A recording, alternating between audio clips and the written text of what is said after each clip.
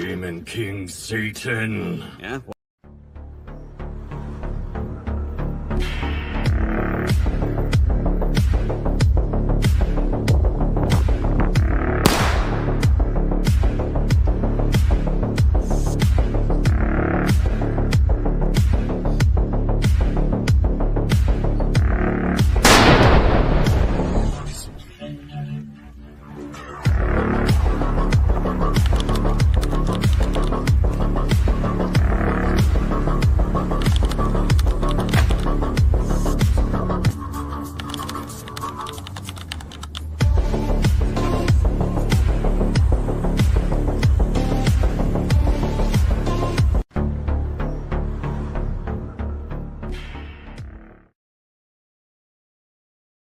If you man, I will burn this whole fucking place to the ground. How did we get here? I'm done. I'm Don. Nice to meet ya. Having a little trouble with the fact I beat ya? I guess so. Music to my ears got me thirsty though. Ooh, good gushing. You done got me buzzing. Nothing hits the spot like an arrogant twat balling on TikTok. Raise a shot. Oh, I've been sipping. Nothing satisfies like the taste of the crowds. They're flipping, tripping, quenching my soul, but I never get full. Bottomless glass, no empty cups. Bathe in the rain of pretentious fucks who don't listen. I descend, pour me another Harry Sisson. I'm sipping. Good God, you're a touchy bunch. Fresh tears to wash down my lunch. Sanctimonious fruit punch. Lap up the juice of entitled country. Hate him bitches. Drink it like fishes. Delicious. One of my favorite dishes. True chemo wishes. Grinning like Ulysses. Mega back in business. Oh, I've been sipping. Nothing satisfies like the taste.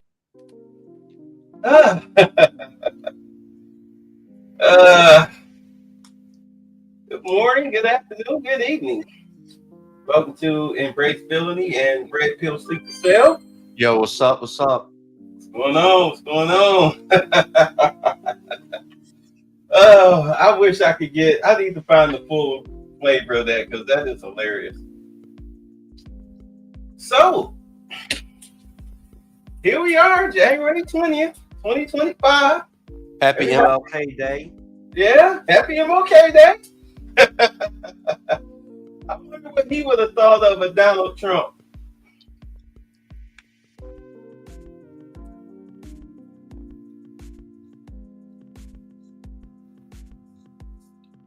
That was the part where you get your opinion. Okay. Let me come over here. My mic all the way over here. My bad. There we go. Sorry about that. Sometimes I forget about it. All right, so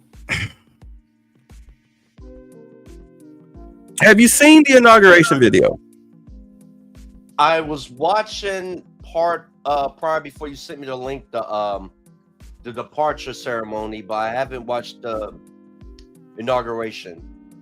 I ain't seen none of it. Okay, well, let's get into it. It's a 30-minute video, so we're gonna bear with me. I'm just gonna let it play through. Let's go. It is my honor and pleasure to introduce to you the 45th and the 47th President of the United States of America, Donald J. Trump. There will be some things I will point out, though. Wait, where's Barack? Where's Barack? Yeah. He's around here somewhere, because there's Clinton. All right, here's Clinton. Where W at? I don't think he was. If he's there, he's probably not sitting in the audience. But you'll see. There's some funny things that went on over here on the Democratic side that was hilarious.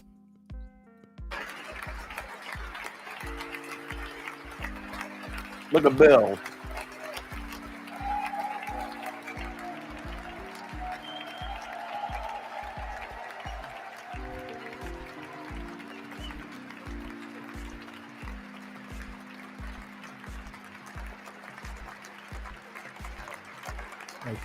Thank you very much, everybody. Well, thank you very, very much. Vice President Vance, Speaker Johnson, Senator Thune, Chief Justice Roberts, Justices of the United States Supreme Court, President Clinton, President Bush, President Obama, President Biden, Vice President Harris, and my fellow citizens. The golden age of America begins right now.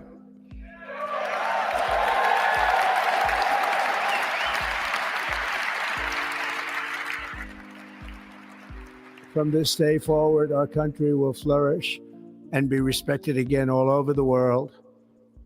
We will be the envy of every nation, and we will not allow ourselves to be taken advantage of any longer. During every single day of the Trump administration, I will very simply put America first.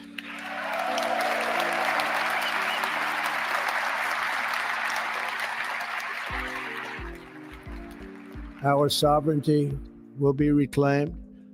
Our safety will be restored. The scales of justice will be rebalanced. The vicious, violent, and unfair weaponization of the Justice Department and our government will end.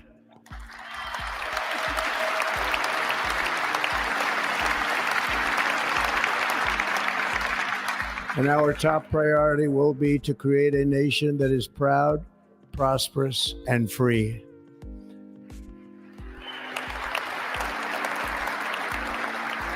America will soon be greater, stronger, and far more exceptional than ever before. I return to the presidency confident and optimistic that we are at the start of a thrilling new era of national success. A tide of change is sweeping the country. Sunlight is pouring over the entire world, and America has the chance to seize this opportunity like never before. But first, we must be honest about the challenges we face. While they are plentiful, they will be annihilated by this great momentum that the world is now witnessing in the United States of America. As we gather today, our government confronts a crisis of trust. For many years, a radical and corrupt establishment has extracted power and wealth from our citizens while the pillars of our society lay broken and seemingly in complete disrepair. We now have a government that cannot manage even a simple crisis at home, while at the same time stumbling into a continuing catalog of catastrophic events abroad. I like this. This is when he goes into roasting mode. It fails to protect our magnificent, law-abiding American citizens, but provides sanctuary and protection for dangerous criminals, many from prisons and mental institutions that have illegally entered our country from all over the world. We have a government that has given unlimited funding to the defense of foreign borders, but refuses to defend American borders or, more importantly, its own people. Our country can no longer deliver basic services in times of emergency, as recently shown by the wonderful people of North Carolina, been treated so badly.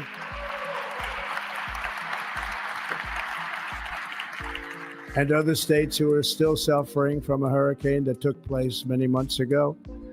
Or more recently, Los Angeles, where we're watching fires still tragically burn from weeks ago without even a token of defense. They're raging through the houses and communities, even affecting some of the wealthiest and most powerful individuals in our country, some of whom are sitting here right now. They don't have a home any longer. That's interesting. But we can't let this happen. Everyone is unable to do anything about it. That's going to change. We have a public health system that does not deliver in times of disaster, yet more money is spent on it than any country anywhere in the world. And we have an education system that teaches our children to be ashamed of themselves in many cases, to hate our country despite the love that we try so desperately to provide to them. All of this will change starting today and it will change very quickly.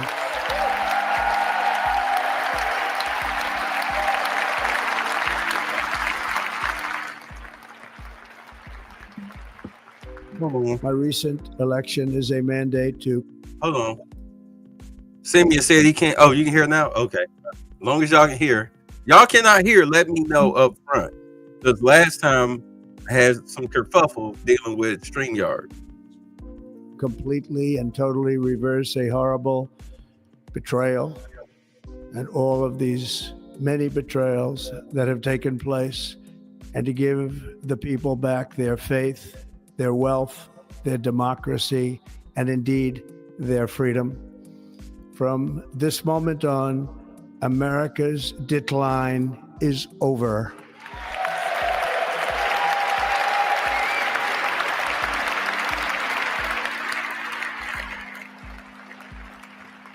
Our liberties and our nation's glorious destiny will no longer be denied, and we will immediately restore the integrity, competency, and loyalty of America's government. Over the past 8 years, I have been tested and challenged more than any president in our 250-year history, and I've learned a lot along the way. The journey to reclaim our republic has not been an easy one, that I can tell you. Those who wish to stop our cause have tried to take my freedom and indeed to take my life. Just a few months ago in a beautiful Pennsylvania field, an assassin's bullet ripped through my ear. But I felt then, and believe even more so now, that my life was saved for a reason. I was saved by God to make America great again.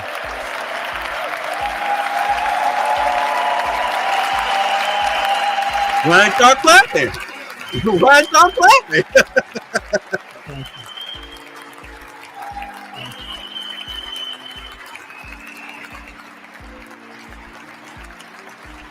Get up, boys. Get up here. Clap. At least they clap. Y'all can't even say clap. Look, they just sitting there. Everybody just laughing. That is why each day under our administration of American patriots, we will be working to meet every crisis with dignity and power and strength. We will move with purpose and speed to bring back hope, prosperity, safety, and peace for citizens of every race, religion, color, and creed. For American citizens, January 20th, 2025 is Liberation Day. In more ways than one. More ways than one. We don't talk about that. It is my hope that our recent presidential election will be remembered as the greatest and most consequential election in the history of our country. As our victory showed, the entire nation is rapidly unifying behind our agenda with dramatic increases in support from virtually every element of our society, young and old, men and women, African Americans, Hispanic Americans, Asian Americans, urban, suburban, rural, and very importantly, we had a powerful win in all 7 swing states. And the popular vote, we won by millions of people. To the Black and Hispanic communities, I want to thank you for the tremendous outpouring of love and trust that you have shown me with your vote. We set records, and I will not forget it. Wasn't much. I've heard your voices in the campaign, and I look forward to working with you in the years to come. Today is Martin Luther King Day, and his honor, this will be a great honor, but in his honor, we will strive together to make his dream a reality. We will make his dream come true.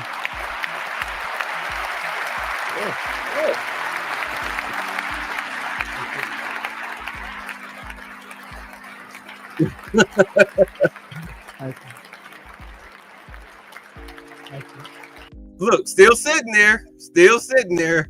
Yeah. Now, what was Martin Luther King Jr.'s dream? Have a dream. that all people will be judged on their character, but not on their skin. Exactly. That's what he's aiming for, as he said in his speech. And I'm gonna tell you right now, he's definitely gonna stand on that. I'll let it play. We'll get to that. National unity is now returning to America, and confidence and pride is soaring like never before. In everything we do, my administration will be inspired by a strong pursuit of excellence and unrelenting success. We will not forget our country. We will not forget our Constitution, and we will not forget our God. Can't do that.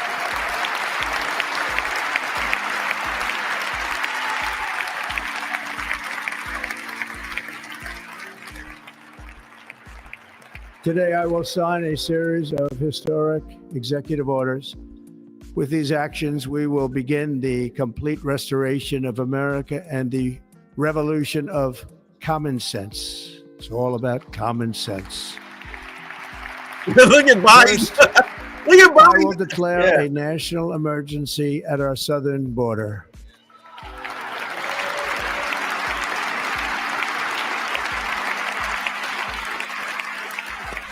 Yeah, he signed that into executive order today.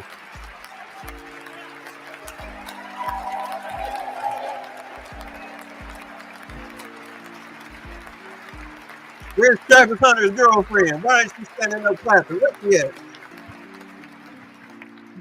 All illegal entry will immediately be halted, and we will begin the process of returning millions and millions of criminal aliens back to the places from which they came. We will reinstate my Remain in Mexico policy.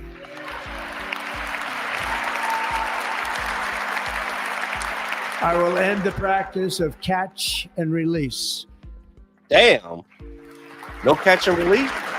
And I will Hey, once you get caught, you're out of here. You're done. Throwing you over the wall. That was a manosphere thing. Catch and release. What's that supposed to mean? You What, with get with the prostitutes? girl, you bang the girl, then let her go. Right, prostitutes. Okay. Yeah.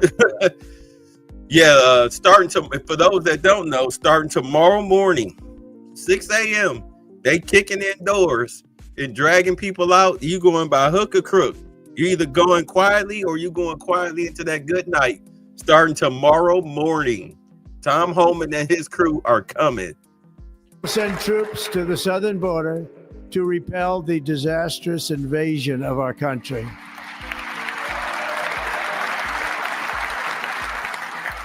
Under the orders I signed today, we will also be designating the cartels as foreign terrorist organizations.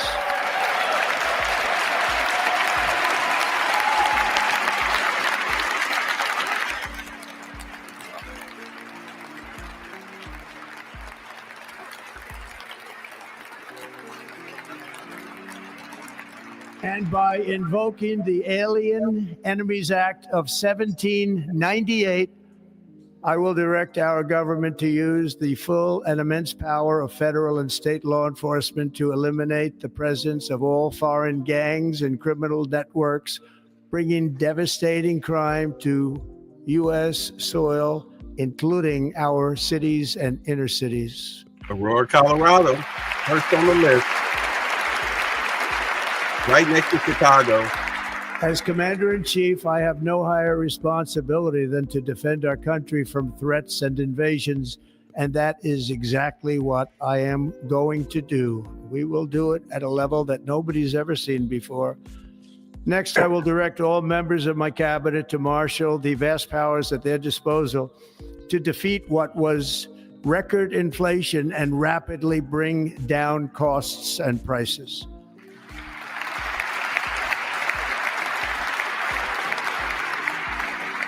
The inflation crisis was caused by massive overspending and escalating energy prices. I know, look at his face. That is why today I will also declare a national energy emergency. We will drill, baby, drill. Drill. don't know who this chick in the green is, but she keeps standing up next to Kamala, making her feel small and insignificant.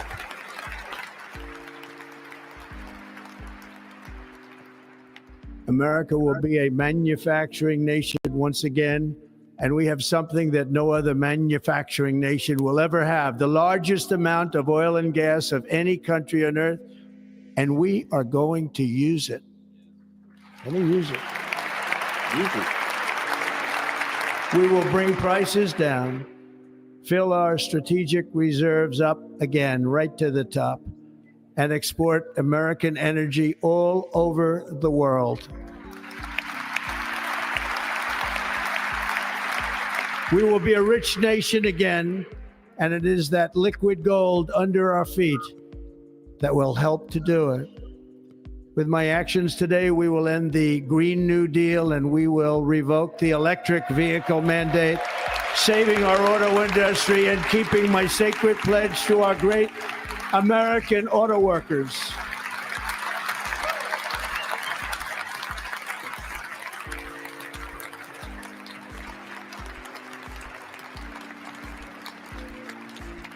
In other words, you'll be able to buy the car of your choice. We will build automobiles in America again at a rate that nobody could have dreamt possible just a few years ago. And thank you to the auto workers of our nation for your inspiring vote of confidence. We did tremendously with their vote. I'm going to say this now. You've heard in the past month, I've been rallying about getting back into the train industry, the bullet trains. It's ridiculous that as Americans, as America, we do not have a bullet train system that can get us from New York to LA within 24 hours. That's ridiculous. That's ridiculous. Is it not ridiculous? Yeah. That's ridiculous. But you want to work on the auto industry. That's fine. If you're going to do auto manufacturing here in the United States, it better be on par. Those cars better be on par than what comes out of Germany, than what comes out of what Japan. They better be on par or better. The way technology is today, you better get it done. You better get it done. You can't build American crap and sell it for cheap and think that you're going to be on the world market. You have to actually compete. You have to build a better or comparable car. I will immediately begin the overhaul of our trade system to protect American workers and families. Instead of taxing our citizens to enrich other countries, we will tariff and tax foreign countries to enrich our citizens. We're doing open camera tonight. We are establishing the External Revenue Service to collect all tariffs, duties, and revenues. It will be massive amounts of money pouring into our treasury, coming from foreign sources. The American dream will soon be back and thriving like never before to restore competence and effectiveness to our federal government. My administration will establish the brand new Department of Government Efficiency. Hold on. Before we get into that, I need to explain, for those that don't know what's going on with the tariff situation. What he's going to do is he's going to tax countries on their biggest exports that come here into the United States because they're flooding the market, just like Temu is flooding the market. All right. What you do is you put a tariff on those, you slow it down. All right, because they're not going to want to pay the taxes on it. Therefore, products that are already here, especially those that are built and made here in America, you have a better shot of buying them. So therefore, American companies actually come out on top. That's the whole thing with the tariffs. People don't seem to understand exactly what that meant. It's all about strategic targeting. Let's continue.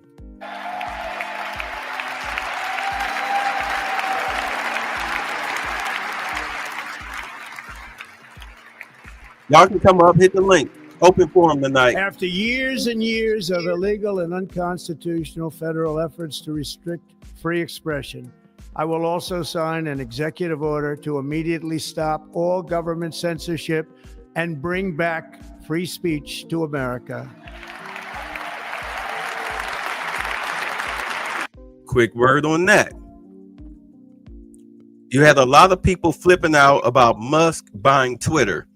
And they're like, oh, Twitter is ruined. No, Twitter is not ruined. You don't get, as a Democrat or leftist, you don't get the opportunity to hurl insults and craziness at people. And then when they bite back, the moderators or you report them, and then they get their page destroyed or censored or whatnot because they push back on your insanity.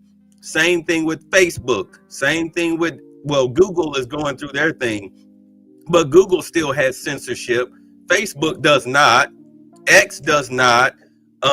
TikTok still does. TikTok is heavily left-leaning here in the United States. And speaking of that, Trump gave it a 3-month repeal because you guys who actually make money off of TikTok, now is the chance to get your shit in order. Now you got 3 months to get all of your financial dealings in order. Whether you switch off the Lemonade or Red Note, or you go to fan base, Chatter. Yeah, exactly. Wherever you go, now is the chance, your time. You got 3 months to move your customer base over to the new app, and then TikTok is gone unless it winds up getting sold. But don't sit on your laurels thinking that that might happen.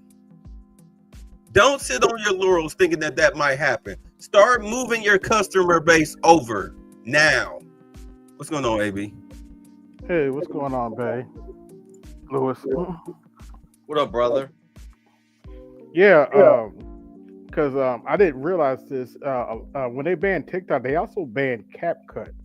Yeah, I tried using CapCut about 2 hours ago. And I fired Lewis because of it. Well, I'm kind of glad it did because I may have just found my birthday present. What is it? A couple years ago, I tried for about a year Power Director, and I took another look at it, and they've added a ton of AI features. Window Director, put the name in the chat so people will know. It's Cyberlink Power Director. CapCut is not American? No, it was made by ByteDance. and they wanted me to buy more space. I was not doing that. All right, I'm gonna get back to this.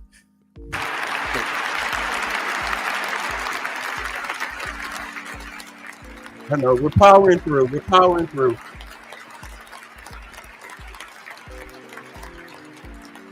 Never again will the immense power of the state be weaponized to persecute political opponents. Something I know something about. Yeah, We will not allow that to happen. It will not happen again. Under my leadership, we will restore fair, equal, and impartial justice under the constitutional rule of law. Yeah, 'cause I was arguing with a And we are person going today to on bring Facebook. law and order back to our cities. Oh, here we go. This week, I will also end the government policy of trying to socially engineer race and gender into every aspect of public and private life. Goodbye, DEI. Goodbye, DEI. Goodbye, DEI. We will forge a society that is colorblind and merit-based. What's up, Darkfield? Content and character. As of today, it will henceforth be the official policy of the United States government that there are only two genders, male Amen. and female. Amen.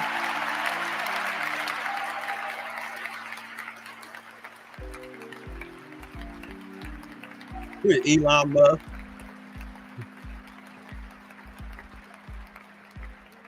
This week, I will reinstate any service members who were unjustly expelled from our military for objecting to the COVID vaccine mandate with full back pay.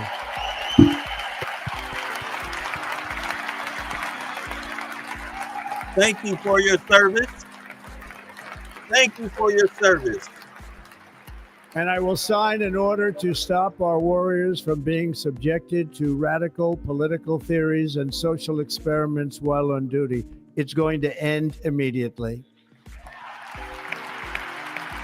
Need no more panic. Our armed forces will be freed to focus on their sole mission, defeating America's enemies. You can't do them 3 pull-ups, you out. You will be kicked out. They're done with all that crap. You're either a lean fight machine or your ass is working at Costco.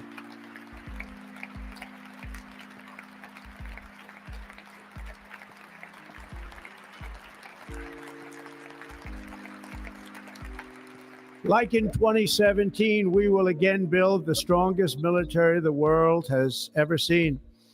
We will measure our success not only by the battles we win, but also by the wars that we end, and perhaps most importantly, the wars we never get into.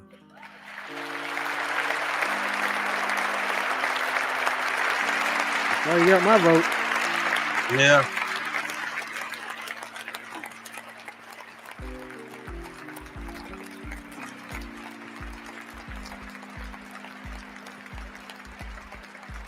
My proudest legacy will be that of a peacemaker and unifier. That's what I want to be, a peacemaker and a unifier. I'm pleased to say that as of yesterday, one day before I assumed office, the hostages in the Middle East are coming back home to their families. Mm-hmm. They've already, released about 3 of them so far? How many hostages were released the other day? 3 or 4? And here's the funny part: Hamas gave them gift bags when they were released. They said they were treated well. Didn't that one hostage say that? They treated us so nice. They gave us the comfy chair and quilts and everything. Because people don't understand what Hamas were doing. They were holding the hostages because they knew that Netanyahu would go to the ends of the earth to try to destroy them and get them back. And what they wanted to show was the genocidal actions of Netanyahu. And even to the point where he started bombing neighboring countries. Mm-hmm. And it's like, dude, what are you doing? So Trump told him, he's like, look, after he got elected, he told me, look, by the time I sit down, you better have them hostages ready to go, ready to come home, or I'm gonna rain hellfire on you. It's over. And then Biden had the nerve when they decided to do the peace treaty and all of this stuff. Biden had the nerve to take credit for that. You old bastard. Jim Crow Joe. Yeah. Hmm? You say something? Yeah, now I can go back to Delaware. Yeah.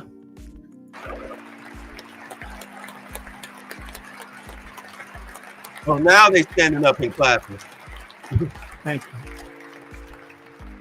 America will reclaim its rightful place as the greatest, most powerful, most respected nation on earth, inspiring the awe and admiration of the entire world.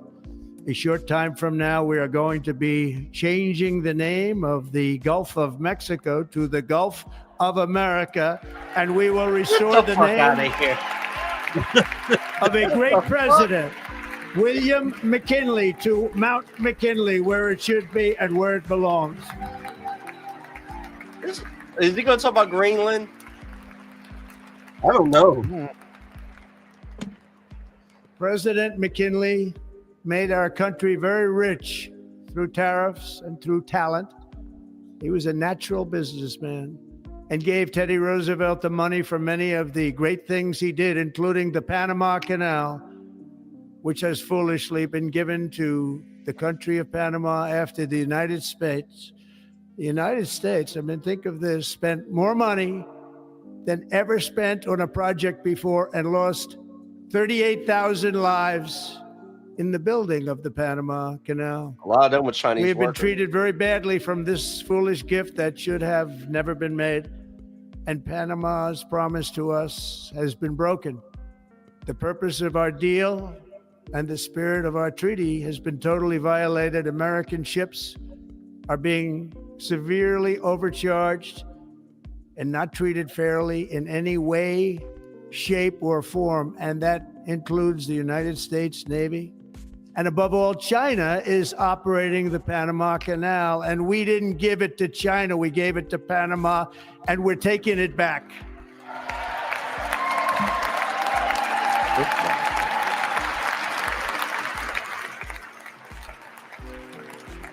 Yeah, it's a major trade route.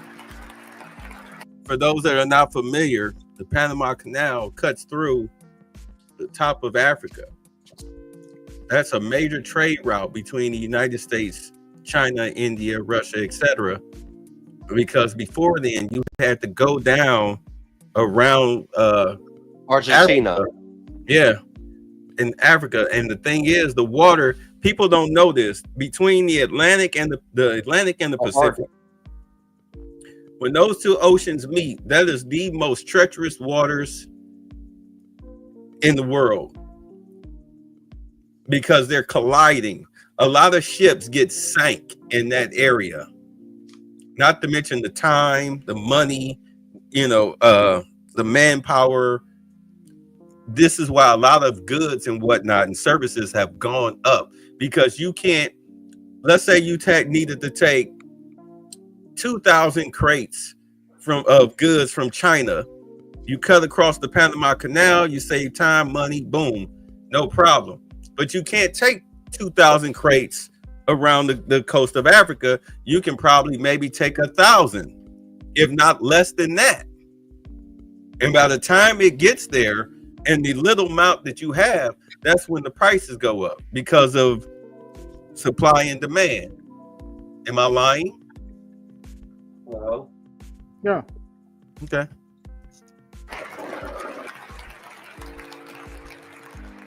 Yeah, it was 3 women. Above all, my message to Americans today is that it is time for us to once again act with courage, vigor, and the vitality of history's greatest civilization.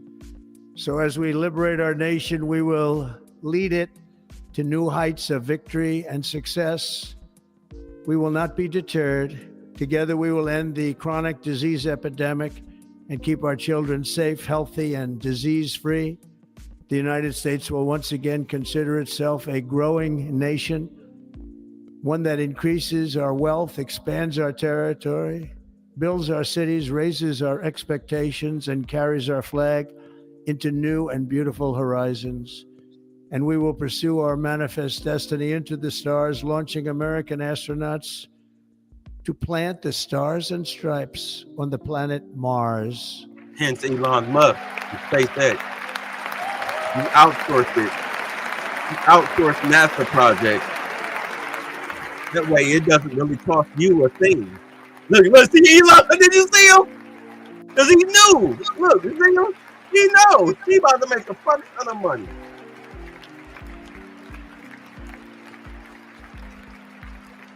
Ambition is the lifeblood of a great... Uh-oh, what just happened? You guys still there? Yeah, I'm still here. What just happened here?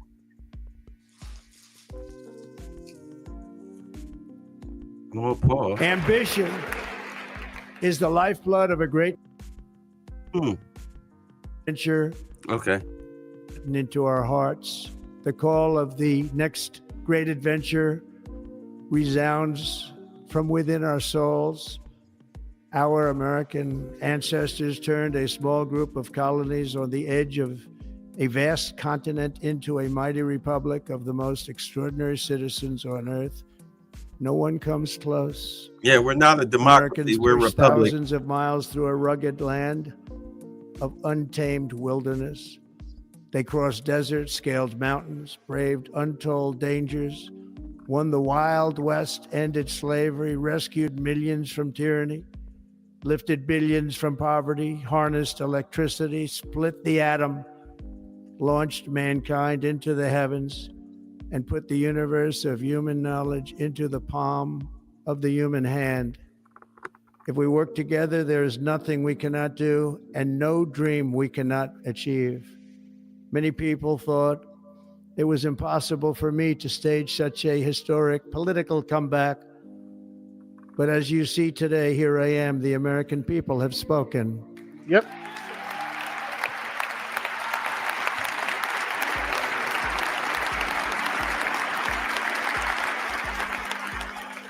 Please show me Kamala and Joe. Show me Kamala and Joe after you just said that. Show them to me. I stand before you now as proof that you should never believe that something is impossible to do. In America, the impossible is what we do best.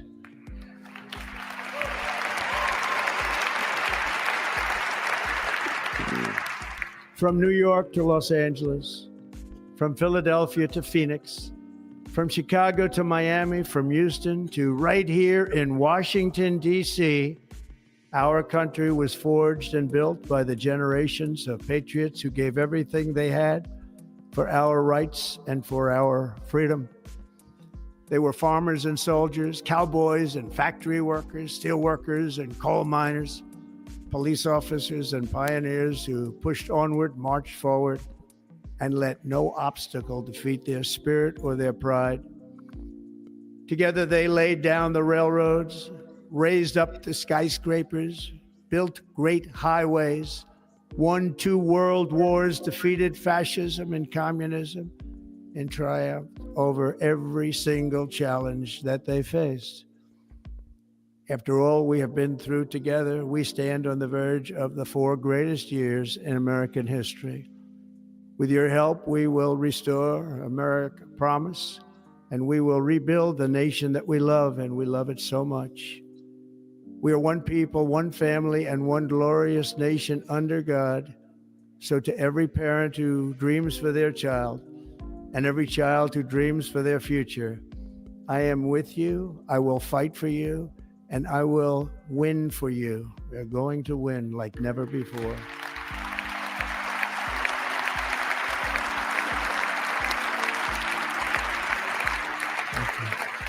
Thank you.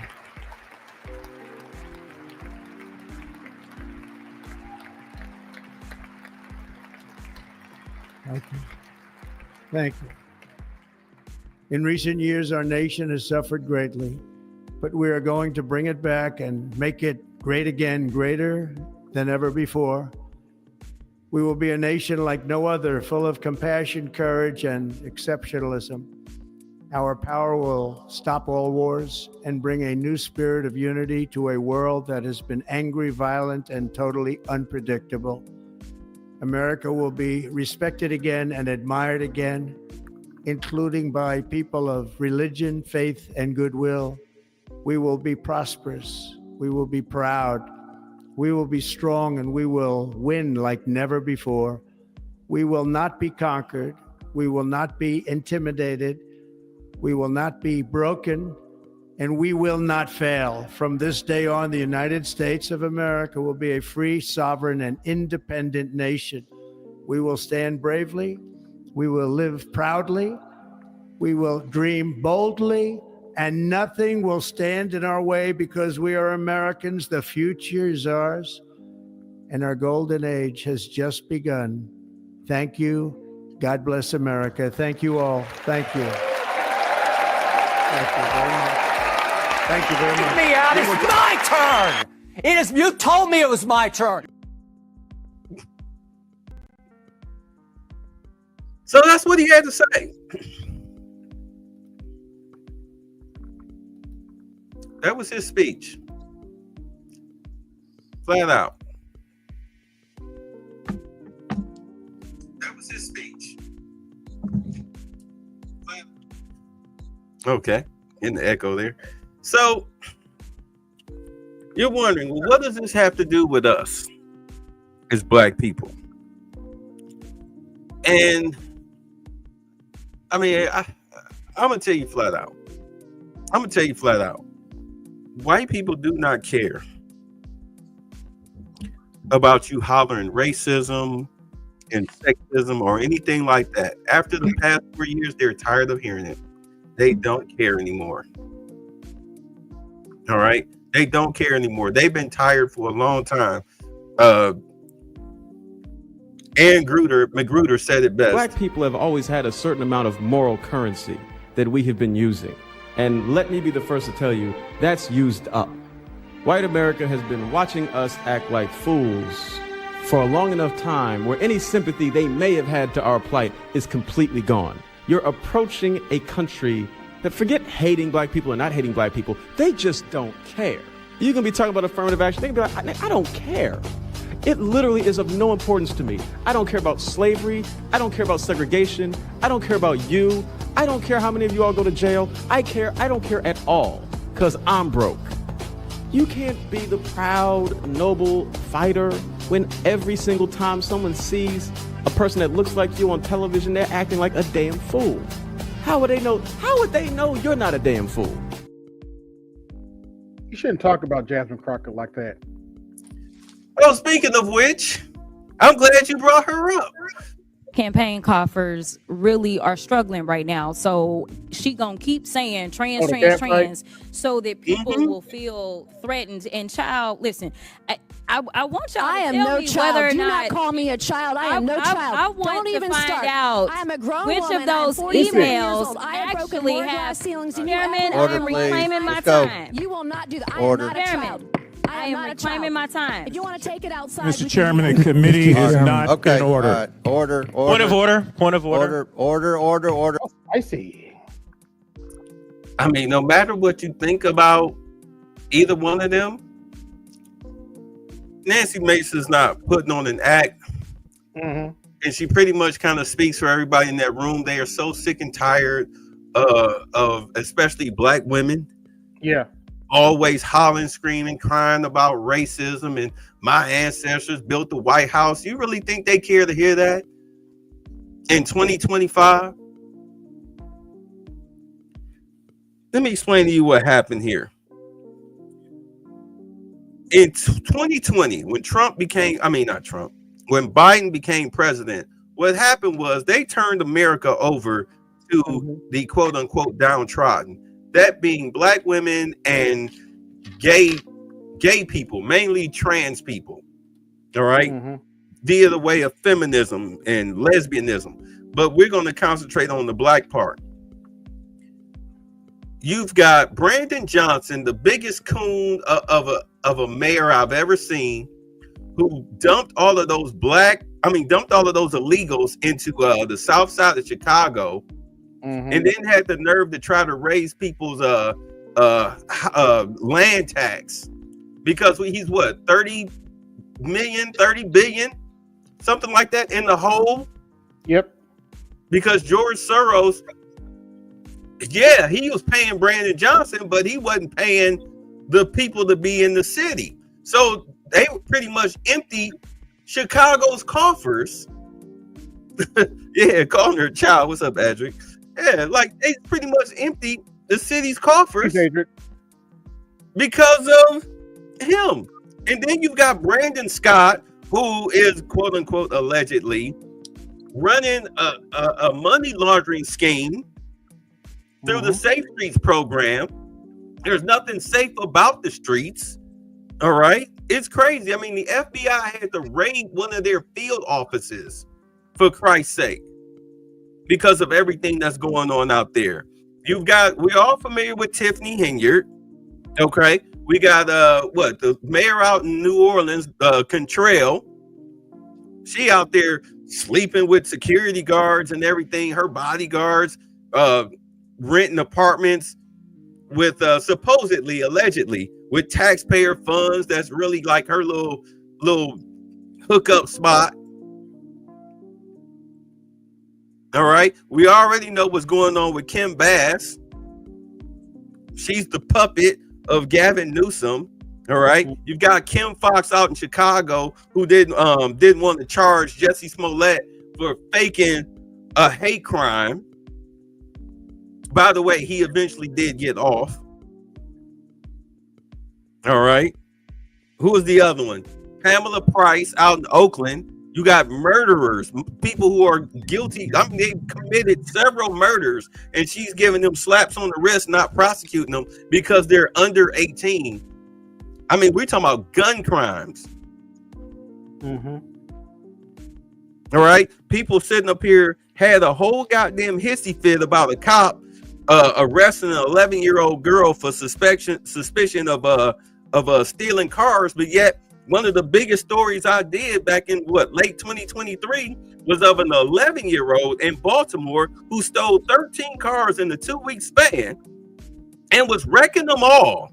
And the only thing the police could do was take him back home and drop him off with his mother. No sooner than they pull off, he back out stealing another car. Then you got the whole situation in New York with what's the mayor out there? Adams.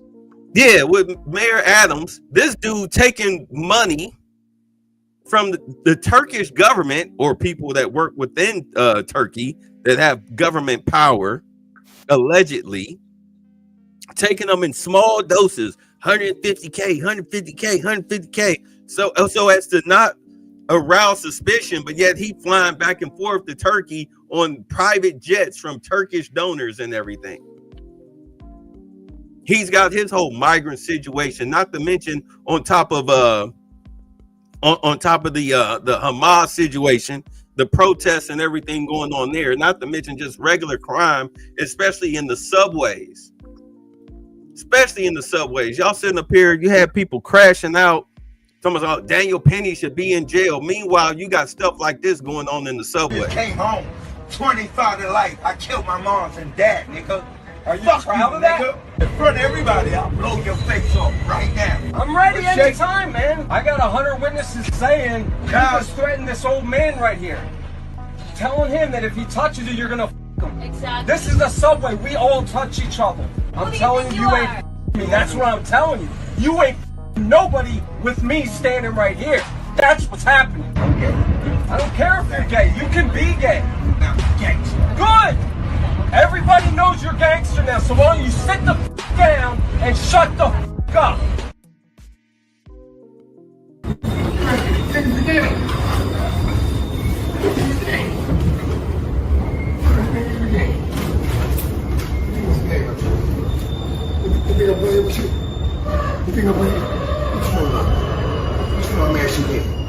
Get away from me. Get away from me. Get away from me. There. That's a ball blade too. You think it's a game?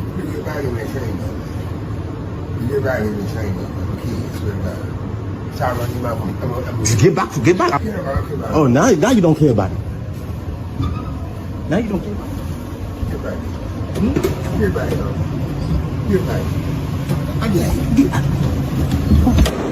Stop!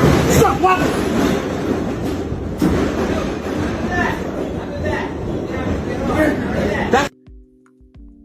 But you sitting up here crying racism. Oh, it's racisms. The racisms. Like, you gotta understand. Folks see this stuff every day. You sit up here trying to prosecute Daniel Penny, who should have never been prosecuted, because that was exactly what he was up against in that train car. That's exactly what those black women were up against in that train car. A fool like that, a violent crackhead. Oh, is that who that was? Okay. No, that wasn't him. But those are just two small examples of what happens on these trains. People tend to forget that last summer, you had the National Guard out there for a week searching bags. Why would you do that? Did we not just see last week, a week and a half, some guy just standing there? Some black guy hopped the turnstile and then he shoved the guy into the train right as it was pulling into the station? Did we not see that? I remember that. AB, did you not see that? Yeah, I remember that. Yeah. Yeah, but Daniel Penny's the problem, right? What's up, Charles? I sent you the thing here. I sent you the link, but here it's open. It's open bar, open mic night. There you go. Now you have to understand white folks they're tired of us. They're tired of our shit. They no longer care. And what Donald Trump is talking about is that for the past 4 years, you've been, as mainly as black women, you've been given special privilege to show and prove that you could run this country. And instead, what did you do? You wound up stealing. Every time we turned around, you stealing left and right. It's some kind of controversy, some crazy financial or sexual controversy. Bonnie Lewis, Letitia James, huh? Say what? Come on. I'm not doing this by myself. Yeah. Yeah. You have all of these issues going on. All of these issues going on. But yet you got idiots like Jasmine Crockett talking about the white man this and the white man that. Girl, if you don't shut the hell up, they're going to drum you right up out of there. They're going to drum you right the hell up out of there. I hope they do. They will. They getting tired of her. They getting tired of that bald head chick out in Massachusetts. She always hollering racism. They getting tired of AOC. That freaking moron. Oh, they AOC is the feature of the Democrat Party. Okay. That's good Lord. This woman, AOC. Look, hold on. I know I got the thing on her. Here we go. This moron. RICO is not a crime. It is a category. What is the It's a category of crime. Right. It's a crime, you idiot. That's why it's called RICO. I see y'all back. Yeah. Oh, wait. Okay, here we go. Say the diversity lady from Facebook was caught stealing money too. Right. The diversity, equity, DEI chick stole millions. Mm-hmm. Stole millions. You got the chick that was the dean of Harvard. Cheating scandal. Plagiarism. Yep. Everywhere. Go ahead. You know, BGS said once Biden got elected, which is because Dr. T was concerned about it. BGS said, no, that's okay. They're in charge now. Now they got to put up or shut up. And looks like they have to shut up. Yeah.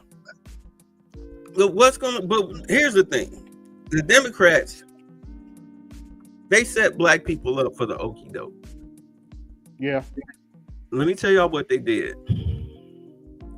Not only did they listen to you, they defunded the police. All right. So that way your little Felantonio and Gloctavius and Thuggo little boyfriends and baby daddies and sons and daughters and lesbian girlfriends or whatever, they could steal without consequence, without suffering any consequences for their actions. Pretty much. Right. They was catch and releasing, just giving like bench appearance tickets. And people they are not showing up for these bench warrants, these bench appearances. They're not showing up to get their little slap on the wrist. Mm-hmm. All right. So now that Trump is in office, then this is concerning us. Well, hold on. Let me take it back before we get into that. So people are not showing up for their bench tickets. Meanwhile, at the same time, what the Democrats did, thanks to George Soros and also BlackRock, they gave you jobs. They gave you jobs in government, and they gave you all sorts of jobs in corporation with your little liberal arts and your women's studies and your gender studies degrees and everything. Let me see. Oh my God, let me see if I can find that. Please tell me I got that. I was trying to put all this together. This is why I was late. Come on. Because I like to show the proof I like to show the proof.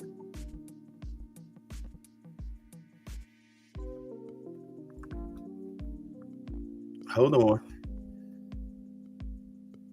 You were given all sorts of passes, to the point where you were saying stupid stuff like this. No, I don't move out of white people way on the street. I will dead ass fuck a shoulder check. Bitch, I'm taking your shoulder with me, actually. Yeah, I'm walking down the street with that. I will knock a bitch flat and walk over her. I don't care. I'm not moving. When it comes to them white people, I'm not moving. Y'all so rude. And I know. Go ahead. No, I was just saying, Lord. Right, because it's like, go ahead, keep thinking. And this is the trick bag. Keep thinking that what you're doing is quote unquote reverse racism and you giving white people what they deserve and all this stuff. And it's like, I think you forget where you live and who's in charge and who makes the rules, because it is 100% definitely not you. You were given a false sense of security and a false sense of entitlement. Do you not understand that? They ran a trick bag on you. They want to see exactly how you would act if you were given power and control and let off the leash. And what did you do? What did you do? You went on criminal robbing sprees, both in and out of government. You fought, for you to be so afraid of the police. You were fighting with them all the time while calling them racist. You actually had the unmitigated gall to call getting arrested for committing a crime as racism. To the point where now, when you scream racism, they don't want to hear that. They don't care. They just look at you and be like, Tell it to the judge. Tell it to the judge.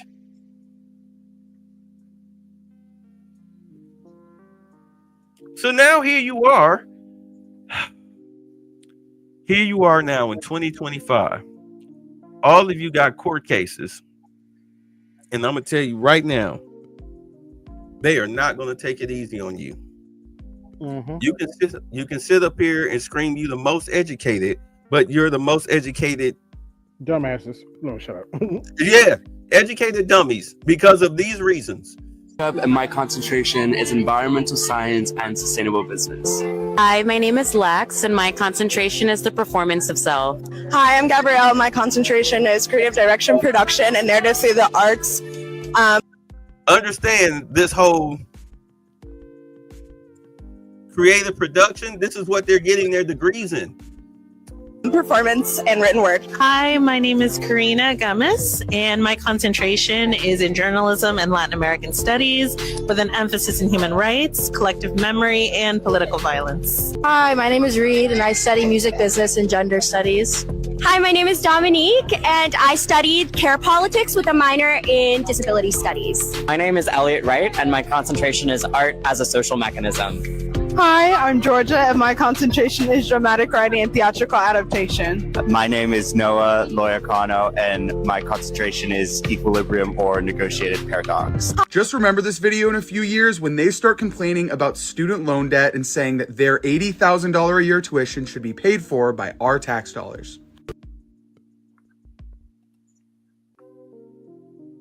You're getting these garbage BS degrees that nobody gives a damn about. They're not going to help you pay for anything. You most educated. The most educated. As Jasmine Crocker would like to say, we're the most educated. Yeah, and what?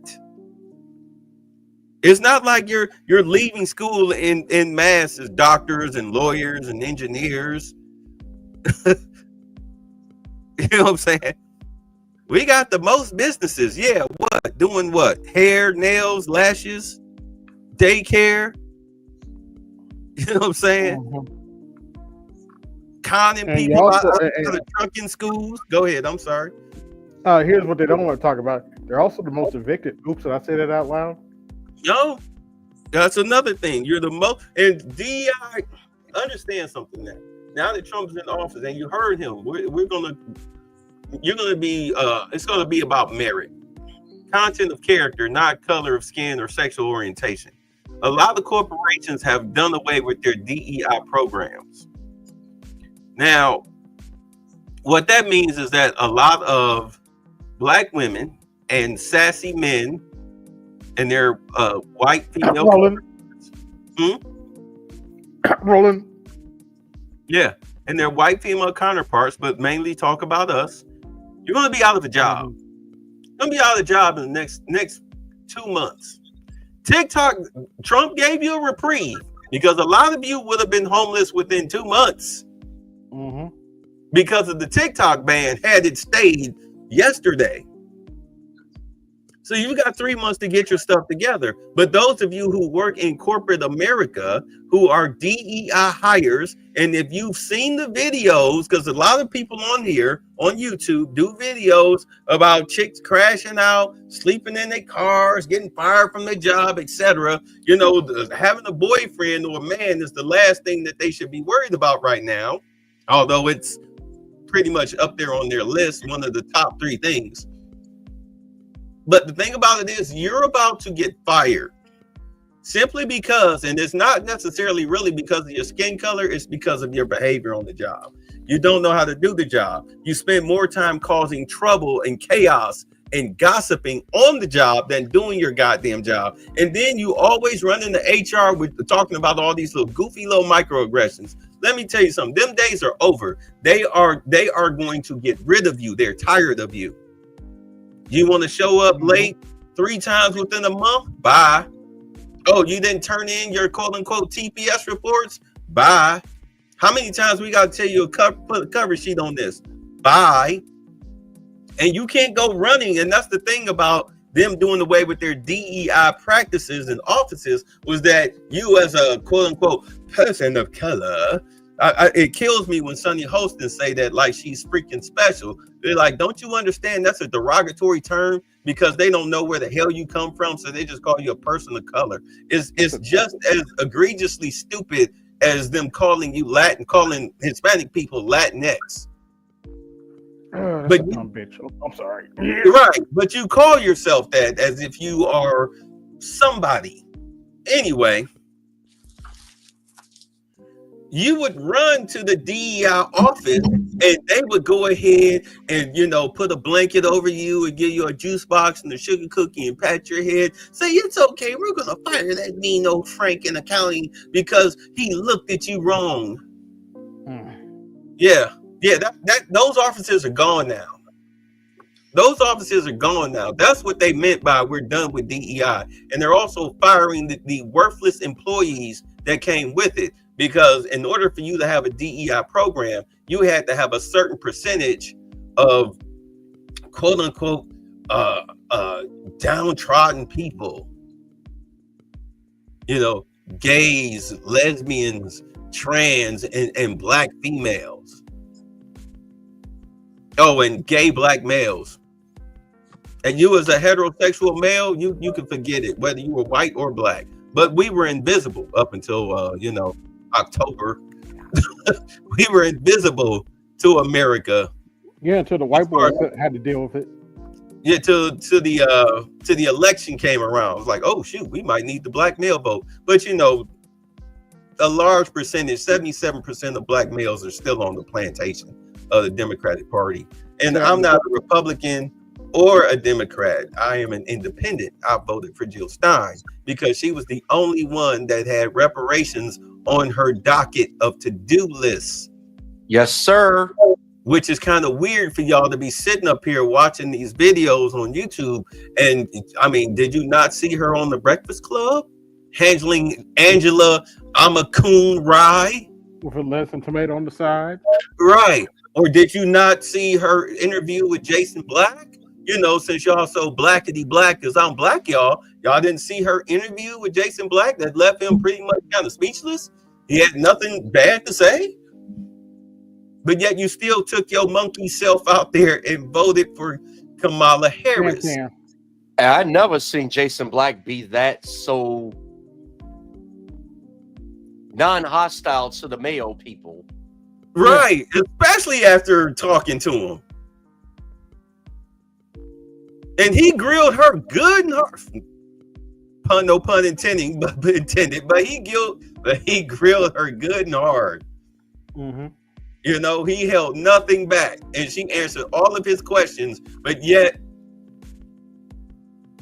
77%. But that just goes to show you either how many people listen to who are actually watch YouTube videos and who doesn't,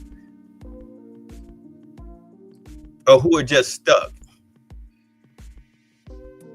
But the Democrats tricked you. They got your children out here between the ages of 11 and actually 24, 25 out here committing crimes left and right.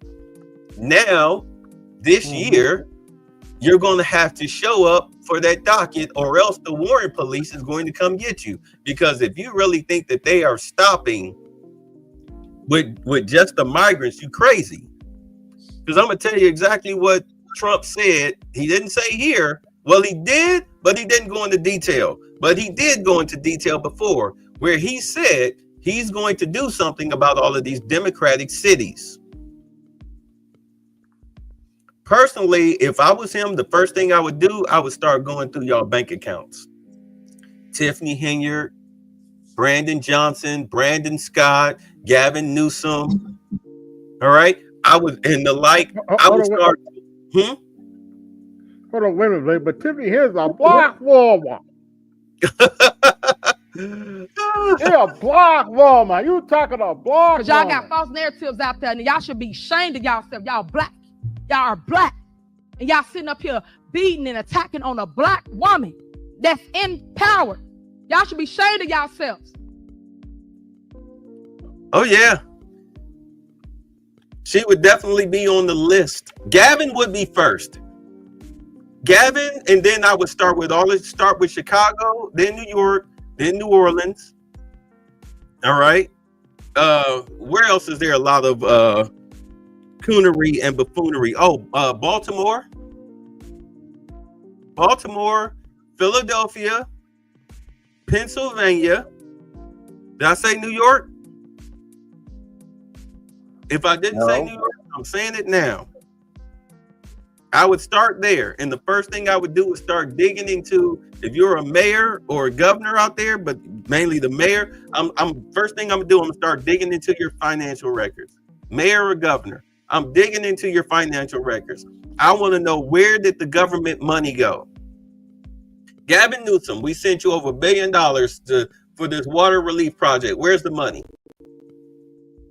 We're gonna go through all of those accounts with a fine-tooth comb. And if there's one penny that came up missing, I don't care who you blame it on. Your ass is responsible. You signed the paperwork, right? Right. Yeah, okay. It's your name on the bank account, right? Right. Yeah. Let's go. Duck your head, please. Once you get rid of those people, you start throwing mayors in jail, and then you get the mayoral-elect or the deputy mayor. You talk to them and be like, hey, look, no more of this soft on crime stuff. Everybody that's got a bench warrant that didn't show up, especially for theft, give us y'all collect their names. Collect their names and go get them and prosecute them to the fullest extent of the law. That's how you clean up these streets. And I'm going to tell you, the majority of the people that's going to find themselves locked up are going to be what? Black. What type? Coons. Black women. Coonettes. Young black teenagers. That's what the answer I was looking for. Oh, those were good answers. But young black teenagers, they're going to be thrown in prison. You're going to have those who are 18 plus thrown in prison, and those that are younger, they're going to be thrown in juvenile detention facilities until their 18th birthday, and then transferred over to prison. You remember last year around the summer when I was covering all of these crime stories, and I said, if I was in charge, the most humane way to do it, especially with the impending wars that was going on, was to throw them in the ROTC program, mandatory. Right. We've been talking about that for like 2 years. Yeah. throw them in there, get them some sense of structure, order, discipline, send them through the military. You serve your sentence, whatever sentence you get, you serve it through the military. So that way you get the structure and order and discipline that you didn't get at home. And if you out here commit another crime, you're definitely going to the penitentiary. You're going to butt fucking jail. That's the most humane way of dealing with it. But I don't think that that's how they're going to deal with it. Probably not. Because do understand, when Biden was in office, they freed a lot of people out of prison. They freed a lot of people in prison, especially out in California. They emptied those jails.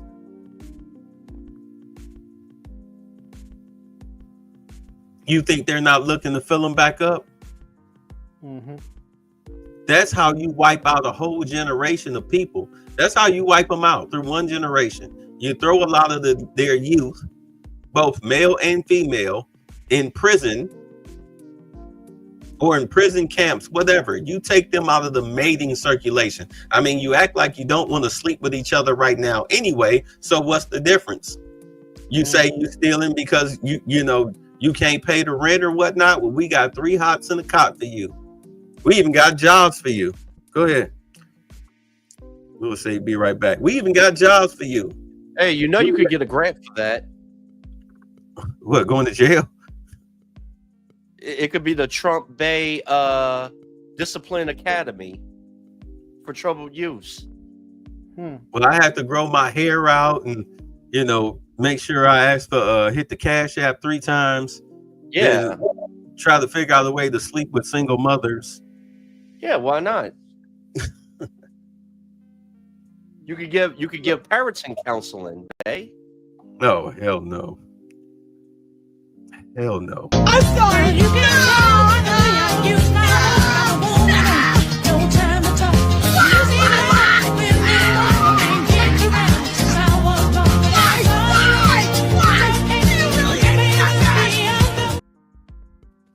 Yeah, you cry all you want to, baby. She's become a living meme. Yeah, she has. She can cry all she wants to. So you're being attacked. Understand, as Black females and their offspring, you're being attacked on 2 fronts. You're being attacked with the prison system for your younglings, and for you, you're being attacked financially. They did away with the Democrats did away with affirmative action. They did. Yeah, they did away with affirmative action. And abortion, all under Biden's watch. Yeah, well, yeah, abortion was kicked down to the states. It's the states' right, so you have to vote on that, ladies. Not only that, let's see, they did away with, of course, DEI, so there's no more comfort offices for you to run to. You have a lot of home owners and a lot of apartment complexes across the United States. They stopped taking Section 8. They stopped taking Section 8. It was bad enough that the vouchers were hard to get, especially when the illegals were, once the illegals came here, trying to say arrived, kept thinking arised. But once the illegals arrived, so Section 8 vouchers dried up. Not to mention, people aren't taking Section 8 vouchers. All right. Your food stamps, they've already started it here last month. All right. Where if you are a working age person, you don't have any dependents, they cut off your food stamps. People who were expecting raises in food stamps, they got like $1. They got like $1. No telling how far that program is going to go. Because do understand, America is in its belt tightening mode. All right. So Section 8, food stamps, which of course your WIC, you can probably keep the daycare one. What is that, Title 22 or something like that? You can keep the daycare. They're probably not going to take that daycare away from you. But the one thing that they definitely will institute, if you haven't been paying attention, understand what states do. What the government does, it'll allocate a state to do something. I'll be back in a little bit. Go ahead. That might be controversial. Prime example. Remember, Colorado and Washington were the first states to start dealing with marijuana, THC, CBD, whatever. They were the first two states to try it to see how it would work out. Now it's legal practically in all 50 states. All right. Then the government, cities, states, whatever, they're taxing the hell out of these places. So that's extra revenue, extra income. Now what you have in Tennessee, remember, I think it was last year, where they were running the bill about paternity fraud and mandatory DNA testing. They've been kicking that out last year. That looks like that it might go national. If that goes national, then what will happen is those who have identified their child's father, more than likely, what they might be looking to do is cut the welfare rolls now that you know who your child's father is. Therefore, you can hold the right person financially responsible for taking care of your children, your as in you and his. No more state money. They're in belt tightening mode right now. It's going to get a whole lot worse before it gets better. So as Black women, you are in a world of freaking trouble right now. You're in a world of trouble. You've been sitting up here sucking on the government's teeth since 1970. Well, the udder is running dry. The udder is running dry. They're about to cut all of this off. Then this is the thing about the Republicans that I think that really Black people don't want to admit to, because the Democrat made you a financial and psychological slave, whereas the Republicans, they cut your apron strings. They tell you go out there and get it out of the mud. We as men, capable men, we know how to go out here and get it out of the mud. Those that don't, they starve and die.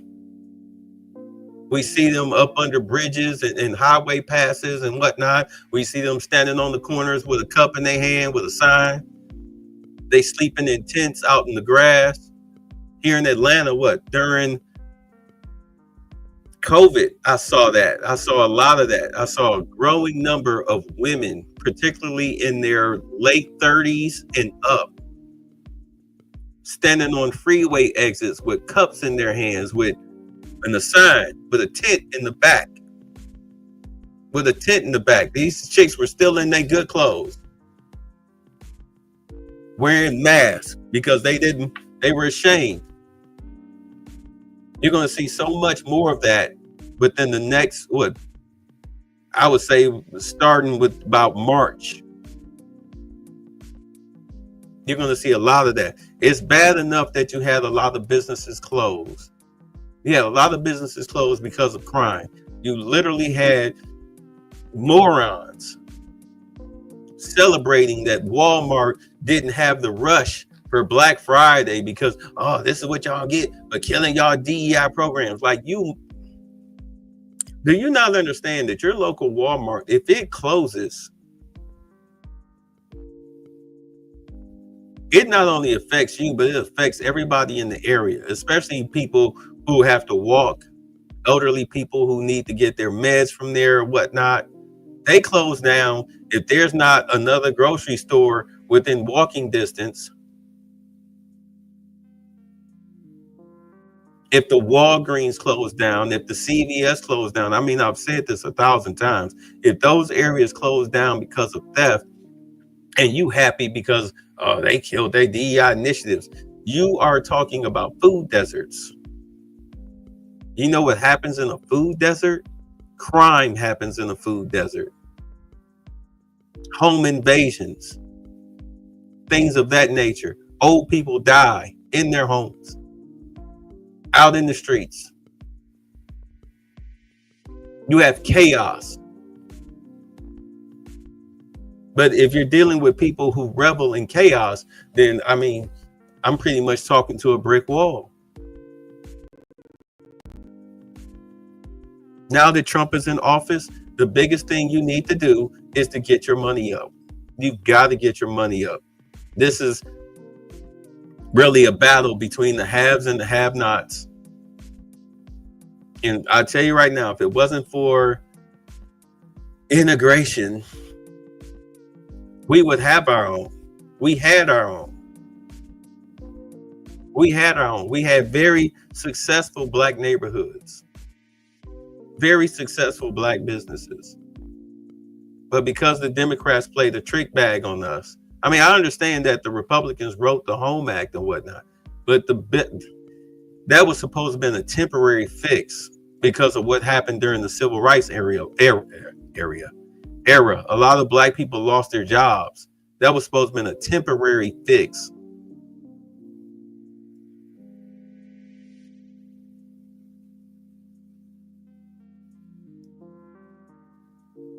Us and 2 countries in South America are the only ones that have like welfare programs.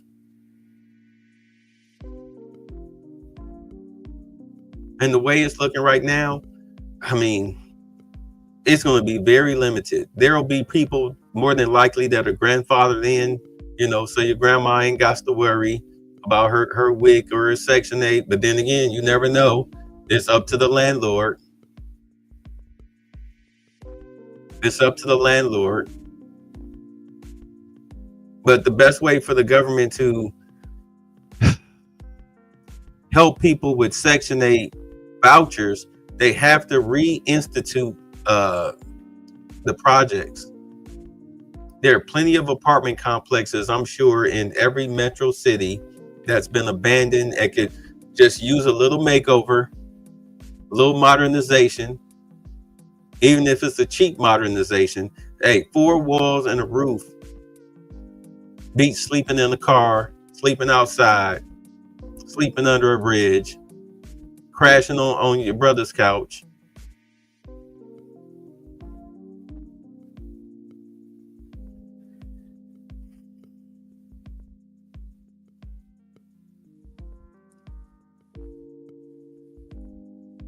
But in about 30 years, I would say our numbers are going to be significantly decreased. Significantly decreased. I mean, it's bad enough we're, as Black men and women, we're at each other's throats socially as it is, where it's like we don't even want to talk to each other, let alone sleep with each other. Those of you who have your boo, cool, congratulations. But those who are below the age of 35, even below the age of 40, they want nothing to do with each other. They want absolutely nothing to do with each other.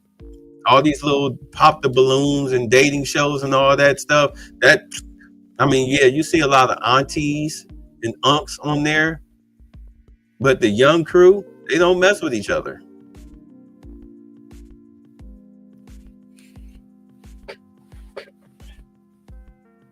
You stop making babies, and those that are of baby making age, they find themselves in some type of prison system because they wanted to steal. It was free. Anything under $1,000, you just walk out the store with it. It's like a PPP loan. Eventually, you had to pay that back. Eventually, they were going to come for you.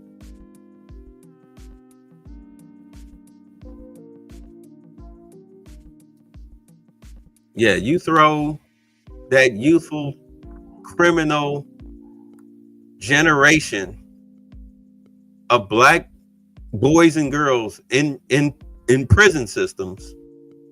You throw them in there for a good 10, 20 years. What are you looking at in 20, 30 years? What does your numbers look like? What do your numbers look like? What are you going to do? Be homeless and make babies? Have a baby in a cardboard box? You going to raise them behind the closed down Walmart? Is that what you're going to do?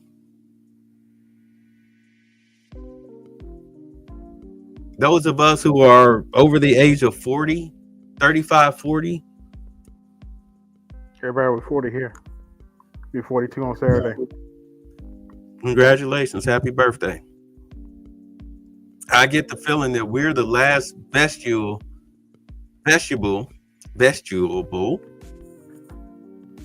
of when we had it, quote unquote, so good. I mean, I personally, I'm 53. I grew up before the internet.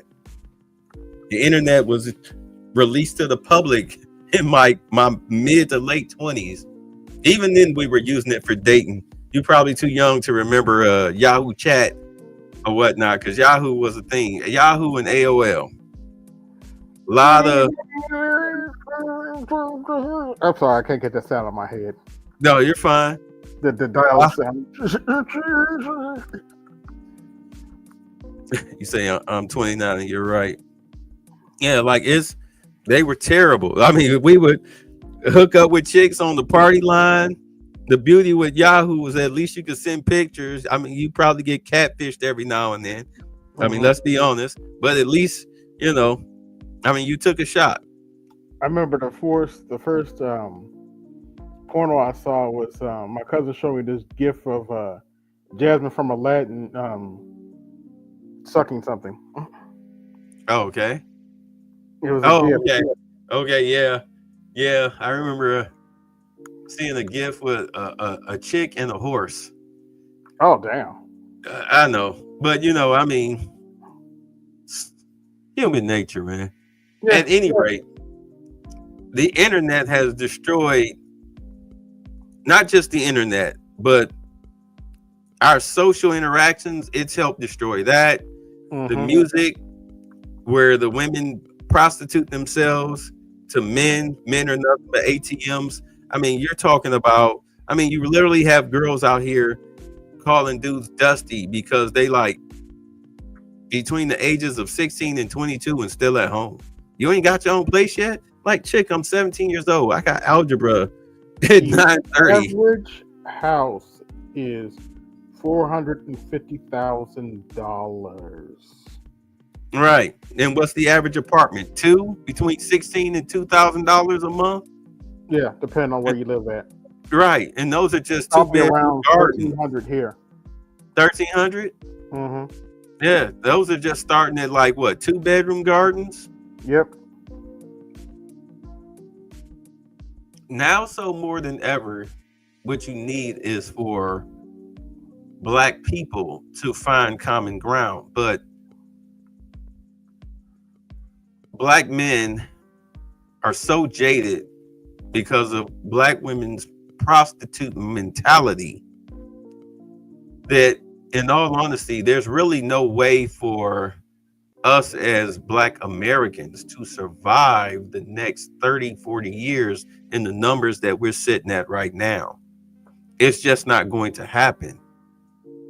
It's not going to happen. And as much as Black women talk about dating out, you are ridiculously crazy. The reason you're getting beat up overseas, in the Philippines, in Thailand, in China, in India, in Africa, South America, wherever you go, is because your reputation precedes you. This isn't a woman bashing session. I'm being dead honest. Your reputation precedes you. You sat up there and thunderclap women twerking, especially in front of children, especially in establishments. You thunderclap the fighting, all this wild random fighting. You thunderclap the crime. You failed to hold yourselves accountable. You did this. The news didn't change the story. They didn't do selective editing and careful narrative construction and everything. They just showed you exactly what you did. They showed it to the world. You showed it to the world on TikTok, on Facebook, on Instagram, on X, wherever you had a social media platform. You showed the world your natural Black assets. And now the chickens have come home to roost. The world, not just white menses. The world is tired of your shit. This is the whole thing with Johnny Somali and his little goofy little black clones out there overseas, to the point where Japan had to put up what they call a racial no black people type of sign. Let me see if I can photo. I'll show you exactly what it looks like. I'll show you exactly what it looks like.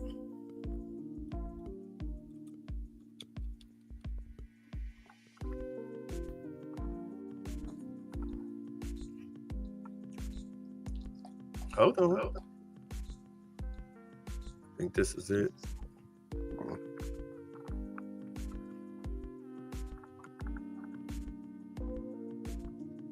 Yeah, here it is. You see this? This is exactly what it looks like. You know what I mean? That's what it looks like. This is in Japan. No circus performance here, because of Johnny Somali and a couple other black coons.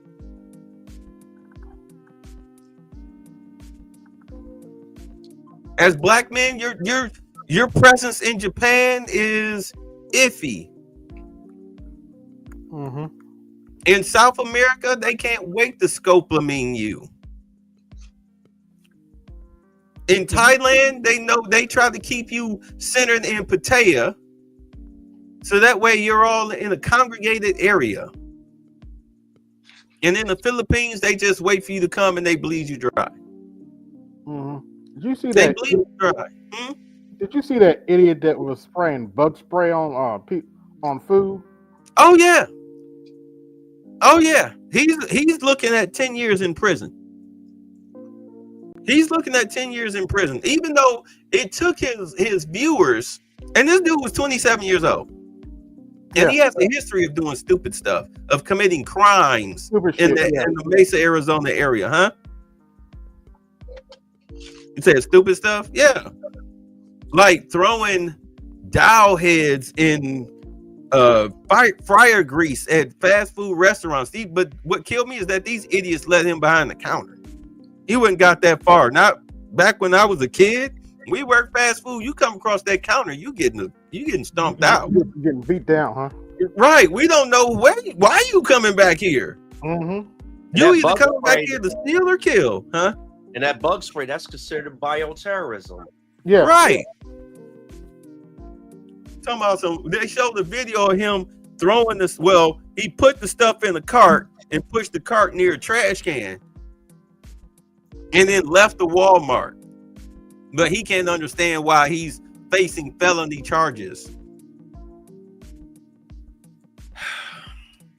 You can't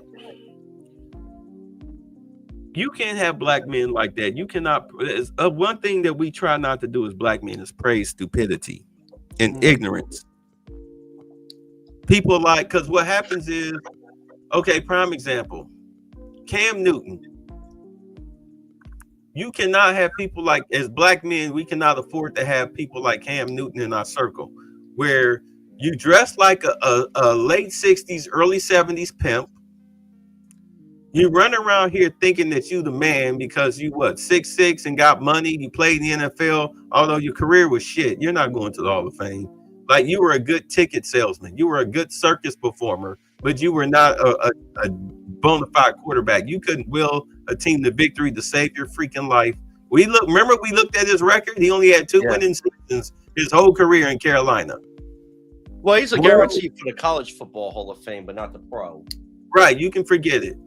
I mean, we saw the Super Bowl performance. This fool was too scared and chicken shit to dive on the fumble because he didn't want to get hurt. At any rate, for him to sit up there and say to somebody like Jason Whitlock, he's not that guy, because Jason Whitlock doesn't have 8 baby mamas or 8 kids out of wedlock. You know, he's not running around here leading his life with his penis. You know, look at the bodies I done racked up, as if that's a badge of honor. That's a badge of honor to broke Negroes. That's a badge of honor to low-level Negroes. Let's just be honest. Let's just be honest. It might mean something to you, and it might be some good locker room talk, but outside of that, what do you have? So at any rate, as Jason Whitlock told him, no, I'm not that guy. I'm not that guy. And then they went on, him and the Asian guy went on to talk about Cam's life, which is a joke. Cam threatened him and Whitlock and the Asian guy, which is pretty stupid. You just signed a contract with ESPN. Yeah, let me introduce Charles up in here.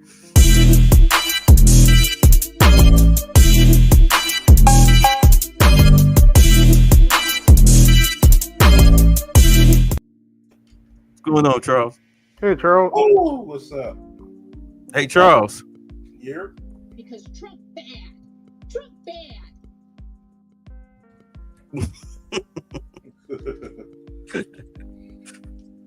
So here you are. You finally got an ESPN deal.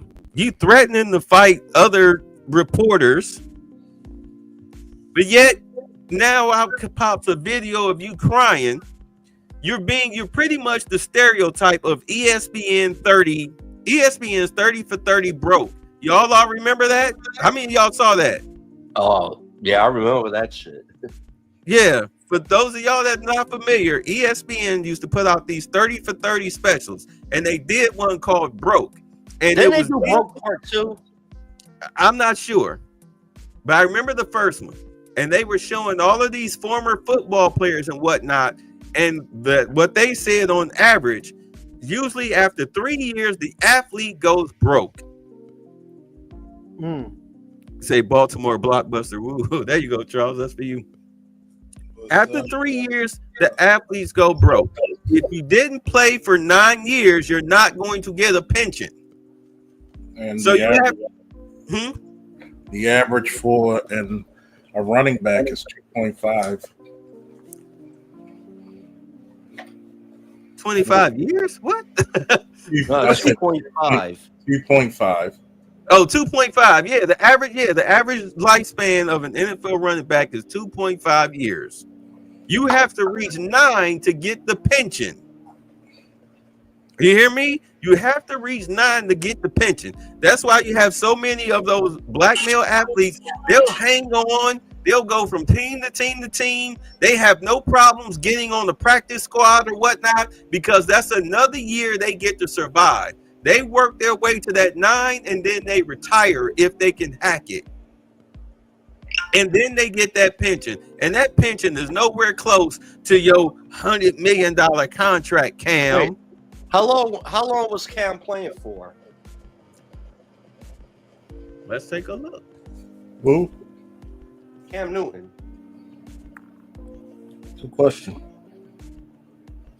Let's see here. Cam Newton career. He played. Let's go to Wikipedia. Played for 11 seasons. Okay. There you go. Like to show my work. Played in the NFL for 11 seasons. So he's getting the pension. Oh, he's 6'5", 245. All right. So he's getting the pension. How do you think when he had that skirmish out there in Atlanta, he was tossing them dudes around? He's a big motherfucker. Oh, yeah, I remember that. I forgot he got into that fight. And he's 35 years old. How old is he? He's 35. Yeah, still young. See, people don't understand sports young versus actual real life young. And when you look at that, what does that tell you? A lot of women don't know when they said that I get a man on this level. Not only does he have a great podcast and live stream, he's actually well liked when it comes to his sports career. Well, not in the NFL, but for he's also got ESPN. He's a commentator on there, so he's well liked when it comes to people, not the NFL. He says a lot of He says a lot of dumb stuff. This is like what I'm talking about right now. You have 8 children. I'm pretty sure that they all go to private school, and they riding around in Suburbans and living in big houses because he comes off like who's the one guy Cynthia G got pregnant by? Rob. Raw Dog. Yeah, Raw Dog Rob. Yeah, the bulk of your money is going to taking care of your kids. But now you get laid off and you collecting unemployment. Or in Cam Newton's case, you are unable to play football anymore at age 35. Really, you could say at age 33. Because you threw your body around and then you tore up your shoulder. And you can't run like you used to. You got beat up. This is why they tell quarterbacks slide. Slide. Get out of bounds. Extend your career. Those hits eventually do add up. Yeah, they catch up with you. Slide. Yeah, baby. Slide. No, not from the same mother. No. I mean, here's the thing. When you hear about Cam Newton, you never hear him being a bad father. But do I promote having 8 kids by more than one woman? Hell, do I promote having 8 kids in this day and time now and not living in a farm? Hell no. And welcome to anybody simulcasting from my channel to hear. You're being brought to you by number 1, Bay, aka Embrace Villainy. The devil. The Red Pill Sleeper Cell, aka Louis Collier. And our special guest on the panel, you know him as the connoisseur of the courier of the Coliseum, AB Media 83. What up? And last but not least, myself, the Faulkner Man, the Baltimore Blockbuster, the Baltimore Butcher, the officer and sergeant of the goddamn law, Charles Faulkner Jr. Now, please like, share, subscribe. Some of us don't care about it, but at least support your interests. Support your interests. Support your interests. Please. See, 2 winning seasons. 2015, the year that they went to the Super Bowl, and 2013 when they went 12-4. They actually played in the postseason 4 times with bad records. Yeah, they got in on a 5-8-1 record in 2014. Oh, that's right, 3 seasons. I'm sorry, 11-5 in 2017. 3 seasons, 3 winning seasons. That's terrible. At any rate, now you're sitting up here bitching, moaning, whining, and crying about your money being tight. I hope you saved it. I hope you invested, because if you hadn't, then you're in trouble. One of the things I was saying, if I was an athlete, based on what I heard about Shaquille O'Neal, he's living off the interest. Yeah, this boy, he lives off a hella interest, boy. Yeah, because he hooked up with a fabulous accountant and whatnot, stockbroker. His money is secure. The first thing I would have done if I was ran across that, hey man, give me the number to your financial advisor or accountant, whatever. Whoever hooked you up, put me on. I'll drop you 10K finder's fee. Just help me out. So, because I don't want to be like Cam Newton talking crap about whether somebody's that guy or not. But yet I'm sitting up here by the time my oldest, because keep in mind his children are still fairly young. They're not in double digit ages like that. So you've got another 10 years to go on average with 8 children, and you're already complaining about the money being low? Yeah, that's not a good it's not a good thing. Sloppy black man penis ship. Salute, Colonel. Just saw a group of military choppers flying in formation. Hey, don't talk about Blueface like that. Talk about who? Don't talk about Blueface like that. Oh, isn't he in prison? I think so. Oh yeah. You know, dating Baltimore women will do that to you, and also being a goddamn crip. Oh, he's a crip. Well, yeah, that's what hence the name Blueface. And that's silly. That's beyond silly. Go ahead. I'm sorry. It's, you know, I know I came in a little late, but you know, always welcome. It Babe, AB, and Lewis and myself will agree with this one. Being a compromised male is very detrimental to the health of so many, and usually who's going to be the ones who are going to be victimized the most? It's not going to be the people who are engaging in this behavior. It's usually us. Mm-hmm. Jibba jabba, you late. No soup for you. Go ahead. No soup. And what's terrible about it, we're going to have to put up all these programs to keep these little kids out from the street from destroying every goddamn body. Especially, you know, we want everybody in America to be functional adults. But what happens? Criminality reigns supreme in the black community. I know Charles ain't shit for saying that. I know I'm not excrement, but prove me wrong.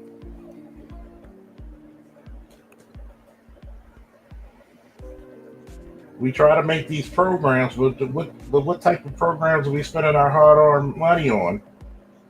Especially your taxes. You're building bigger jails, not bigger schools.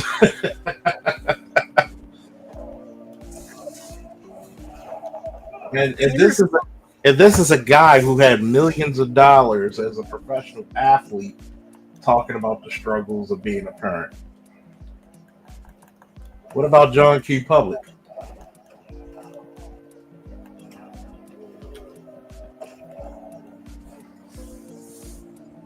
I know we don't like to.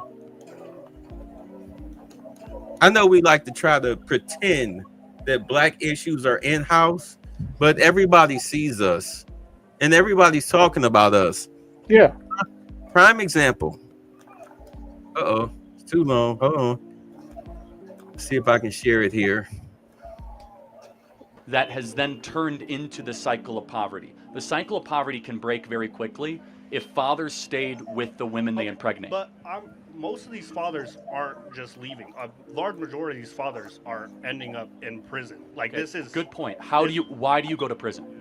Because you commit crime. But okay, because yeah. the prison system has been targeted against minorities. Again, we're not going to agree here, right, and that's we're not. okay. Yeah. There's actually under enforcement of the laws when it comes where there's, for example, only half of murders in Chicago get solved. Right, but are that they means all black people, though? Almost all of them, yeah. Like 80, Well, 80 if they're not solved, how do we know that they're black people? Well, because it's a black victim in a black neighborhood by a black gang. So it's So- like you can assume at a Pause. great approximation. Here's the true idiocy of his statement, right? White people love to pull Chicago or cities out their ass, right? But they never tell you they commit over 100,000 more aggravated assaults. And what is an aggravated assault by definition? Putting your hands on somebody in an aggressive manner, especially out of anger. Murder by definition is an aggravated assault. Yeah. Because you typically have to use a weapon or use some type of force where it's basically going to create such mayhem or destruction. So when we talk about the majority of the murders in the black communities, I digress. Here's something that white folks have been able to do that black folks haven't. white folks have been able to do what? Police themselves, correctly? Correct. Yes. That is a big definition of law enforcement. Is a black kid more likely to be taken home to see their mother and father, or is a white kid more likely to get that treatment? The white kid, but I have to admit, when I was younger, I think it was twice that I was brought home by the police, and a few times I've actually had friends who were brought home by the police. And remember that's rare. But was that cop black or white? In my two cases, the cops were white, and I know in one of my friends. Oh, well, that's good to hear, Snowman. I appreciate that. And one of my friends, the cops. Well, I remember it was a cop. It was two black cops, and they was dragging my friend and his brother to his door, and you would have thought that they was taking him to the gas chamber. No, sorry, I don't mean to offend, but oh fuck, I can offend now. It's Trump era. My homeboy, he was scared to death because he knew he was gonna get a beating. Just like I got a beating. And that's the point about you should be more afraid of your parents than the police. And we got away from that. Oh, I can kill this kid. There we go. And fundamentally, when he talks about that, why are you picking out Chicago? Because if you pick out Iowa, who's the murder rate going to be strongly on? It's going to be on whites. But, for the purpose of conversation, they're talking about us. Okay. For the purpose of conversation. Because that's what this is about. It's a conversation about, black people and crime. So I'll let them continue. In the west side of Chicago, 50% of the murders in Chicago that go unsolved are all black people. Not all. No, I said 85%. But we don't know who the perp is. But again, if you have a black victim at 2 a.m. in a black neighborhood, it's reasonable to say that it was a black on black crime. What's up, YouTube? Hope you guys are feeling good. Today, guys, we're back here on a new video. Sorry. I had to clip this from somebody else. To this video, guys. Right. So when segregation ended, right, black people, or when slavery ended, actually, black people were just forced wherever, right? So they had nowhere to go. And then there was laws put in place to put them into prison. And after... Yeah, the vagrancy law. Okay, no. What's your name? Guys, what's your name? Jackson. It takes a lot of courage to come up here. Yeah, no, Let's just take a deep breath. I'm not here to pick on you. And I appreciate it. No, it's okay. I know this can be very intimidating getting a crowd like this. So just take a deep breath. Let me make your argument. I'm going to make your argument for you, and I'm going to tell you why I think it's wrong. Okay? Okay, yeah. Is that fair? Yeah, sure. Okay, so the argument that is being made that you want to make is that there's legacies of injustice. Yes. And that those legacies impact one generation after the other. And when those things get handed down, you have what is a system or a systemic issue that isn't just isolated in 2024. So the argument that you're making is that what happened in 1954 does impact 2024 of decade after decade after decade. Let me tell you my response to that. Of course, there is some truth to that. However, every culture, every person in this audience can point to issues that families or generations prior had that were able to overcome. So the question is, why is it that Black America is one of the only populations, that and Native American populations, that have not been able to overcome such evil, horrors, and injustices? Here's my perspective, and I want to hear what you have to say, is that the number one way to keep... Before he does that, I'm going to go in order. Lewis, why do you think we are in the situation that we're in right now? Broken homes, and we're constantly I'm trying to find the right word to use this, because you talked about it earlier, where when you're impoverished, you use sex as a coping mechanism, so you're loose with your dick, so that will continue the cycle of poverty. Correct. AB? We're where we're at right now because of gynocracy, family structure, and the fact that white folks don't give a crap about our family structure and they just let it rot. Colonel James L. Faulkner Jr. Well, let's look at the black community, which has great nuance. If you've been enslaved for 350 years, you've only really seen real emancipation for 5 during Reconstruction. You've been under Jim Crow for what, 120? You've only recently received your civil rights, basically the late 60s, early 70s. Then, by the time I was born, or a couple of years after, I was born in 82, you had to deal with an epidemic of proportions such as crack that did things that even slavery and Jim Crow couldn't do. And what else did you do? Government interference was one of the biggest things. All the jobs and education that you were promising the black man, you gave to not only your women, but you gave to our women. Then you had in the 90s, because of the and the Asians, and the Asians, and the foreign Indians, from India. The foreign Indians, now woo woo. We were at the very back of the line as black men. I'm sorry, I'm just clarifying your point. Oh yeah, I'm sorry, I don't mean to step on your toes. No, you're good. And what also happened was this. In the violence of the 90s, you gave black women education, government jobs, welfare, housing. You gave black men what? 3 strikes and you're out. How can I compete with that? How can you keep a family together when you encourage and incentivize not marriage, but unhealthy families and lifestyles? Prostitute culture. Yeah. That's been groomed into black people ever since the 70s.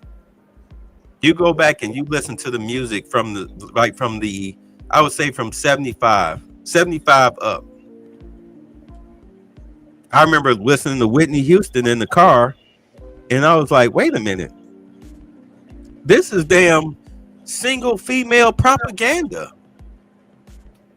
Madonna, keeping my baby. I mean, the music and the television shows. Remember the big deal about the Cosby Show? For those of y'all who are too young to remember or have never seen the Cosby Show, that they never thought that it was relatable to black folk because they were well off. Right. And, also with an intact family. Yep.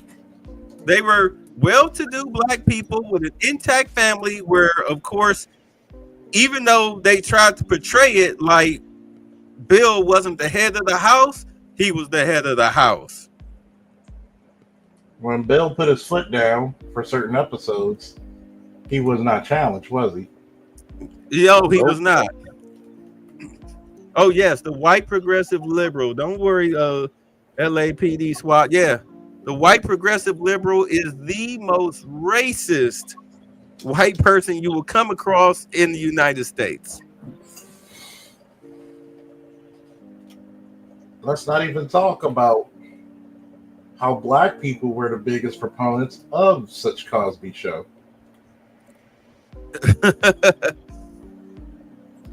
But think about it. Dr. William Cosby gave you also a different world. Yes, he did. That show was so good.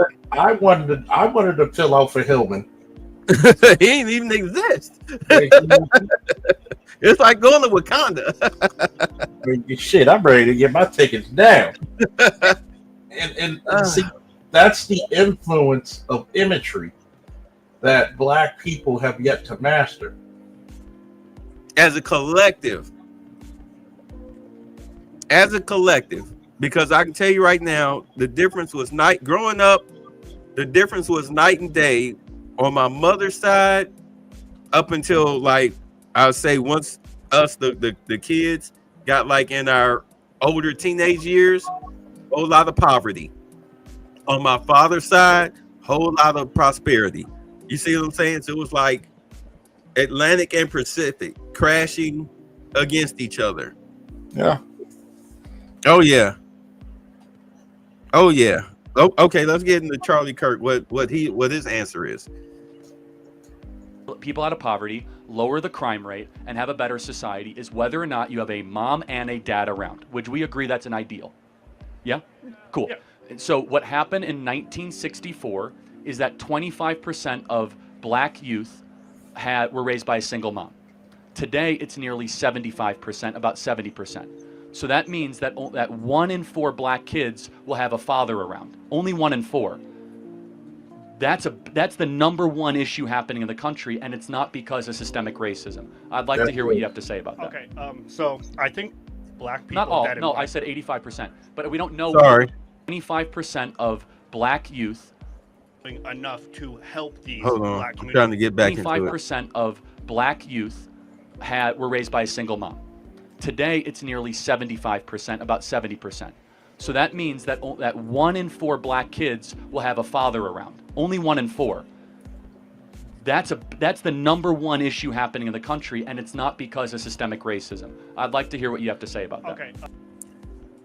Oh, what do y'all have to say about that? See, I like how he gets these unprepared people to answer such a sophisticated question. Now, let's look at that, right? Why? Nobody ever says why. You've literally culturally attacked black women because we know, let's not even say black women. Women have traditionally been what? The more susceptible to what? Coercion.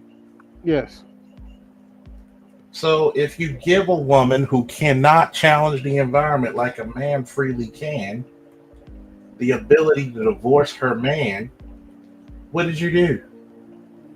Stop making it look like this black man left me when we found out what? Statistically, you have the number one man on earth.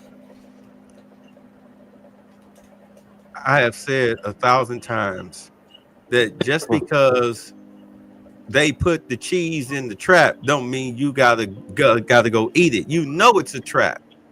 You know it's a trap. You're not an animal. You're a fully functional, sentient, thinking, living, breathing human being. You know it's a trap. Why are you going for the trap? Because it makes life easier for you. What? You mean I don't have to work? I get free stamps? They pay my rent? Or I only have to pay $8 a month? My sister in law, well, sister, yeah, my stepsister, excuse me, my stepsister. When I met her, you know how much she was paying in rent on Section 8? How much? You be ready to throw the phone. $2? $1. Jesus. Each $1 person. US dollar. And I want you to go back to that for all the fellas in the chat and on the panel. What black man can truly compete with that? You can't. You can't. When you social economically engineered and interfered within the black household, what do you think's going to happen? You purposely see none of him or his constituents or his allies will ever talk about COINTELPRO. You basically murdered our heroes. Who was that? J. Edgar Hoover? Yep, that was Hoover's boys.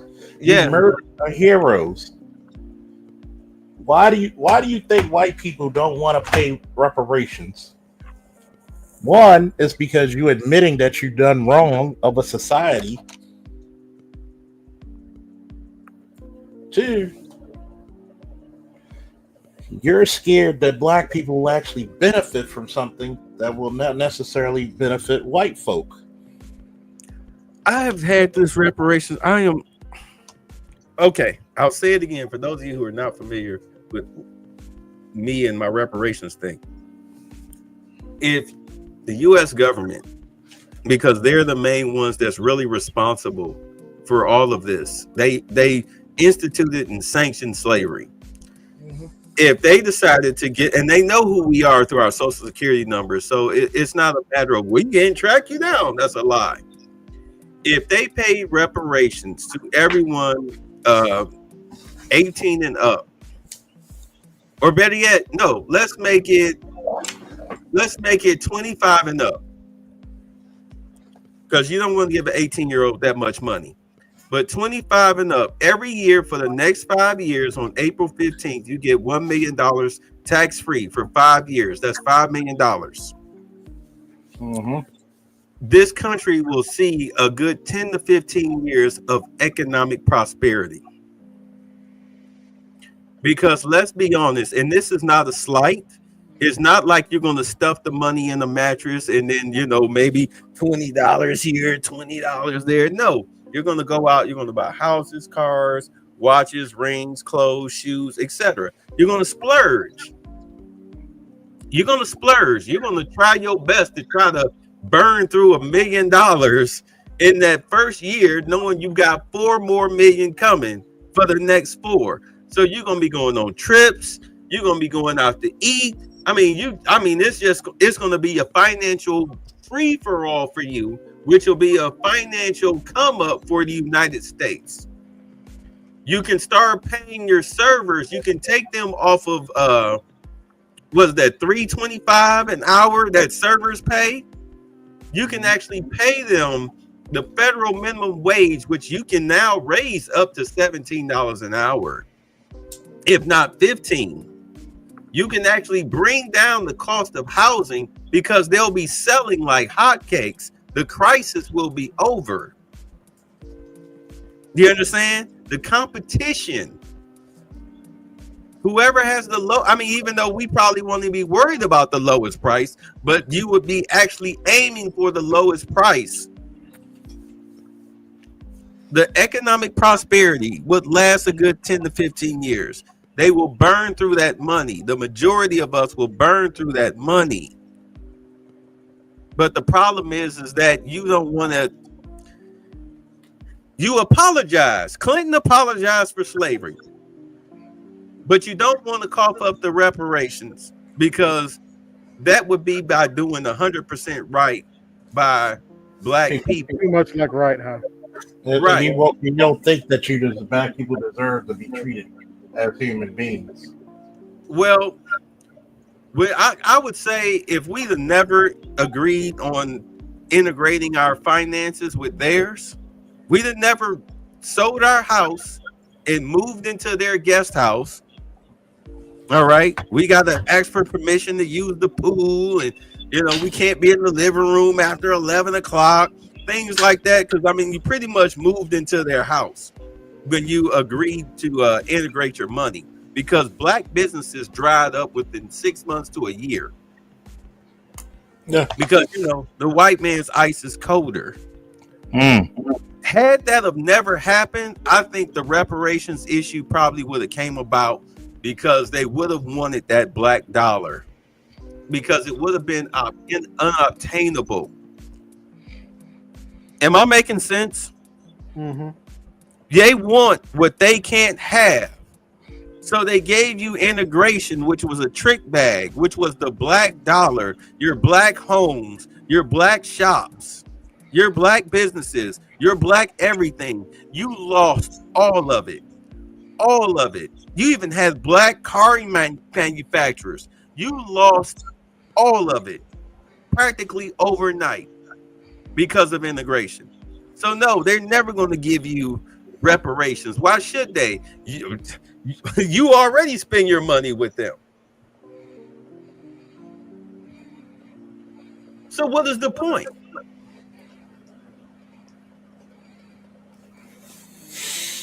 You already sold out businesses that were doing tremendously better than your so-called former enslavers. You moved out of your neighborhoods, and I understand white people separate themselves by class. You know, trailer trash stay in trailer trash. Middle class families stay in suburbs. Upper class families stay in mansions. We all have these areas in our town where the poor, especially when it comes to non-black, you've got the poor area of a non-black spot, the middle class area of a non-black spot, and the wealthy area of a non-black spot. It's just been over the past 10 years that us as black people, because of redlining, we now venture out into middle class and upper class areas, separating ourselves from our lower class denizens. But before, we were all stuck in one area. All right, because of redlining, we were all stuck in one area, so it was hard for us to differentiate. But ever since that happened, they freed that up. What was the complaint? What was the biggest complaint from women?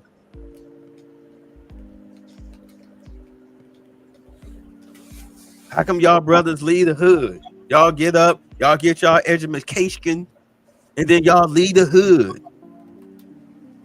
Was that not one of the things they used to talk about? Because we don't want to get shot. Exactly. We don't get shot, robbed, why don't you come back? Because why don't you come back? Because y'all don't want us to take care of the hood and take clean ownership of the hood. You know what you want? You want us to be the facilitators, the donators of the hood, and not the actual owners and the CEOs of it. You're like, we saw what they did to Nipsey Hussle, so we ain't doing that shit. Do you know what happens? What happens when, let's say, a bunch of affluent black people, let's say they're redlined, they can't leave, a poor black area, so they decide to buy houses in that area. Who just left? Oh, what's his name? He'll be back. They now buy houses in that area. They fix the houses up. The houses become more valuable. What happens to the land tax to their house and the surrounding houses? They go up. Yep. They go up, which means now you have more affluent black people coming in and refurbishing houses. And what that does, that pushes the poor black people out. So where do they go? To the even poorer places. Yeah, shanty towns and whatnot. That's what normally happens when you force black people into an area, especially with the affluent blacks. You wonder why they don't come back. You better be glad they don't come back, because if they come back, your ass is out on the streets. In America, whites have community, blacks have neighborhoods after integration. No, we have communities. They have neighborhoods. We don't own grocery stores. We don't own banks. We don't own shit. We don't even own the damn Jiffy Lube. If anything, we might own the Rib and the Chicken Shack. I'm here in Atlanta, and the best fish place around the corner is owned by Asians, owned by Koreans. They'll fry you up some fish. They got crab legs, all that stuff. Owned by Koreans. Brothers might own some barbershops or whatnot. Do you understand? Maybe a rim shop, maybe a vape shop here or there. See, we don't even have neighborhoods. We have just a bunch of Negroes who live near each other. We have communities. Community means communal, meaning if my son needed a job, I could go to Bay and be like, hey, my son need a summer job. Can he help? Can you teach him about the business of your shop, or give him a couple of dollars for working in it? Yeah, first thing I have them do is sweep the floors. Sweep the floors, what's the one thing about sweeping the floors in a business, Bay? It teaches discipline, pride in your work, character. It builds character. Because once you sweep the floor, go over there, talk to Talk to Lewis. Tell him, what stock, what needs to be stocked. He'll show you how. Yeah, he'll go to Lewis. Lewis will be like, oh yeah, come here. Let me talk to me. Put you with my floor manager. Teach him how to use a pricing gun and where this stuff go. Let's go. Yeah, we gonna put you to work. That's how you're gonna get paid, but that's how you build a community, because you have control over the economics in that area. You're building a network. That's what I was saying. You have all these stores shutting down, but they're white owned. But you got black people threatening city leaders. If this grocery store shuts down, you will have hell to pay. With what? With what? How are you going to punish us? If the grocery store in your neighborhood shuts down because of theft and violence in the store, what do you want us to do? You're the ones that's stealing. You're the ones that's fighting each other. So what do you want me to do? You're the ones that's detrimental to the store being open. Thank you. It's your people that's causing the business to go out of business. And now that the business is out of business, you're threatening me. What are you threatening me with? What a good time. Right. What are you gonna do? Blow me behind the dumpster? Please keep the store open. Yum, yum, yum, yum, yum. Like what? What? You have nothing to threaten me with. You have no power. All you got is a whole lot of piss and vinegar. And this is really what? Your fault. Yes. These are your children that are in the store fighting and stealing. We say, did you hear about the Trader Joe's that was going to be opened in the hood in Portland? Oh, Lord. Oh, Lord. No, they didn't. No, they're not. But see, I'll say this 1,000 times. Back when we used to have neighborhoods, true neighborhoods, where we own the grocery store, we own the bank, all right? We own the corner store, we own the candy shop, whatever. You knew not to go over there and mess around. You say, and the black liberal leaders shot it down. Good, they can starve. You knew not to steal from Mr. Johnson's grocery store because Mr. Johnson would be at your door. Talking to your mama, talking to your pops. You say it would have been community owned? That's even more pathetic. And you would get your ass whooped for stealing. But you knew better because you pretty much stealing from yourself. You stealing from the guy your father plays cards with on Saturdays or watch the game with on Sundays. Him and, the butcher, the baker, and the candlestick maker, as reference. Do you understand what I'm saying? It was a tight-knit community amongst each other. You lost that. You have lost that. And this is what happens when you let women dictate your class. Women don't believe in class. At least black women don't. Because go ahead. They want to be ratchet. They want Tupac in a suit. We let, if you really want to lay blame, we let white people, through white men, through their women, through white women. The white women came into the civil rights movement, spreading legs, but laying poisonous seeds in the minds of the women, of the black women. Poisonous seeds of dissent amongst black women, and gave us all the white taco meat we could handle in order to keep us docile and out of the fray. This is why the bug-eyed chick talking about I was just in the civil rights movement just so you could sleep with white girls. Like, no. We were in the civil rights movement because we didn't want our son or daughter to end up like Emmett Till. Yeah. We got tired of getting up and having to sit on the back of the bus. I'm sorry, go on. We got tired of not surviving because Right. a white woman's issue, who probably freely fucked a black man. But guess what she's gonna do? She's gonna tell her daddy she was SA'd. He looked raped me. You know how many black men were hung or lost their jobs because a white woman said that he looked great to them?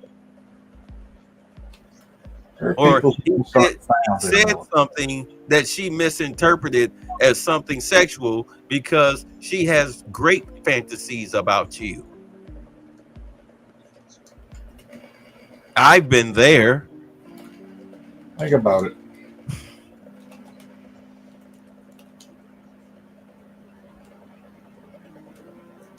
Let's get back to Charlie Kirk. So I think I misjudged you at first. Like when you brought up the 1350 stat, I had like just assumed that it was like inherently like eugenics based kind of, you know. So, and that's where mine came from. Like I think we are on the same page that like we know what the problem is, and that's what I mean. Like No, the and education. that's thank you for saying that, because I think we actually have a lot more in common in this country than the media would ever believe. No, definitely, right? And like what my point was, I was trying to say is I don't think that we're doing enough to help these black communities catch up. Where as like they're underfunded and they're not, and they're over policed, and there's just these factors that are contributing to, like you said, these single parent households. Yeah, like so we're not going to agree on this. This is where we'll disagree, and that's okay. I have more of a view of Thomas Sowell on this, where he believes it's far once more you about pause it culture, for a second. values, and worldview. Pause it for a than- second. than- Once you hear, this is only for a second. Once you hear a white guy mention Thomas Sowell, you already know where the conversation's gonna go. I'm not even from. I've heard Thomas Sowell say some things that I didn't have an issue with, but his whole body of work I am not familiar with. But I understand that a lot of black people disagree with it. But also at the same time, a lot of black people think Trump is racist. Yep. So I would say that I'm reserving my opinion on Thomas Sowell until I actually I will personally study what he's talking about. I will personally say this. Thomas Sowell is one of those dudes who he'll never tell you the reasons why you have criminality in the black community. Is he a racism denier? Basically. So he's a Larry Elder. Basically. Okay. That's all I need to know. That's all the studying I need. And I'm going to tell you, does he say some I'll correct still stuff? review it. Does he say stuff? Does he say correct stuff? Sure. You know, with the whole there's no guarantees. There's only trade-offs. That's true. But at the same time, you will never. He's like Tatum. You will talk about issues in the black community, but you'll never talk about what caused the issues. What's the systematic sugar honey iced tea about it? But continue the video. I think you need to tag Tatum and let him know you want to debate him. Cop to cop. Cop to cop. Because he's center right and you're center left. That would be a nice discussion. I'm a moderate. Yeah, I'm a moderate. Yeah. Because So I'm not as liberal as I'm not really liberal. I'm moderate, but it would be an interesting thing. I'm more of a realist in that factor, like you are, where it's like, look, I know about these issues, but we're not going to sit here and say black people are inherently violent. They're no violent than any other people. If anything, you kind of wish they were a little bit more violent, because look what happened during Jim Crow. Look what happened during slavery. Like, look, white folks, if we want to get y'all asses, we'd have got y'all asses. Mm-hmm. We'd have got you by now. Oh, relax. We would have, but let's be fair. A lot of your ancestors would have been caught up. Remember, we outnumbered you a lot of places in the South. Oh, and you got to think about it. If it wasn't for the psychological beating and the physical beatings, what happened when when like the movie Birth of a Nation? What happened then? It should have been plantation by plantation by plantation, clean sweeping. Yep. It should have been clean sweeping. They would have had to call in the army to slow it down And from the north. And you better pray that they slowed you down, because Spain or England probably would have served weapons over that bitch. Yeah, because America was still having problems with both of those countries. That's why that whole sovereign citizen paperwork shit comes from. That whole treaty with Spain, which is so, please, that sucker doesn't even exist anymore. Spain's not even a monarchy like that anymore. Well, we got snow in the house. Get me out! It's my turn. It is. You told me it was my turn. What's up, Snow? Hey, what's going on? How are you? That's the best I could do for you. Hey, fair enough.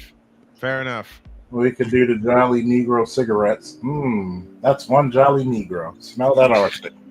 Oh, Lord. Shall we? Did you want to throw something in? Or shall we start the Charlie Kirk up? I just got done with the national championship, so I'm just dropping by to say hi for a few minutes before I go crash. So my Buckeyes won 34-23. You know what? After this, I'm gonna go rub it in Shannon Sharp's face. Good. I'm gonna go rub it in his face. Continue to rub it in Shannon Sharp's face. Hell of a game between both teams. Hell of a game. Ohio State led 31-7. Notre Dame made it interesting, but then Ohio State killed that last drive, and a field goal wrapped it up. How did Howard look? Fucking credible. I think he just improved his draft stock. I know he did. Him, and what about that defensive end from Ohio Jack State, Sawyer? the white guy? Jack Sawyer? Yeah, Jack Sawyer. I think he improved his stock too. A national championship improves everybody's stock. All right. I know when he was running with that fumble against Texas, they was playing the Jack Sparrow running music. Yep. That was funny. Oh yeah. All right. Okay. All right. Let me get on out of here. All right. All right, Thanks. Charles. I will see you tomorrow night. All right. For that debate we talked about. All right. All righty, cool. Just give me a text and call and remind me. You got it. All right. Out. Peace. Let's get back into it. Stuff and over policing. I believe there's not enough police in black neighborhoods. You're going to disagree with that. Let's not even get into it, okay? But I think we can ask a question, and I want your opinion. Why is it that the single motherhood rate in black America went from 25% to 75% over 50 years, where America did become less racist? Like, why did it? Yeah, so what caused black America to go from one of the strongest nuclear family communities in the country to now the weakest by far? I can't. Okay, no, that's great. And it's again, it's This hard is to what get. happens, and this is going to be quick. This is what happens when, and you probably think it the same way.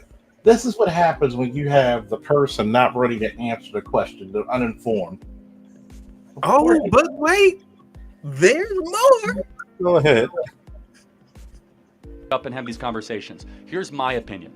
My opinion is that yes, there was some social welfare that subsidized single motherhood, which means it's easier to get cash from the government if you say you are single than if you are married. I think we can agree that's stupid. That shouldn't happen, right? But I would love your perspective on this. Do you think in black culture, getting married and staying with one woman for your entire life is elevated and celebrated? Not at all. I think that's the problem. I think the problem stems from a lack of education. I think these communities don't have. I don't think a lot of them have the proper education or learning from previous to realize what will lead them to a more successful future. Did you hear what this fool just said? Well, let me read what Nub Glory wrote. He said, okay, so Jibber Jab say integration, but Nub Glory wrote, white liberals who control the Democratic Party and the mainstream media, among other things, are trying to replace FBA men in sports. We should get protectionist legislation from Trump. Are you serious? Well, look at it this way, right? In what, baseball? Hockey? Because basketball and football, you can forget it. And unfortunately, those sports are dying off. Basketball, the ratings for the NBA is down, what, 63%? What it used to be? Yeah, it's down 63%. Because of the softball they play. Yeah, and the NFL is down like 43%.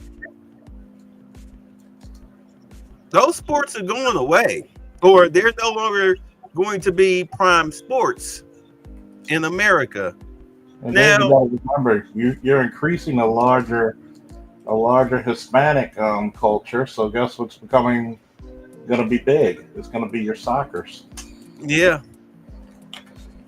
Bud Boylan said more policing is not going to solve problem entirely. It may hamper crime rates, but if you want crime rates to truly drop, then fix the culture. Change the laws to secure and promote fatherhood. Exactly. This guy, Charlie Kirk, is saying you need fathers in the home, right?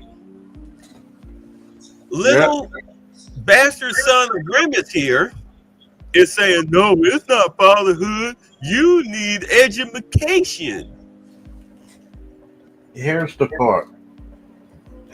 part where I agree with Charlie, but Charlie is being disingenuous because either he knows or doesn't know why you don't need as many police. The only reason why you need more police in the black community, because statistically, your chances go up at least to the 70s of prison, 80s of prison time of being in a single mother home. But who leaves the family? Who leads the family? Who goes out of their way to push the father out?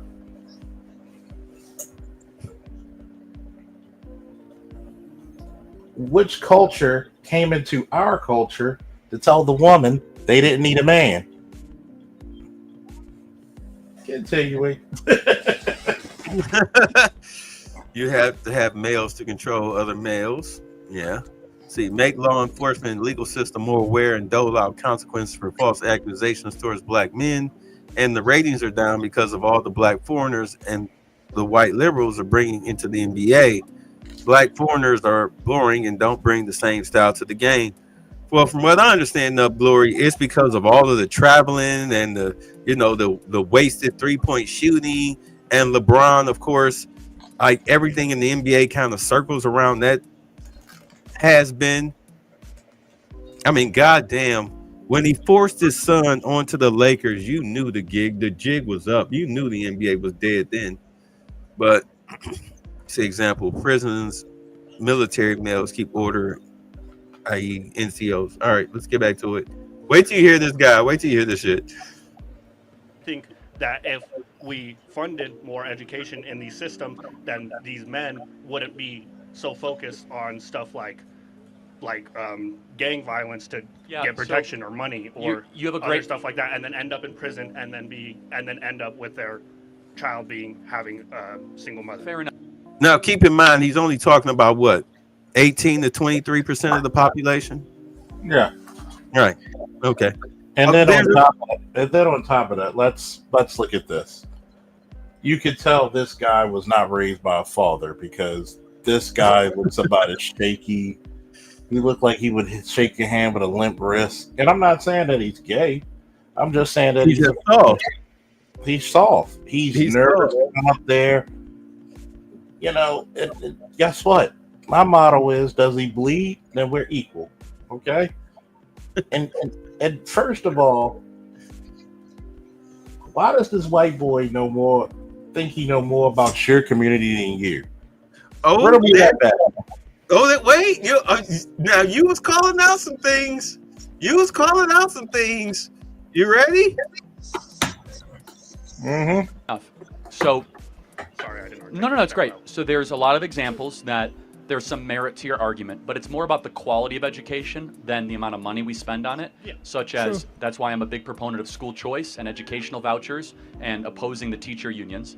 But the core is this, is that the number one predictor for a kid of any skin color, black, white, Asian, Hispanic, is whether or not dad is around. Right. And I look as an outsider, albeit, at current black culture, right? From the athletes to the rap music to the music, I don't see the nuclear family elevated, nor is it an internal black cultural expectation. Now, I will ask some of the white individuals here in this audience, okay? If you guys got pregnant and all of a sudden you didn't even know who the father was around, how would your parents react? Not great, right? Yes? Unfortunately, in Black America, this is kind of accepted. Would you agree? I can't say. I grew up around a lot of white people, so I can't All right, say. okay. Like, Well, so, but it is a fact. Did you hear that? I grew up around white. So why the fuck you talking about shit that you have no knowledge? You were selected to talk. That's what it was. There's not gonna be a Bay. There's not gonna be a fucking Louis Collier. There's not gonna be a Charles Lawrence Faulkner Jr., an LAPD SWAT, a jibber jabber, a Nub Glory. None of this. A BGS Itmore, an Angry Man, whoever you favor. Somebody who you can't pull the wool over their eyes and say this shit. Because first and foremost, they don't talk about the white community, how they have a out of wedlock birth rate. Charlie actually does address that. I give Charlie Kirk credit. He does address a lot of white problems. It's just that this right here, whenever he has a black person come up, this is the conversation. But he does address a lot of the white issues. See, what's bigger? What's the biggest three issues in the black community? Fatherhood, economics, and crime. And doesn't the fatherhood solve all three? Yes. So here's the question. If you can incentivize single motherhood, can you incentivize fatherhood? Why don't you?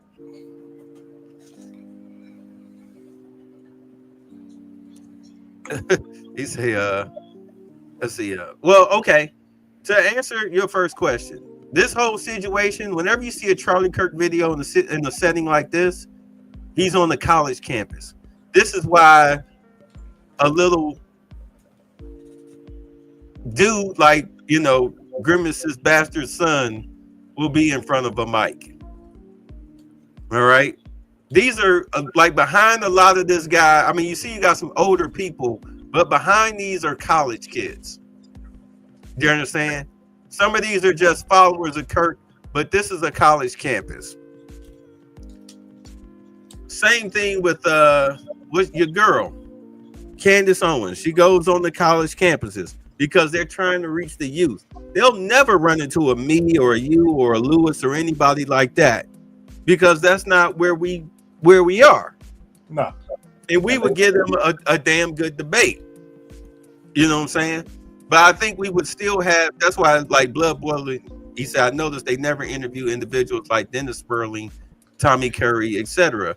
Like I would call that WB. I know what you meant by WB. I'll tell them to get the step and let my people go. Y'all are killing me. But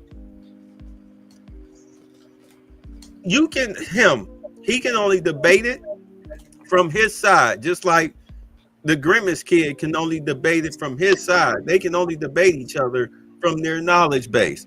We would mop the floor with Grimace and Charlie at the same time. Charlie got facts, but he doesn't have all the facts. He's skirting certain issues. But this kid right here is just he doesn't even know on YouTube. Yeah, it's like this. Obviously, this kid is most likely mixed, right? He looks it, yeah. So, and nothing against being mixed, because we still trying to figure out if Lewis is black or not. Just joking, but don't wake up tied up in a boat. He knows I'm fucking with him. Found the gag in the middle of the Atlantic. Yeah, but here's the crazy part, right? he mostly was raised around white people, right? Yeah. And so especially when you have a more open racial acceptance now than you ever did before. On those college campuses, you can't be a certain way to be accepted on college. At least not now, because right now you're seeing a softer side of Sears, as they used to say. With nothing but microaggressions. Everywhere is a microaggression. Everywhere is a microaggression. Come out. Don't worry, I'm gonna have a new short coming out that you're gonna die laughing about. You know, it's a new superhero team. Oh Lord. He asked you a question. Oh, what's the question? He said, did the occupation forces try these asymmetrical tactics with the Iraqi people? Yes or no? Because when you're going against a local nationals, there's gonna be a bit of ignorance and arrogance. And what was their response? They IED'd the shit out of you. They mortared the shit out of you. And what you started doing, you had to be very careful and respectful because you didn't know who you came across. They were either going to save your life or they could possibly get you set up to take it. And when you look at this engagement on the college courses or the college campuses, I respect him. He does get, I've seen his materials before. He does get into white people's asses about their problems. But to look at the face value of saying, why don't we have fathers? That's surface shit. Now, why isn't the father there? Nobody asked that question. Why doesn't the father control the children? Nobody asked that question. If you ask those questions, then you have to go back into the white government structure of who incentivize, not only incentivize, but reinforce this behavior. And that's why we're not there. Because that would be our answer exactly. You ready for some more? Ready for some football. A Monday night party. Right? So that's the problem. The problem is that it's a cultural norm that has then turned into the cycle of poverty. The cycle of poverty can break very quickly if fathers stayed with the women they impregnate. But most of these fathers aren't just leaving. A large majority of these fathers are ending up in prison. Like, this is good point. How do you actually a large percentage of the fathers are not in prison? A large percentage of these fathers are being ostracized from their children. Women are using men as sperm banks. They get pregnant. After they announce they're pregnant, within 2 to 3 months, or even sometimes 5, right before the baby is born, the mother suddenly decides that she doesn't want anything to do with you. And next thing you know, you're on child support. This is the whole purpose of, as I was saying, based on the Tennessee model, there's going to be a national DNA test for concerning childbirth. And then that way you'll get some real numbers as to whose father's out here. And once you cut off the spigot, once you cut people off of the government teat, these women will be more incentivized to stay with the father, especially if they can't survive off the child support. I personally said that child support should be capped at 20% of the father's net income. It should, or better yet, gross income. If you really want to, make sure the kid is doing okay, 20% of his gross income. And he should be able to take it off on his taxes. Right. But that's if the father is the breadwinner. My whole point, oh God, I wrote about this. I did the whole 8 steps thing. The mother should not be awarded automatic custody. custody should be determined by who brings in the most income. And if the breadwinner happens to be the father, then he can go ahead and set like, well, how do you want to work out the custody arrangement, sir? Do you want custodial custody, or do you want to grant custodial custody to the mother? If you do that, you're going to have to pay your 20% child support. But if you retain custodial custody, she'll have to pay 20% in child support. At the same time, you both have to sign an order concerning visitation. Neither one of you can, whoever is custodial parent or not, you cannot kidnap your child and use them as a weapon or hold them against the other parent. That would be a felony. That would be considered a felony, imposed to at least 2 weeks to a month in jail. You say another Kirk stance is that's how they are argument. Is my opinion correct? Not really. He's just talking about a systemic situation that we're covering, that we as Black people that we're going through, but without having to get white people's hands dirty. You say the first clue of their intentions can be seen when the Euros first showed up in the benign empire. Go look at the images. They were carrying swords when first meeting. Oh yeah, I mean, hell, look, if you step on the shores of an unknown island, I'm pretty sure you'd be carrying a gun too, or a sword or whatever too. It's the first time I'm going to meet someone, I'm not brandishing weapons. Well, you know, you didn't just step 2-3 months off of a boat into uncharted lands. Go over to the Senegalese islands.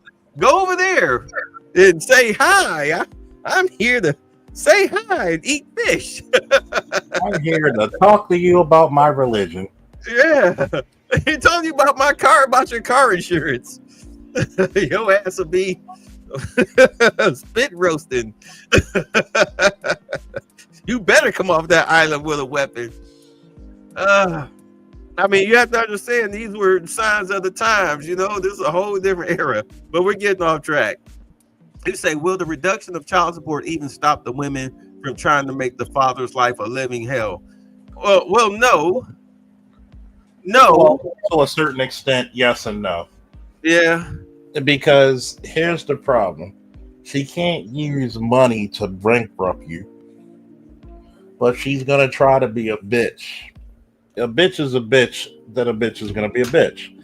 So here's the issue with a lot of women, especially in our community, and which you learn during studies. A lot of these children are not born out of love. You a check baby. You're a check. You a check baby. Or a club baby, or backseat of a car baby, on the first date baby, or OnlyFans. Yeah, OnlyFans baby, or you know, friends with benefits baby. Or I like to call it, I need a couple of dollars and I gotta pay this bill, baby. I'm in a bind, Nate baby. I mean, let's be honest. A lot of us, even my mother told me about when my father proposed. She told him, hey, I was pregnant. She was like, hey, I'm pregnant. So she said a week later, you know, he pulled a ring out of his pocket. They was walking in the snow. He didn't even have a car. Cleveland. Said he pulled a ring out of his pocket. I was like, well, let's get married. Like, you know what? Let's get married. And they got married. She was 6 months pregnant by the time they got married. You know? Didn't even need the shotgun. That was back when men were trying to be honorable. Yeah. You say teach kids to follow pragma romance model. Shit. Hell, lucky I ain't the king. We be doing prima nocta. But that's a whole different story. You say police should be educated on how to deal with bitter baby mamas and their tactics to abuse and alienate the father. That's why I was talking about the child support laws and visitation. A father, whoever is the non-custodial parent, should carry around a legal card, all right, laminated, saying, hey, look, I am granted visitation on, every weekend, every other weekend, from Friday to Sunday, whatever. Let's go back to that statement real quick. Go ahead. Not the blood boiling one. Which So one? the police should. Who said we're not? One of the biggest demographics of people who suffer under child support are the police officers.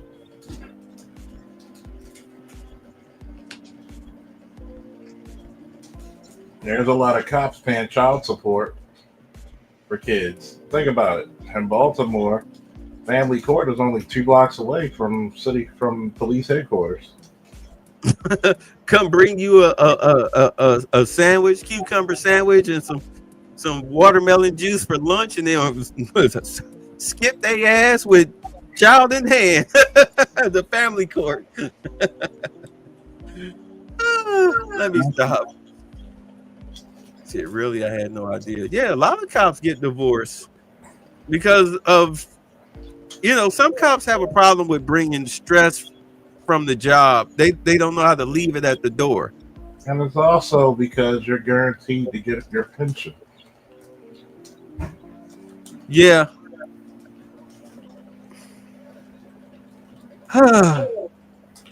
So, getting back to that, when you have that laminated card, you just show the cop, like, yes, I get the child on summers from June whatever to be in between the whatever, however it's written up, it's on the card. You just show the cop the card, be like, yo, it's my weekend, here's the card.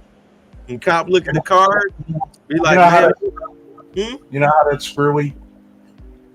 Guess who messes it up all the time? It's the women. Yeah. Because you have, from start of this, you have every third weekend or every third week, whatever is in the contract, because that's how the court order is written. Right. It's the women who screw it up the most. Why? Because they will hold the child, they will ignore it, and then it's not what you write, it's what you can enforce. And being that child custody and child support is a civil family issue, there's only but so much we can do.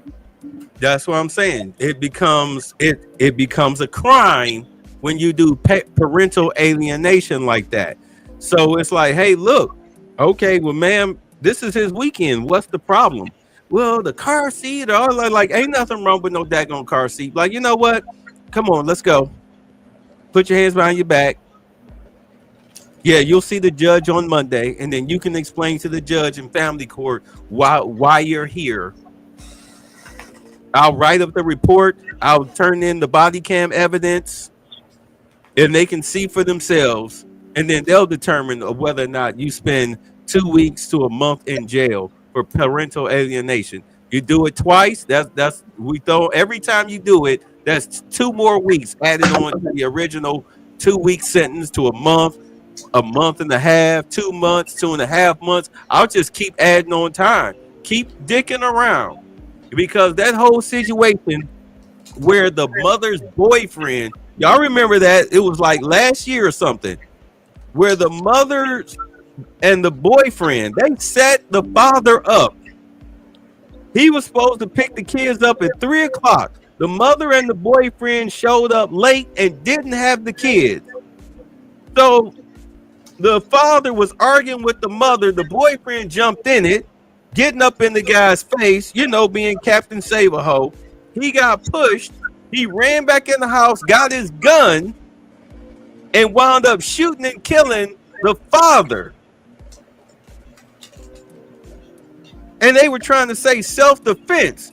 No, you the father and the mother, not the father, the boyfriend and the mother, they should be in prison. because the mother facilitated the actions of the boyfriend. If her, the custodial parent, would have had the kids where they were supposed to have been, none of that would have happened, right? No, he's busy. But none of that would have happened. So therefore, she's guilty of facilitating his murder. Murder by proxy. Yes. Like, I'm pretty shocked. I mean, I thought being a part of law enforcement would give you advantage in family courts and less likely to suffer abuse and alienation because you literally have police. You're a guaranteed check. That's why it's worse. You say BTC. Y'all are what is BTC? Y'all are the first people I've heard talk about the high number of failures of women of color political officers. Oh yeah, Molly, you okay? You're not one of my subscribers, but this very channel that I'm talking on, Embrace Villainy, that's all I covered. Police backing up or confirming your innocence. Oh. Oh, okay. I see what he was saying. He said, all right. He said less likely to suffer abuse and alienation because you literally have police backing up or confirming your innocence. Shit, that's family court. That's a whole different animal. It's not criminal. It's not civil. That's family. I mean, family is civil. It's a form of civil, but what is having your sergeant and your major and your cop buddies and all that? That's not going to help you. Those laws need to be changed. They need to be changed. They need to be changed. And again, custodial parent should be whoever is the breadwinner, and they determine visitation. But visitation has to be at least 4 times a month. 4 weekends a month is feasible for the non-custodial parent. It should actually be, because I know in most states you have equal custody. It should be half and half. Half of the week you get the kid, other half depending on the schedules. But you can work that out as the custodial parent. You can work that out with the non-custodial. They should actually have you sit down with a mediator, especially if y'all are having issues. That's another problem. Most mediators are women. Well, that's why you need more male judges. Yeah. You say my thoughts on Karen Bass. Oh, I did a whole thing on that California fires. Karen Bass she's a Marxist communist who, of course, is gleeful that California burned. She's all about destroying the system, and as far as she's concerned, order is the system. Say family court judge is an important position to vote for. Yeah, that's why people love Judge Judy. That's where she came up from, family court, and she used to hold women. She still, even on her little freebie show, I catch it every now and then. She's still holding women accountable. Let's get back to the Kirk. It's almost over. Why do you go to prison? Because you commit crime. But because the prison system has been targeted against minorities. Again, we're not going to agree here. Right, and that's okay. Yeah. There's actually under enforcement of the laws when it comes where there's, for example, only half of murders in Chicago get solved. Right, but I would say especially within the last 4 years. If they're not solved, I'll concede that the past 4 years, most a black definitely. victim in a black neighborhood by a black gang. So it's like you can assume at a great approximation that in the west side of Chicago, 50% of the murders in Chicago that go unsolved are all black people. not all. No, I said 85%. But we don't know who the perp is. But again, if you have a black victim at 2 a.m. in a black neighborhood, it's reasonable to say that it was a black on black crime. 90% of murders after 2 a.m. in Chicago are black on black crimes. I'm from Chicago. Right. I happen to know it. So, right. But like half of all murders in Chicago are unsolved, which that means half of all murderers are walking free. So we have an under enforcement of laws. We have the ladies here in this audience should know this. You know that there's over 600,000 rape kits in this country that have not even been opened or tested, which means that there are women who say that they've been raped and their kits are not even put in the system. There are probably hundreds of thousands of rapists that walk free in this country. Yeah, no, our system. No, Pause. that's an under enforcement of laws, though. Yeah, because our system. Here's the bullshit of that. Okay.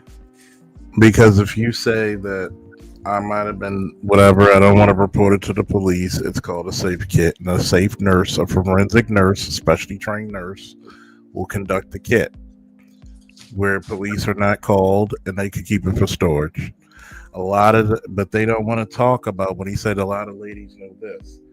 We also know there's a lot of ladies who lied about being raped or raped. Your body will show physical signs, most especially your vagina, because of tears. Am I lying? Right. Even though it doesn't always have to be, but sometimes it is. Right. Was that it? Oh, okay. So you said Blood Boiling asked, do you think there should be a qualification exam for couples who want to be parents? Do you think such method would prevent irresponsible pregnancies? Oh my God, you're talking about dystopian future stuff, which I kind of agree with, but what you would be doing is you would be violating people's choice, both male and female. I mean, it probably work out great for men, but you know, women, they, I mean, it's their bodies. It's their bodies. It's their bodies. I mean, why do you think you have women that go to sperm banks? Oh, but speaking of women that went to sperm banks, did y'all see, what is the little lawyer chick, Ebony K. Williams? Did y'all see her baby? No. She got herself a little white baby. That baby is a Caucasian from the Caucasus Mountains. That baby's credit score is at 870. For the record. Wow. Yeah.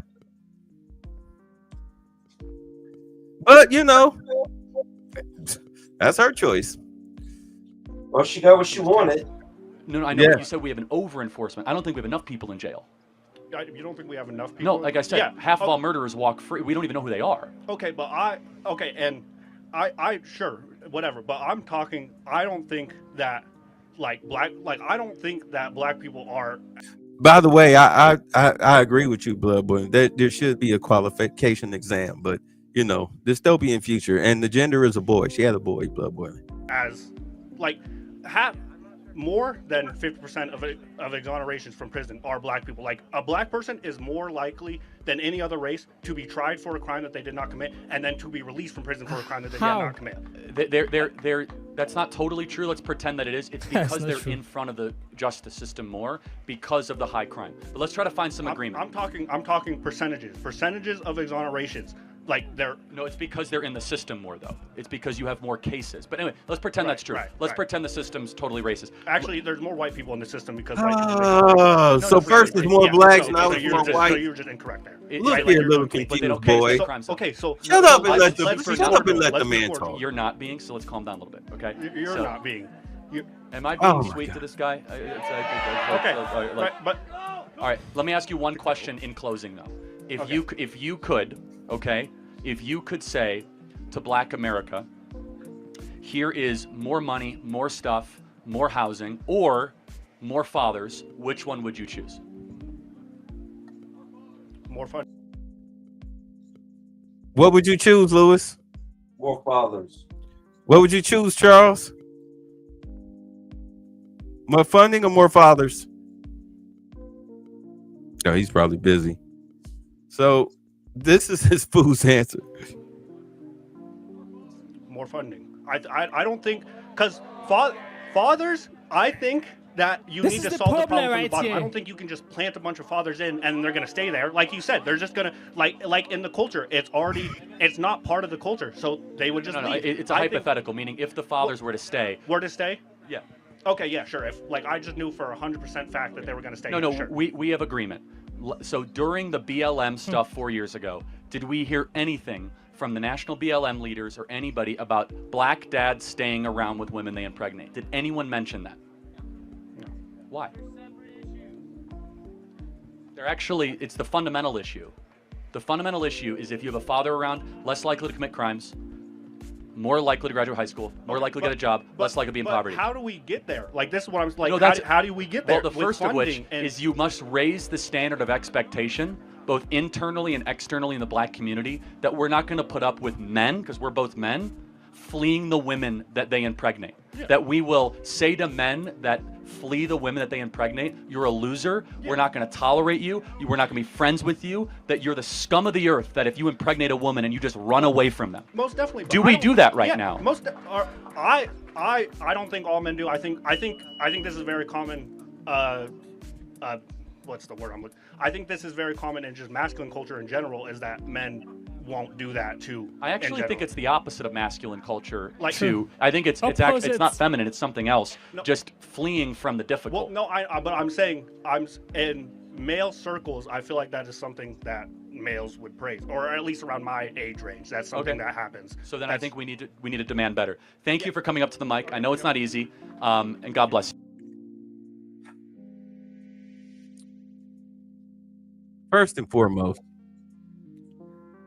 neither one of them understand that we actually do talk about that.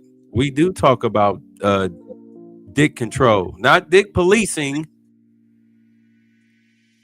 Y'all out here sleeping with my girls. No, we don't do that over here. We don't do that over here. We don't police. But we do talk about control. Wear your condoms. It's more than just getting a chick pregnant out here that you have to worry about. These chicks be having herpes. There's now HIV has jumped back into the mix, especially with brothers overseas in both South America and in Asia. Southeast Asia. Hey, I said Asia. Yeah. Sex tourism. Yeah, it's like, you got to put. Sorry, let me back this up. I'm going to be able to see that. No. Hold on, let me mute it. You say Kirk knows BLM is a Marxist, anti-family, anti-male organization. Yeah, Oh, yeah, trust me. He knows. He hangs out with Candace. They know that it's, why you think it has the nickname Black Lesbian Mansions?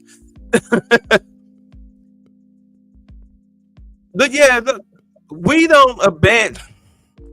You might get the lower 20%, like a Cam Newton or whatnot. Cam may not have abandoned his kids because he can afford to see them, just like Future and matter of fact, what's Nick his name? Cannon. Yeah, Nick Cannon. Adrian Peterson didn't even know he had a son till he knew he found out he had a son that 2 weeks later was murdered by the mother's boyfriend. You know what I'm saying? You have some of these guys, they out here pumping and dumping like it's crazy, like it's going out of style, whether they're rich or poor.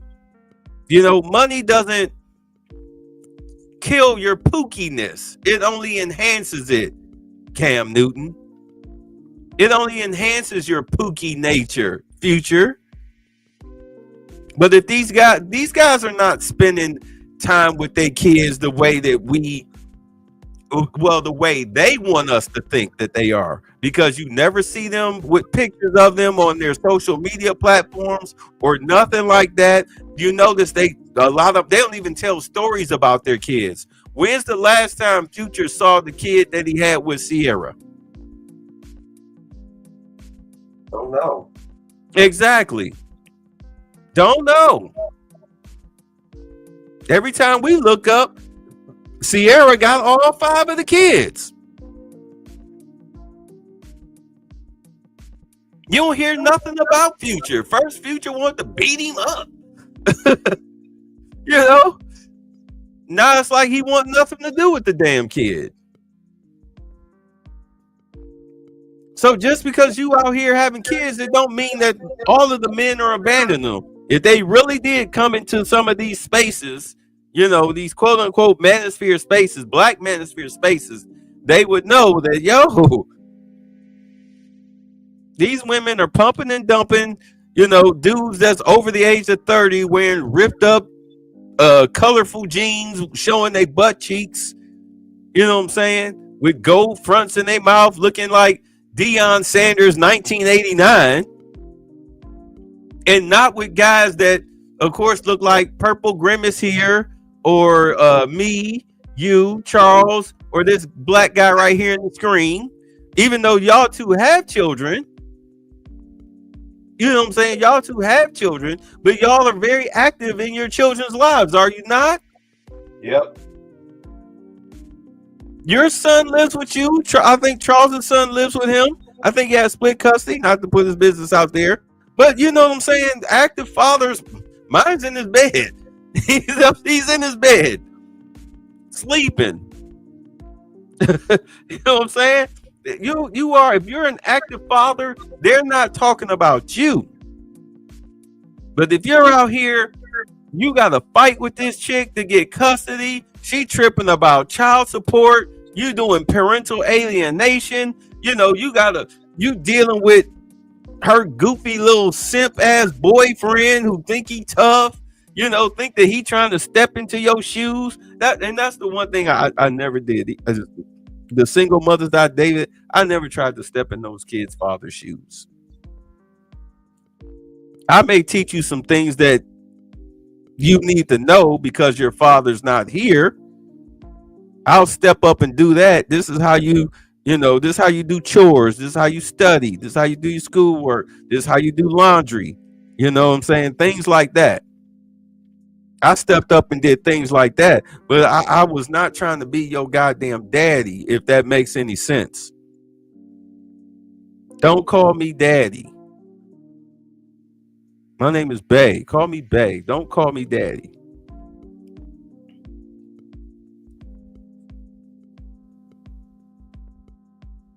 As a man, if you're under my roof, you're under my charge, you're under my care, then that's what you're going to get. You're going to get top-notch care. You're not, I don't know you. Am I making sense? Yeah, you make a lot of sense. I mean, I'm just from my personal standpoint. But outside of that, if I have children, I'm going to do what I can to make sure those kids are in my life. Even if I have to brainwash and psychologically convince the mother that, yeah, let the kids stay with me and you can go out and be the biggest hoe. I mean, I wouldn't say that. But you go out and accomplish your dreams. Come by anytime. Your door's always open. Call first. I might have call first to make sure we're here. How about that? Make sure we're here. Even though really it's because I might be laid up with another chick. But, call, make sure we're here. That way my kids are raised under my roof, my direction. They're not being raised by some chick that I knocked up and she's out here twerking on top of her car, her and 3 of her friends at the gas station, while my kid is sitting up there looking. I'll be damned if my son is on tape trying to stop his mother from twerking at a wedding reception while in a dress. I'll be damned. I have to choke you, the mother, for doing that. Where's your self-respect? But there was a reason why, if Charlie Kirk and Son of Grimace actually came into these spaces, I mean, how the hell do you have a whole Kevin Samuel situation and you don't know that one of the biggest things that we preached is that, marry before you carry. That don't go just for women. That goes for us too. Stop getting these chicks pregnant. Wear some damn protection. Herpes doesn't go away forever, just for a minute. I'm back from vacation. Ugh. Ugh.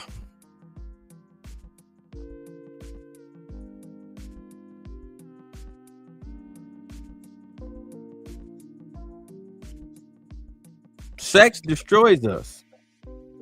Let's just be honest. Sex destroys us. No matter which economic ladder, rung of the economic ladder we're on, sex destroys us.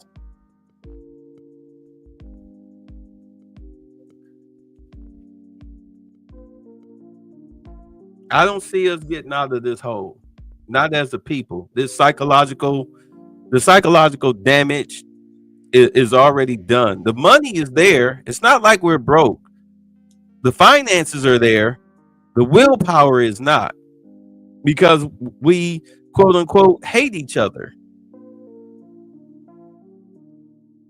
We hate each other, be it figuratively or literally.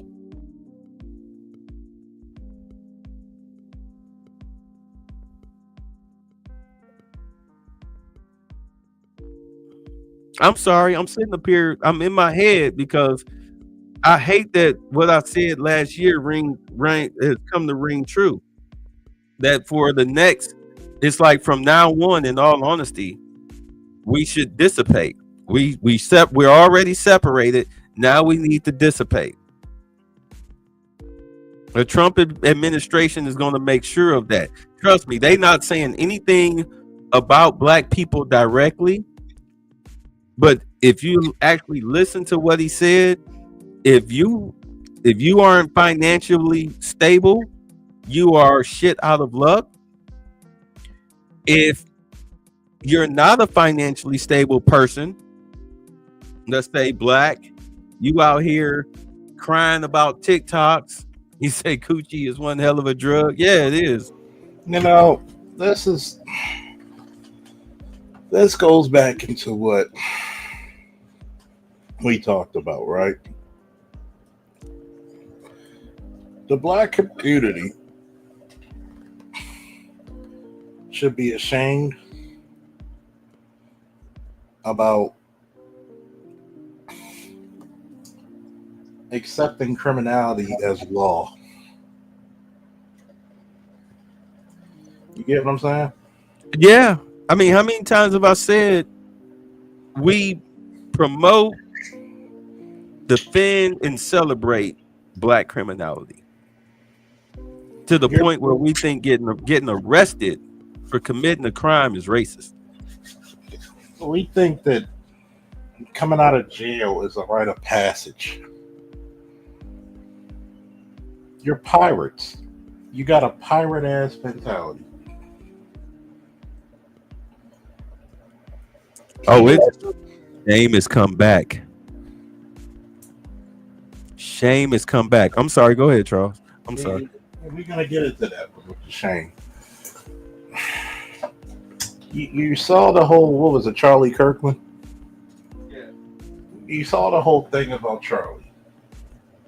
Homeboy, as a black male, didn't want to admit that there's a problem when you don't have fathers in the goddamn home. Something's wrong with that. He probably grew up without a father. He probably got a white mother staying in a white suburb. Yeah. He don't have a father. And most of the time, people don't want to have those hard conversations of saying, you were a Saturday night special. Daddy did not put it in mommy's mouth. He let it go in the womb, and here you are. Please.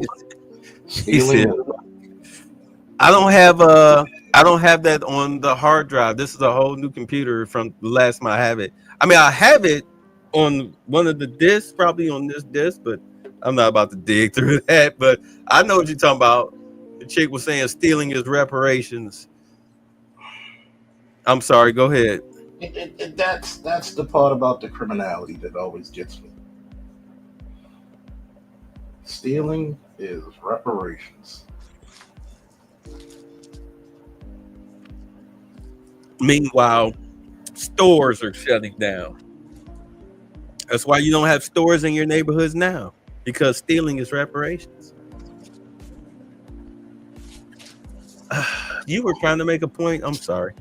And you actually made a couple of points for me. Look at this shit. Stealing. You're worried about trying to fit the status quo. Your ghetto ass mentality is not a status quo, nor shall it ever be.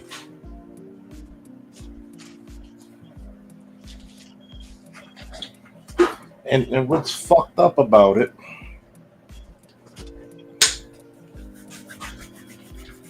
what's really fucked up about it is this.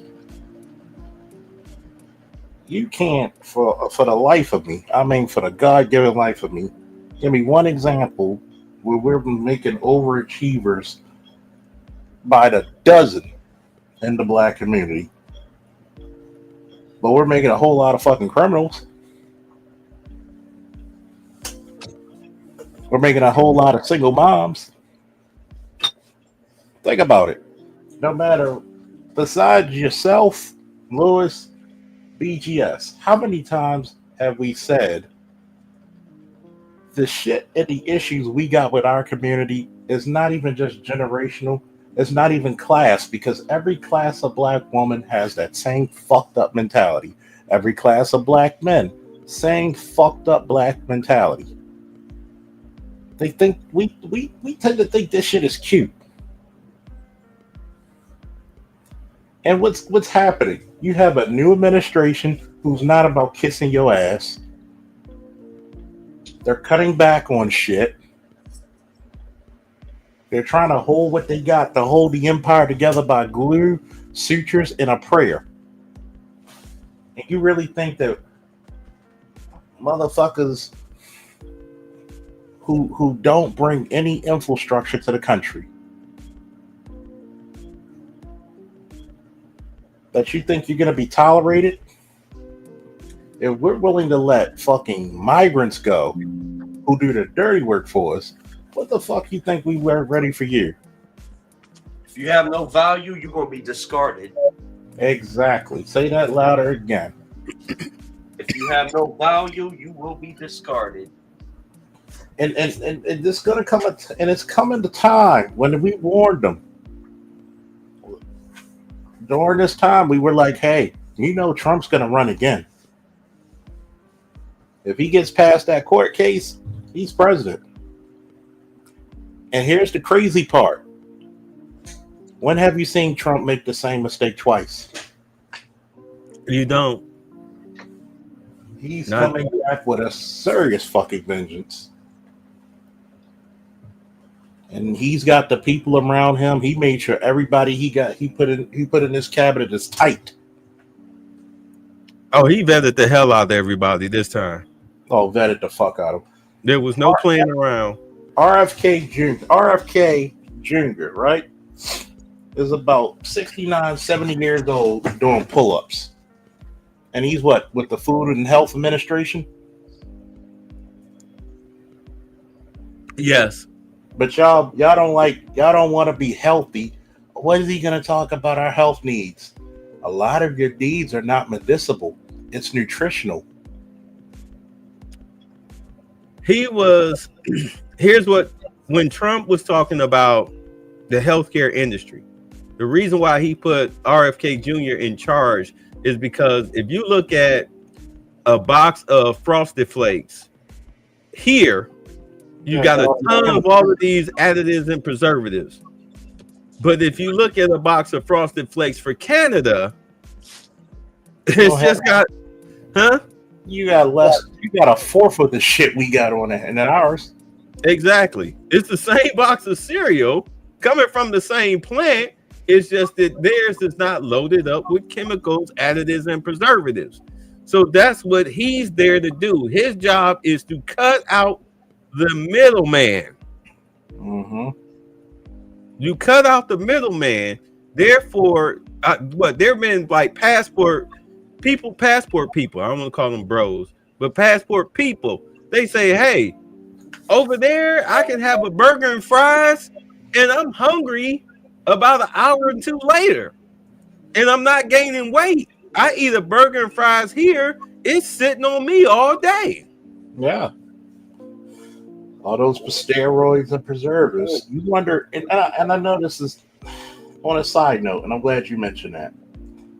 I go through Facebook dating app, right? Trying to get you some trim. It's So okay. what? No, Trim.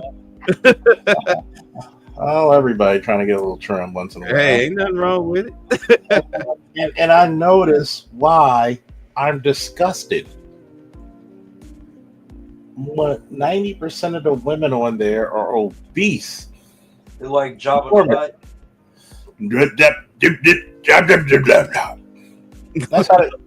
That's how they look like they speak to me.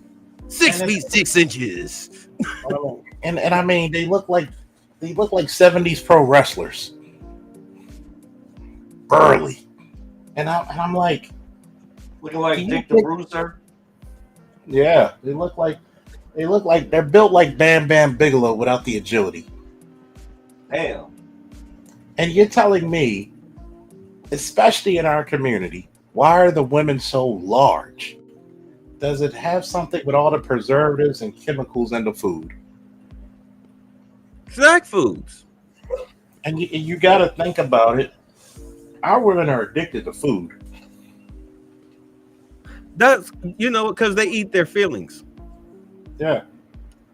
They eat their feelings. That's what it is. They eat their feelings. And because of that, all they do is eat. And you wonder why.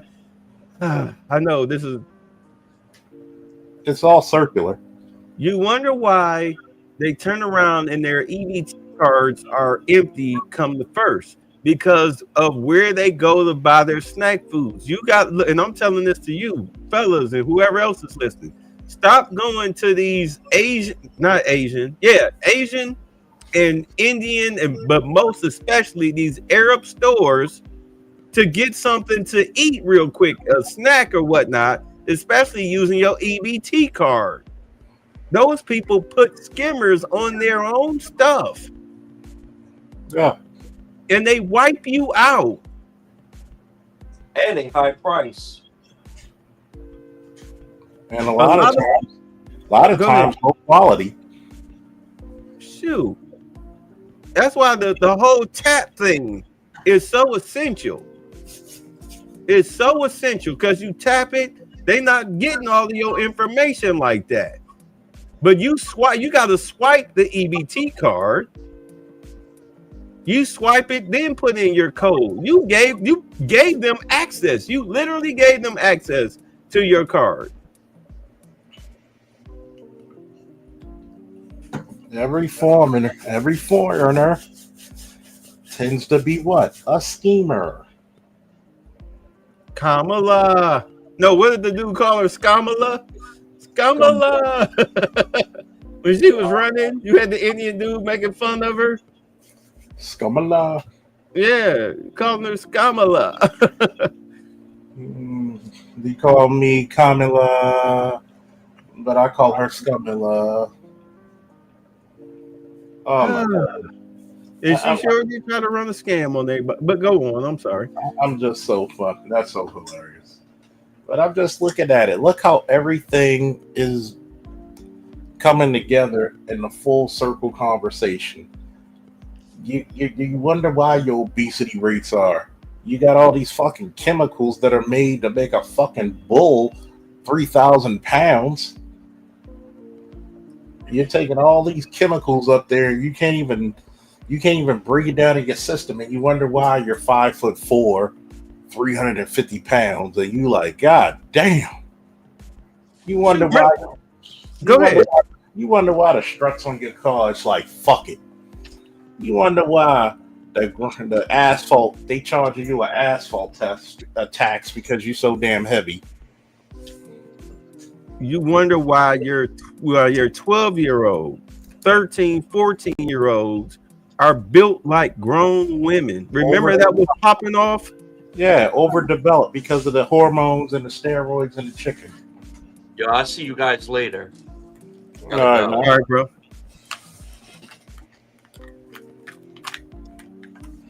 You wonder why a lot of those guys, like y'all claiming all these men preying on these girls. And I'm like, first of all, you look at some of the girls they were messing with, you would have thought they were 21 too, the way they built. Got bigger titties and ass than their mothers. You know what? Remember when that chick, when she was talking about some the Anton Daniels chick. Oh, when they were victims too? Yeah, y'all was just mad because we was messing with the grown men in high school and they was preying on us. No. You were preying on them. Yeah. It was a mutual illegal relationship. And the only reason it wasn't consensual because you were underage. Exactly. But you were fully competent and willing to know what was going on. You were full in it. What's going on, electrician 480? What did he say? We should call them what? We should call them hippos for their size and violent temperaments. I think we should call them Gyno-Americans. We call them gynocrats. I call them rhinocrats. We need to clean. Oh, well, it's not a we, it's a they. The government, they're going to clean all this up. Phosphates, sulfates, and hormone blockers in food changes body and brain chemistry. Yeah, they're going to clean all that up. And then you wonder why the life expectancy in this country has went down. He said there's not a lot of these young women preying grown adult men. I'm going to take that as sarcasm. Yeah, that's sarcasm. Shout out to my boy, electrician. It's funny as fuck, man, because when you look at this situation, the Biden administration would have had us at nuclear war, man. If Kamala would have got in, we'd have been fucked. More than we would care to know. And not in a good way. You're not going to get flowers on this one. You gotta look at it like people try to say, well, it's racist to build a wall. But is it racist if somebody who's not natural born citizens and illegal citizens or illegal people, because you can't have an illegal citizen, should they be able to get housing and stuff above poor Americans who need it? No.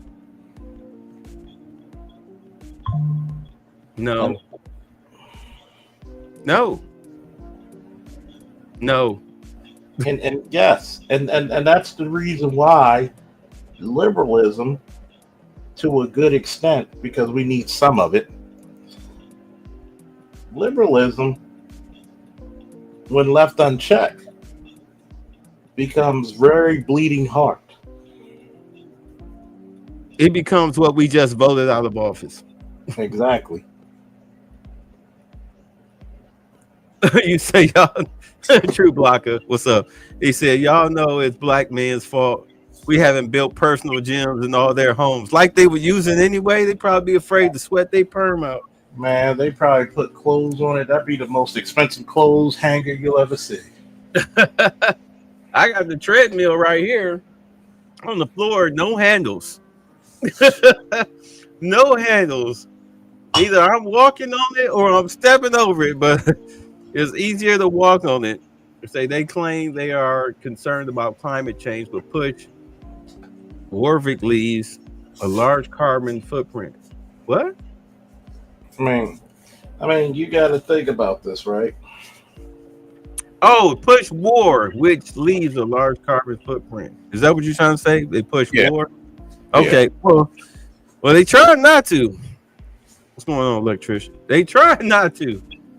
They're trying not to. That's the whole purpose of Trump being in office, is to shut that down. It has to be something when when you have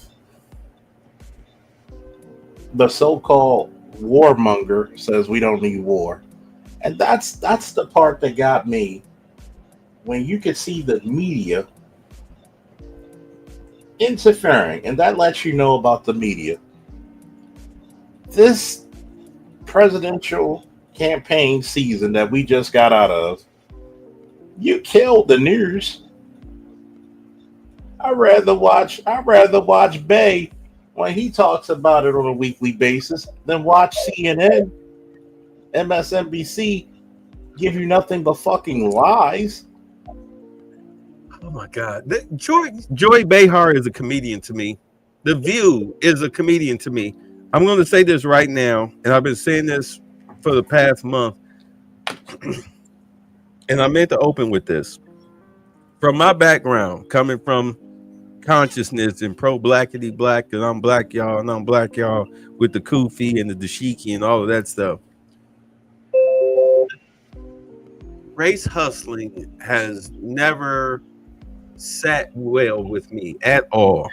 Mm-hmm. And it's something that we didn't engage in when we had the store. Sure, we sold you all the black materials and everything, but that whole blame whitey, like, please show me the white man that's sitting at your kitchen table when you come downstairs. He's sitting there drinking a cup of coffee. Good morning, Willie. You ready for your racism today? Let's go through your schedule. Okay, at 9:30 on your way to work, you're going to get pulled over by an officer. He's going to hold you for 40 minutes. 3 other cars will show up because you fit the description. And after being handcuffed in the back of a patrol car for about a good 30 minutes, we'll realize that it's not you and let you go, making you late for work. Therefore, and once you get there, your white boss is going to chew you out and threaten your job in front of everyone. Totally embarrassing and emasculating you in front of Susie, the white chick who possibly wanted to give you a BJ, but now she doesn't want to mess with you. Around lunchtime, we're going to have a white man steal your lunch, and he's going to eat it right in front of you and dare you to say something. And when you get up to actually say something, he's going to take it to HR and say you're being hostile. Okay, would you like to know what happens about 2:30? Yeah, you almost get fired because one of your white coworkers is going to blame you for why his work didn't get done. But luckily for you, one of your coworkers, a Hispanic guy, is going to stick up for you and say that it wasn't your project. Oh my God, wait till you see what happens when you go to the bar after work. You're going to avoid getting into a bar fight with a bunch of white bikers that comes in behind you and wants you to pay for your beers. Well, their beers. Yes. Huh?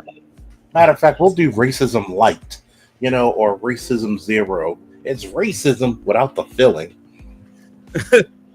But getting back to what I'm saying, when you get people like a Jasmine Crockett or a Sonny Holston, or who's the dude on the Breakfast Club, Charlemagne, and Amanda Seals, when you get all of these people who like to race grift and race hustle, especially those who are on national television making hundreds of thousands of dollars, or they're in Congress or something like that, and all they talk about is racism. Like, understand. Oh, and when you get home, there'll be a white man leaving out of your house, zipping up his pants, and your wife will say that he's a vacuum cleaner salesman. She wipes what looks to be a sticky white substance off her mouth. Anyway, and by the way, be her secret lover. And by the way, you notice why you're about as black as John Henry and your kid looks like they got green eyes? It's not because you're genetics. And by the way, you're not the only one who's walking around with a third leg. The white Van Jones is in your neighborhood. we gave him the reverse anaconda malt liquor. Give you. I know y'all know that movie. Anyway, Black Dynamite is the funniest movie that everybody should see who's black. Yes. Said, don't forget crying Van Jones. Oh, don't worry. I haven't forgotten Van Jones or D.L. Hughley or Ricky Smiley or all of these other goofy people that was pushing Kamala down our throats, even though everybody with any type of half a brain cell could see that this woman was not qualified. At any rate, it comes a point, look at me here. It comes a point where you, especially somebody that's a pro-blackity black, you get tired of this shit. You get tired of this shit. Understand, I was in it at its peakest height during the lecture season circuit when it was strong when the force. Oh, back in the late 90s? Yes. So I'm coming from that era, the era that Umar Johnson is trying to keep alive at any rate. Like when actually Dr. Ben and a lot of people and Khalid Muhammad, the people who actually were about the shit. Yes. So see, a lot of people don't know that me and Bay actually been to a lot of similar areas, by the way. I can take you, please. I'm sorry. No, you're fine. So now here we are in 2025. And the whole racism situation is passe. Black men are not getting dragged out of their cars and beaten and murdered by police anymore like they were during the Obama administration. By the way, Trump is the one who started prosecuting cops to the fullest extent of the law for doing that. FBI, I know. Because you were a cop at the time. Dun, dun, dun. He also let you tear down those racist statues. Oh, yeah. He also gave permanent funding to the HBCUs for 10 years instead of 4. That's something not even your so-called black president was willing to extend like he did.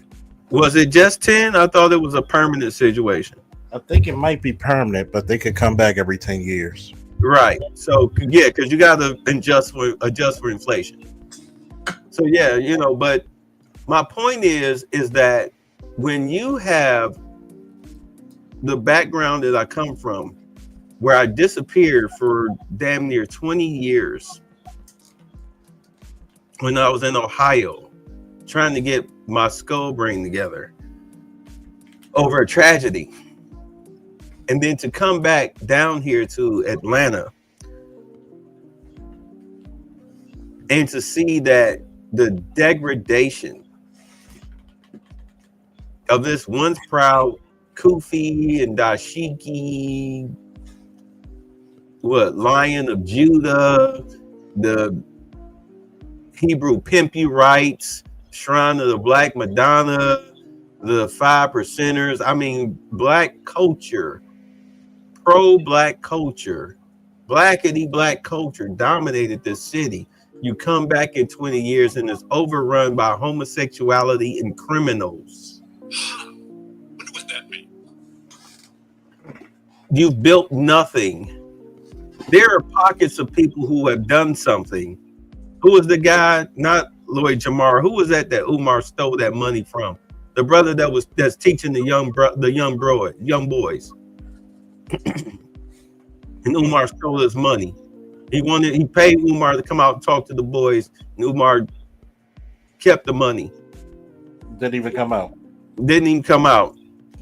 I forget his name, but he was the brother. You've seen the videos where he was teaching the boys how to deal with the cops. He was teaching the boys how to change a tire. Say Jack Johnson part, twitching and switching. Yeah. Anyway, as far as I'm concerned, Umar is the epitome of the accomplishments that we have done since 2002, which is nothing but a lot of talk. Again, King Randall, thank you, ABM Angry. King Randall, that's who he played out. You have people like King Randall who are actually accomplishing things like we did. But it's at such a small scale that it's practically insignificant. It's like you're fighting against the Russian army and you just happen to take out like a machine gun turret with 4 people manning it. It's insignificant. Sure, it's a little damage. Yeah, it's King Randall. It's a little damage, but it's nothing in the whole scope of things. So when I see a Jasmine Crockett or somebody like that on here screaming, hollering about racism, especially somebody like an Amanda Seals, like, it's not racism, it's your racy mouth. When I see these people talking about racism and whatnot, I realize that it is nothing but a grift and a hustle because they have nothing else to talk about.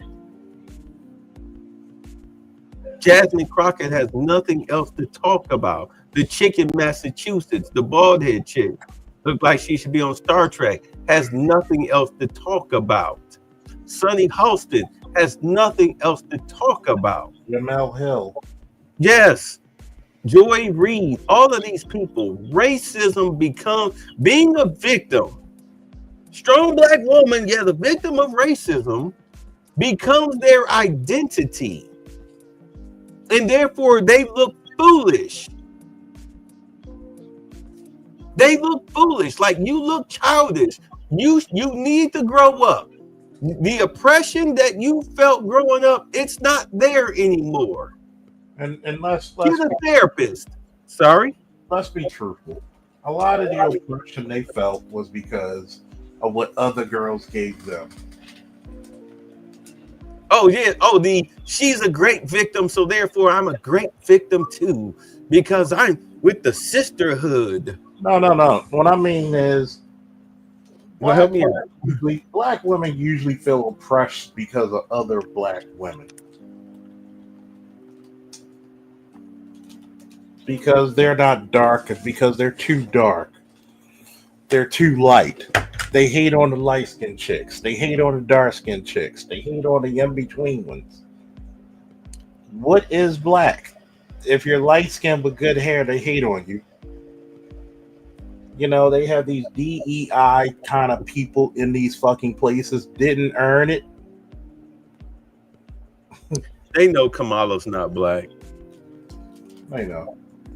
You can then misuse words like oppression. There has been no oppression for the white man in this country. You tell me which white men were dragged out of their homes. You tell me which... Charles, when's the last time you've been dragged out of your house?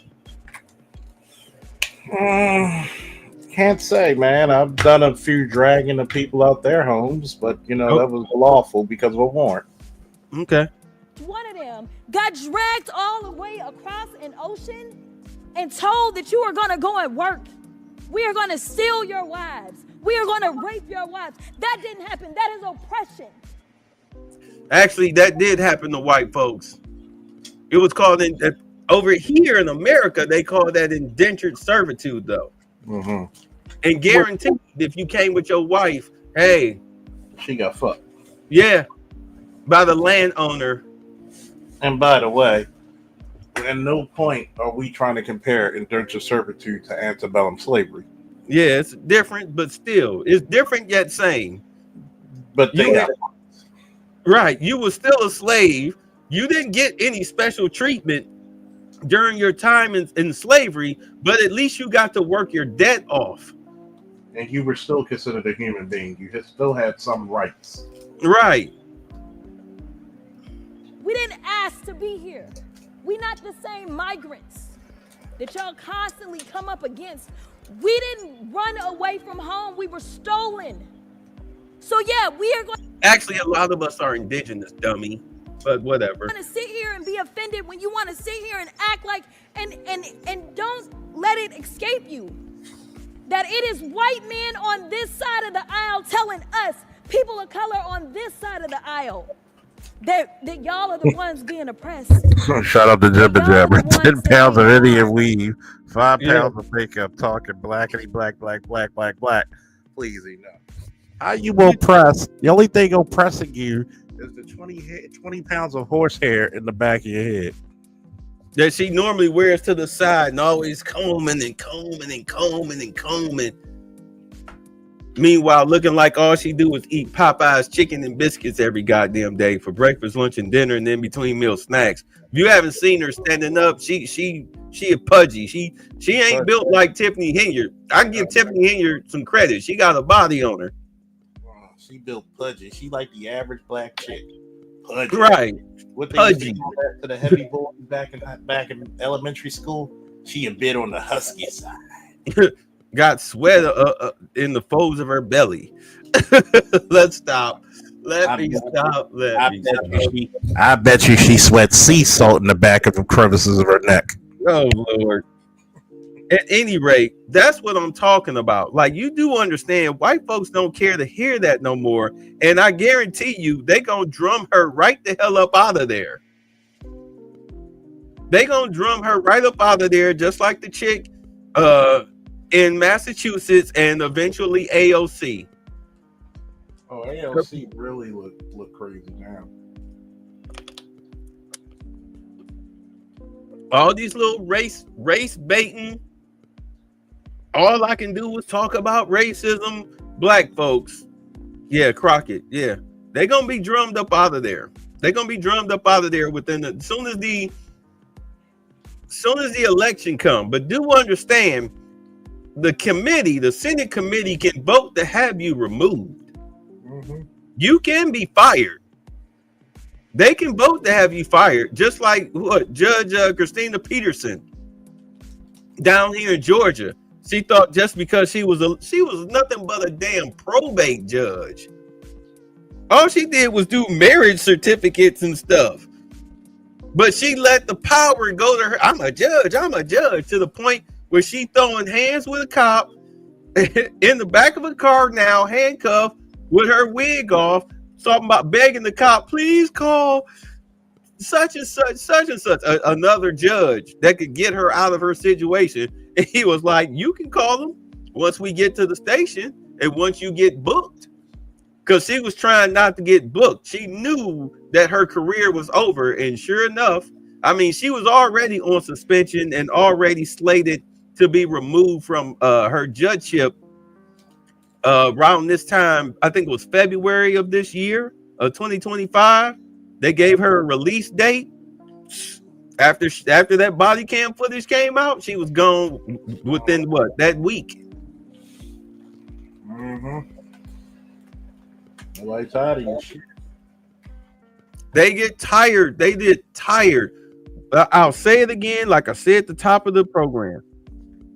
Joe Biden, BlackRock, George Soros, they gave black people power, mainly black women. And what they did with it, they did the worst thing you could have done, which is quote unquote reverse racism. Because, you know, hey, dumbass, you don't own none of this shit. This is on loan. This power, this false power that you've been given, this is on loan. Your little thuggo boyfriend not going to jail for stealing, or your kids going to jail for stealing, this is on loan. Eventually, the bill will come due.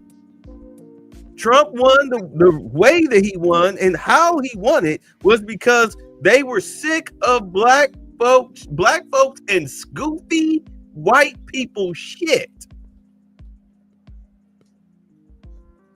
Sick of our shit and their own people shit. I saw a video today. This white boy was trying to say another white boy was privileged because of his white skin. He was like, but you don't know anything about me. Your skin, your white skin is why you're privileged. And I'm looking at it like, damn, I wish I was there, because I would clown that goofy white boy talking about some privileged white skin. I'm like, motherfucker. Like, aren't you white? Like, let me tell you something. Being a white savior, we don't. Any white people watching this video, being a white savior, it does not elicit respect, applause, or praise, or a pat on the fucking head from black people, because we know this fake white guilt shit. We know you're frauds. We know you're frauds. It's okay to not be racist. But I don't need you to stick up and defend me like I don't have a voice for myself. Stop getting into arguments with your own people with none of us around as if you're speaking for me, especially if I'm standing right there. You don't speak for me. No. I think traditionally that's part of the problem is that you have a bunch of these white folks who think that because you speak for black people, you can talk about issues that, number one, it's kind of hard for you to talk about an issue that you benefit from.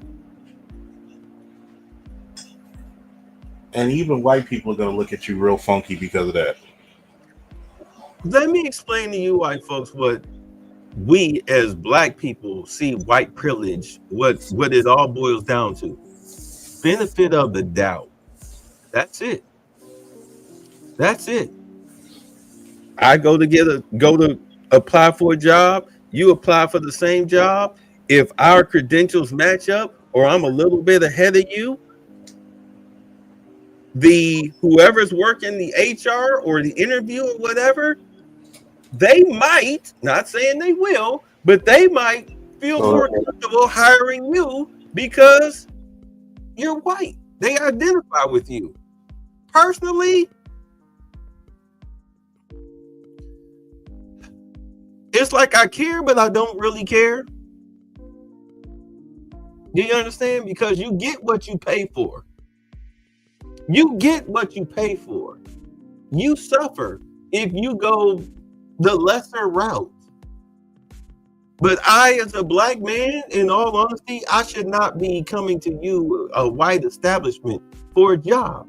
I should be able to be working with black people.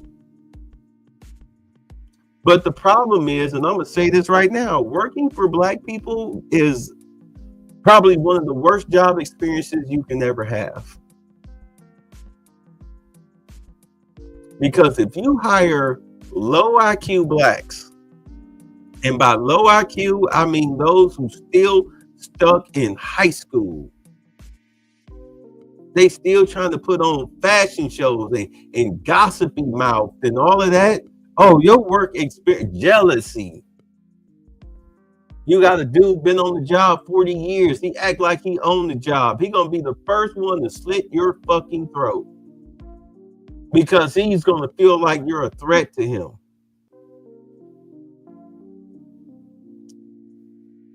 I shouldn't have to work for you as a white corporation, but because of the lack of black corporations and the black corporations that are there in certain areas, they hire low IQ morons. You wonder why the businesses suffer. You wonder why they fail. They're no different than a feminist bar or a feminist restaurant. No different.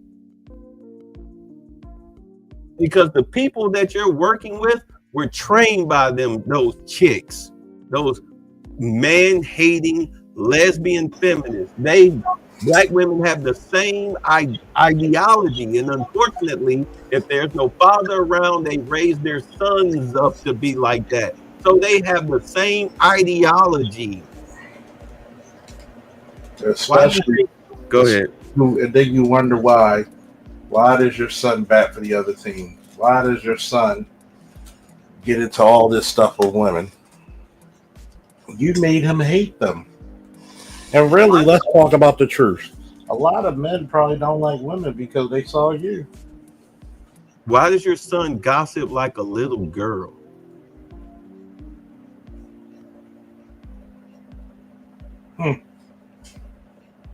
Sound like a little bitch. Why is it that your son has never achieved anything significant in his life? He's never had anything. He will never have anything.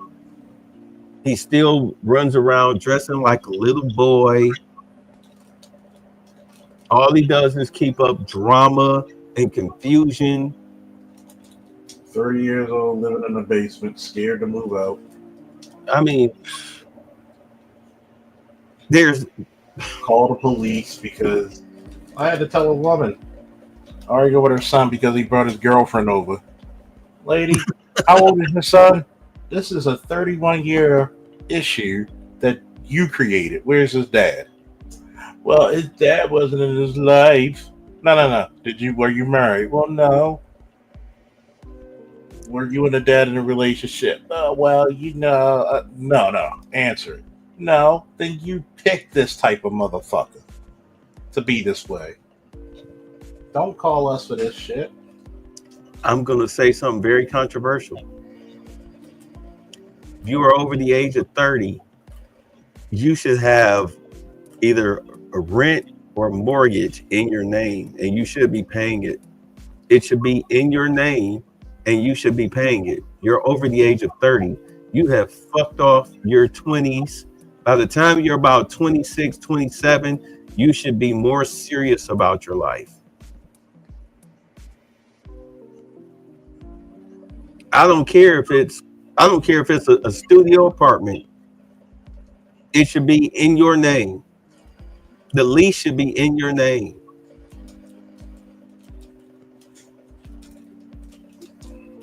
I get it. In today's economy, you might need a roommate or something like that. Let them be your roommate. You don't be somebody else's roommate. You be in control. You know why? Because, again, we live in white society. They are in control.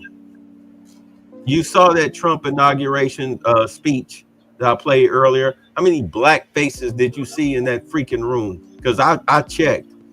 There weren't any black faces, but there were some brown faces, if you know what I mean by that. Either mixed or Hispanic. Or Indian. Or definitely Indian.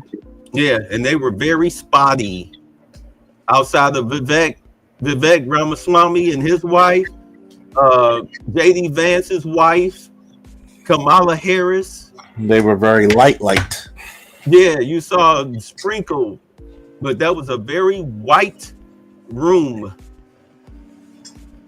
And you can call it racism or whatnot, all you want to. You're now in the era where they don't need to pull you over and shoot you and beat you or anything like that. They're just going to financially freeze you the fuck out. They'll let you starve to death. That was the whole point of the Democrats putting your mama on welfare back in the 70s, was to starve you to death. Slowly and surely. And now here we are.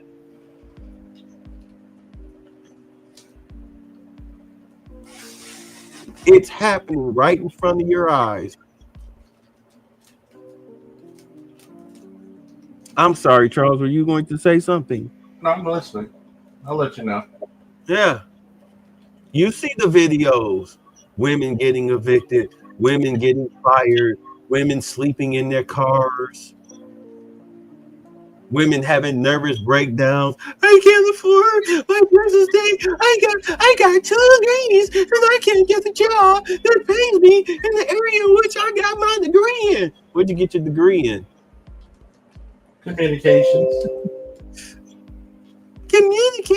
yeah. Women's studies, gender studies. You saw the video I posted. These chicks was getting dudes was getting these sassy dudes was getting degrees that wasn't going to pay them shit. You got college debt on top of that, and a lot of these girls can't go home because they don't get along with their mothers, and they can't stand their fathers if they know who they are, because the mothers have turned them against their fathers to the point where, and again, this is our biggest issue, is that where accountability, self-accountability is a sin. What do you mean I gotta be home by 10 p.m.? You're a narcissist. You know what? Somebody should have never taught black women that word. I'm tired of hearing that shit. They use it so incorrectly. Narcissism is actually a fucking mental disorder. You know who's a narcissist? Have you seen the white passport dude? He married the chick from Vietnam. Mm-hmm. Yeah, that's a narcissist. If you delve into the story, disconnected. Yeah, if you delve into the story, he is a narcissist. He didn't want to give her no money. He told her what to do all the time, and then he treated her parents like crap when of course they came to visit, and that was enough for her. She had enough. She was done, and she walked away with nothing. That goes to show you just how bad he was. And by the way, she was what, his third, fourth marriage? Once you're on that many marriages, and the women that you were married to took the children away from you, they don't want you to see the kids, something's wrong with you. The problem is you. We have the common denominator of this shit. At any rate, the lack of accountability until we, not just women, but men as well, of course, until we both start accepting it into our lives, looking at our flaws, working on it, making ourselves better people, we're never going, you're not, that's it. This is the end of you. This is the end for you, my master. It's over. It's over. They have the high ground, and they will starve you out. Just watch and see. Watch they cut more benefits. Watch they cut more benefits. It's pull yourself up by your bootstraps time. They're sick and tired of psychotic black women and their unruly children. Mm-hmm. They're tired of your pookie sons. They're done. They're done. Y'all don't get it. They're done. Everybody's fed up with you. Everybody's fed up with your bullshit. The only thing that came out of your womb was either disease or failure. You think they playing with you? You think you gonna cry racism and they go, oh well, let me fix it. They just gonna look at you and be like, so what? What the fuck you gonna do about it? Who you gonna call? You gonna call Trump? You gonna call Obama? Kamala? Like they give a fuck about you? And guess what? They actually look down upon you. Thank you. Obama sat up there and sang a Negro spiritual when what did they call the 9 people that they killed, Eddie Dylan Roof killed at the church? What did they label them? What do they call them? What do you call them? Dylan Roof killed the 9 people at the church, but they were given a name, a designation. You know, like 9/11, and you know. I forgot what that shit was. I forgot what it was called too. I think it had something to do with the church. But instead of Obama condemning white supremacists and the murders and all that stuff, instead he sang a Negro spiritual. He sang a slave song. You talk about being insulted. Let's take that back for a minute. That would have been a perfect time to have a Negro Protection Act. He called it the Charleston 9. It wasn't the Charleston 9. Oh. What was it called? Was it the Charleston 9? Hold on. Go ahead. I'm listening. Well, how come you don't have a Black American Protection Act because of that?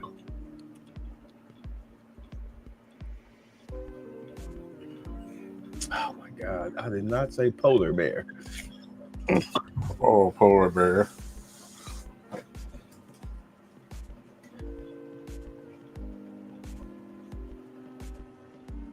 Okay, it was called the Charleston Church shooting. All right, okay. Okay, all right, yeah, you're right. All right. His death sentence has been upheld. And how long ago was that? 2015. Why is he still living?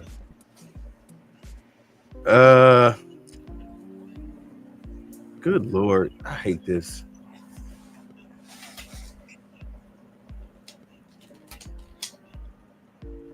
Wow, he's just 27.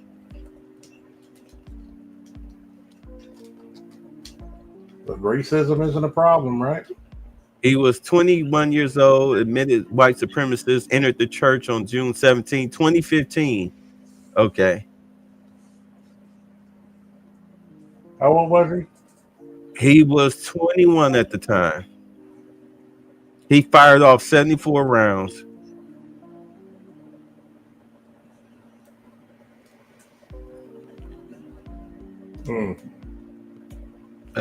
Let's see. He was sentenced to death in earlier 2017. Let's see. It doesn't say when he's set for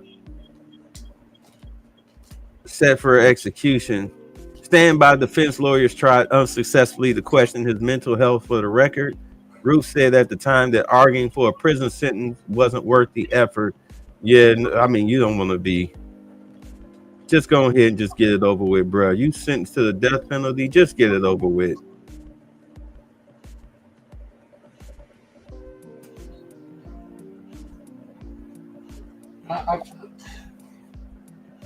Yeah, he sang Amazing Grace. I'm gonna ask this question. I'm gonna just ask this question, right?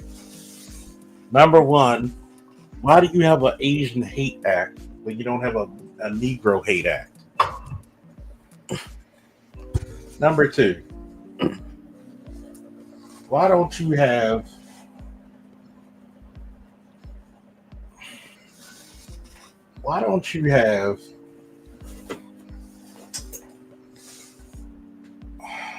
I do have to ask that question. Why don't you have a Ministers of Defense 2.0? Number two, what? This is in what? Charleston, South Carolina, right? Right. Why do black people go to church without guns? Because it's church. In the South. Look, I will be the first. Look, I've already covered this. Oh, he's 30 now. Okay. I've already covered it. I've already talked about it. I don't leave home without my American Express card, okay? What's in your wallet? Yeah. I gotta get that Capital One with that American Express. That's another thing I meant to touch on. Man, if you're not running around here, you run around here all Scooby-Dooby-Doo, you're begging to get got. I'm not even going to argue about it. You're begging to get got. Okay, so what's going on with his death sentence appeal? Okay. Attorneys, this is in 22, March 2nd of 22.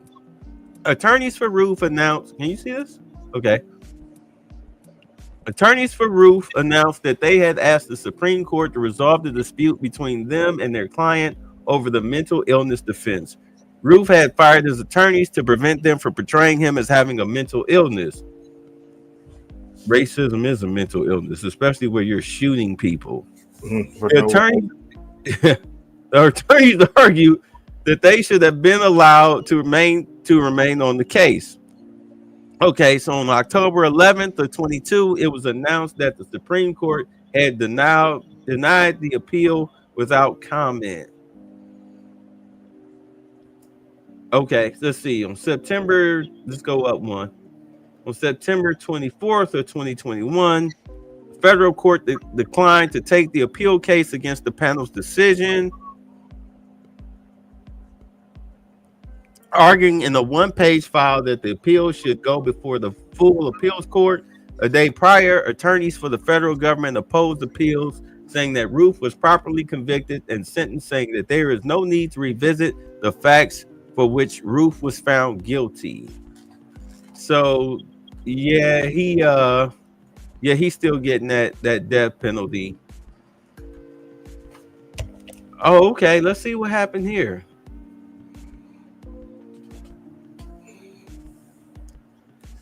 Wait, hold on. Oh, wow. Okay. Let's see. On August 4, 2016, Ruth was beaten by a fellow inmate. Oh, I remember this. While detained at the Charleston County Detention Center, Ruth suffered bruising to the face and body, but was not seriously injured and was allowed to return to a cell after being examined by medical personnel. The assailant was identified as 25-year-old Dwayne Marion Stafford, who was awaiting trial on charges of first-degree assault and strong-arm robbery. Stafford was able to exit his unlocked cell, pass through a steel cell door with a narrow vertical window, and go down the stairs into the jail's protective custody unit to reach Ruth. At the time of the attack, Ruth was alone after two detention officers assigned to be with him left, one being on break and the other called away to do another task. This was a jailhouse setup. There's no fucking way you're getting out to go roam around that far with all them cameras and whatnot, steel doors and all of that stuff to go beat up Dylan Ruth. Oh, they got their ass whooped. Oh, he got his ass whooped. Yeah. Ruth, as an attorney, stated that they did not plan to press charges. The night after the attack, 18 months after his initial arrest, Stafford was released on a $100,000 bond. On December 24, 2024, when President Joe Biden announced commutations for the death sentences of 37 out of 40 federal death row inmates to life imprisonment without the possibility of parole, he excluded Ruth, along with Dzhokhar Tsarnaev, who committed the 2013 Boston Marathon bombing, and Robert Gregory Bowers, who committed the 2018 Pittsburgh synagogue shooting, because of their convictions for either terrorism or hate-motivated mass murder-related crimes. So that's what's going on with old Dildo Ruth there. Now, with the Jibber Jabber, have a question for me in the chat? He said, do we have political juice to force the black hate crime bill? The hate crime bill was supposed to be for us.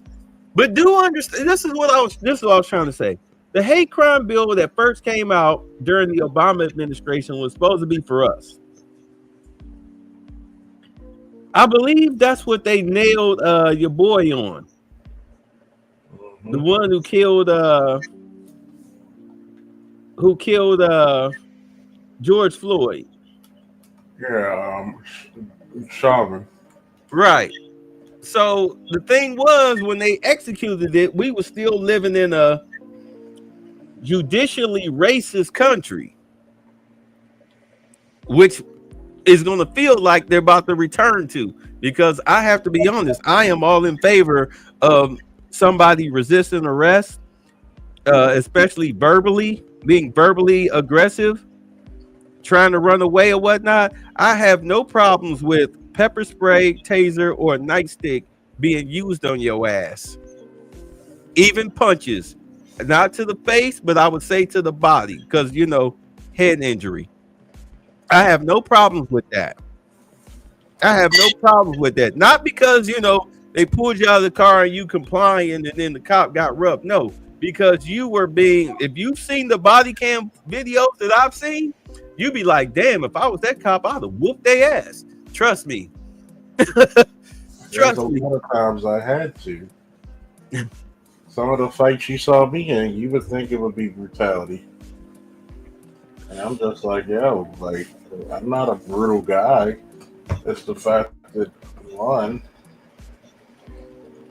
you're talking about a guy like myself who had to defend himself. You asked for this beating. He said, I know white guys that have a church gun. Like Sheldon's father got driving whiskey. let me see that. He said, also, Charles, do you have a black church consult you for security details and tactics? Oh, I'm sorry. You know the answer to that shit. Of course not. The Lord will protect us.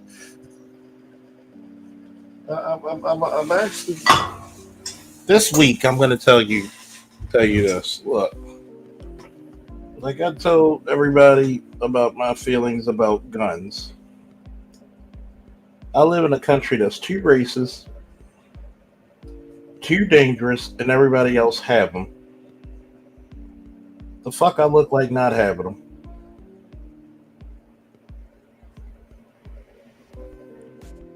That's dangerous.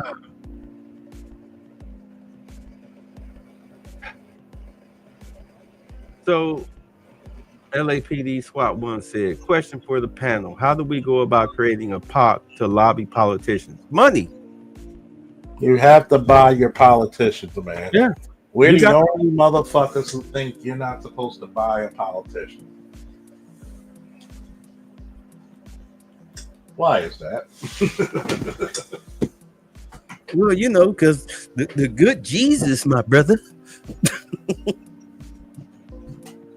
Back when blacks didn't have nothing, we had to beg and I do it because I'm a crackhead. I'm starting to wonder if the good shit Jesus have done black people any justice. No. Never. There are people that have been murdered begging for God. Please don't do this, Henry. I love you. Please, you're going to go to hell. Pow, pow. I'm already there.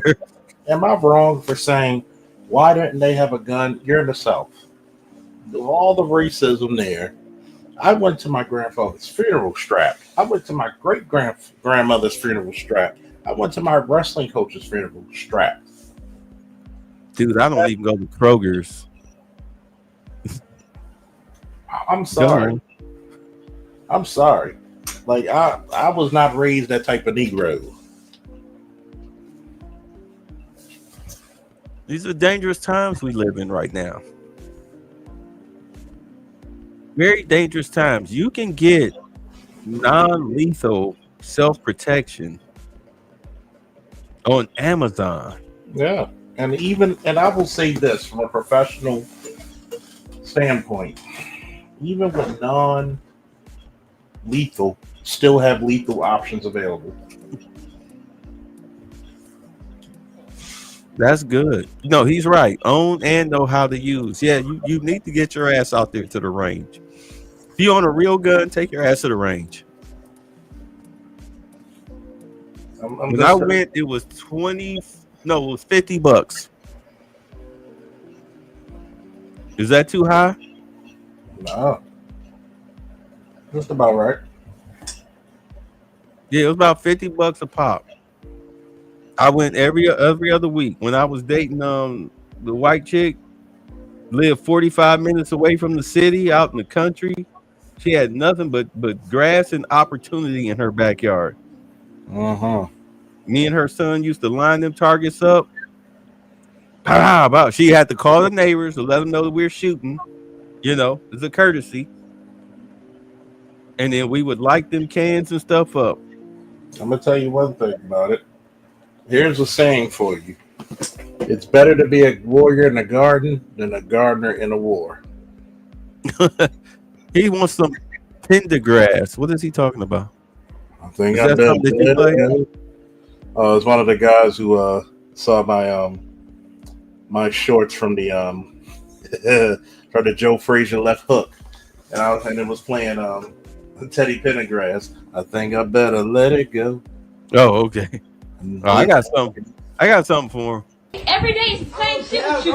It's the same shit with you. I don't You care. need to. I'm Why not you running up on me, bro. Why are you running up on me like that? Why are you running up on me like that? You are too young to be acting like that. So what? You know what? I'm gonna call the police. Call whoever you want I'm to gonna call. call the police. I'm gonna call the police. You better stop grabbing my phone. You better stop grabbing my phone like you grown. You better stop grabbing my phone like you grown. You can't put me out of Yes, nothing. I can put you out. Like I said, I'm gonna go do what I want to do. This is my house. What? I help pay the bills, and I don't care. What bills you help pay? Mom, you can't put What me bills nowhere. did you help pay? You my mama. I'm your son. You can't tell me where to go. But if you're gonna be Can't running tell up me where on to me go. like that, you're gonna get up out of here. You're every gonna be day I'm acting like outside this. hitting Why block. are you going Come to back. sleep with a ski mask on? So why'd you post me on social media talking about? What you mean? I'm Why your I fuck you son. on social media? Because look how I'm you out act. here. It's for You real. just I don't see that- care. This is for my protection and for my I don't safety. care about none of that. It's for my protection and my Man, safety. get back. Get back. Ain't no get Get back. back. I'm not getting Get back. back. I'm Like not I getting said, back. man. I'm not getting back. Everything on You spinning better these get blocks. back. You and better slide get on back. it. Oh, what? You better get back. What? Watching this, all I keep hearing in my mind is, I don't need no man to raise my child. I don't need no man to raise my child.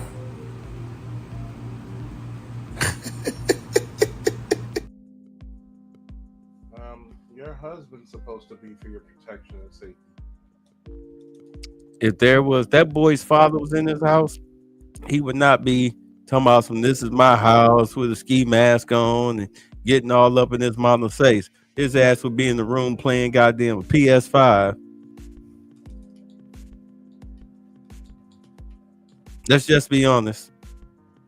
Number He one, be in the my son's 17 in boxes. Do you think I fear my son bucking? No. The day you try it, I'm going to make an example of you, boy. I'm going to show you the real definition of pain. But see, that's you say question. What You the down F, like a subject and a predicate. what the F is the psychology behind these mass felantonios? I don't get the mask. It's to cover their face. It's criminality. What does Right. a bank robber do from the old stagecoach? They did what? Cover their face. Let me tell you what's going on in these inner cities with these teenage robbing crews. If they're not part of an organization, they normally hang out in groups of 4. Somebody's always carrying a gun. At least 2 of them are carrying guns, and they walk around neighborhoods and then they just look for opportunities. But when there's more than 4, when they're organized, they're part of a criminal organization. When they're part of- All right. Yes, I know I shedded some tears. Time. Let me get this out. When they're part of a criminal organization, of course they wear the mask because they're part of robbing crews. Like when they hit like these expensive stores or whatnot, especially women's stores, is part of a robbing crew. Like a woman will hire them out, like, hey, whatever merchandise you bring back, you get paid for it. So then they do the bum rush. All right, they do the bum rush that you see on these CCTV footage videos. They snatch what they can because they're teenagers. They get slaps on the wrists. You know, they get out within the hour. They just get a ticket, a desk appearance ticket. Or their parents picked them up from baby bookings. Yeah, you know, if they get arrested. Yeah, you know. So they run the merchandise back to the reseller, who will turn around. She's not really the real reseller. She's just the collector. She sells it. She sends it up to the reseller who pays her. And then the reseller sells the stuff on eBay and Let Go and all these other sites except for Amazon, because Amazon requires a lot. You got to have business licenses and insurance and all of that stuff. But not on, Facebook Marketplace, stuff like that. And they sell it at a discount. I did the story last year. The white chick out in California living in a $1.2 million home. Her husband had a job. She had a job. But she was the ringleader of a theft ring across the United States that hired black kids. It was 5 women, like a couple Asians and Indian and a white. I think it was three Indians, an Asian, and a white. They was hiring black kids to do all this robbing, all this stealing. That's why he wears the mask. It's a shiesty. That's what they call the mask, a shiesty. Question: how do we discipline the girls who fall out of line? With a belt. with a fucking belt, your hand, a foot up the ass. He'd have his own dent in the drywall. Okay, I thought it was deeper. No, it's not deeper. It's just crime. It's just criminality. We worship it. Okay, stop making it look like something that it's not. Read the next question, please. Question for Colonel Faulkner. If you do a monthly open source intelligence program giving intel updates, also basic review of CQB and situation awareness and personal security. If you do that, Charles, I would say take that to your Patreon. Sure, Patreon. Take it to the Patreon.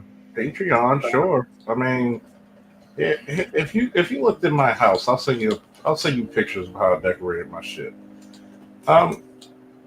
One part is my comic book collection of my comic book art. The other part is my accomplishments, and I'm not even done. Let me put it to you this way. You got so many experts in the so-called black manosphere, right? How valuable would a guy with correctional, police, military, private security, firearms training experience, how valuable would that guy be in this space? Even though he's not talking about pussy and getting pussy all the time, even though I can talk about that as well. For those who are interested, very. Because I'll give you a little tidbit. If y'all start actually paying for the Patreons, and I'll tell you little tidbits and shit like that, I would do it. This is the goal. What I think a lot of you should do.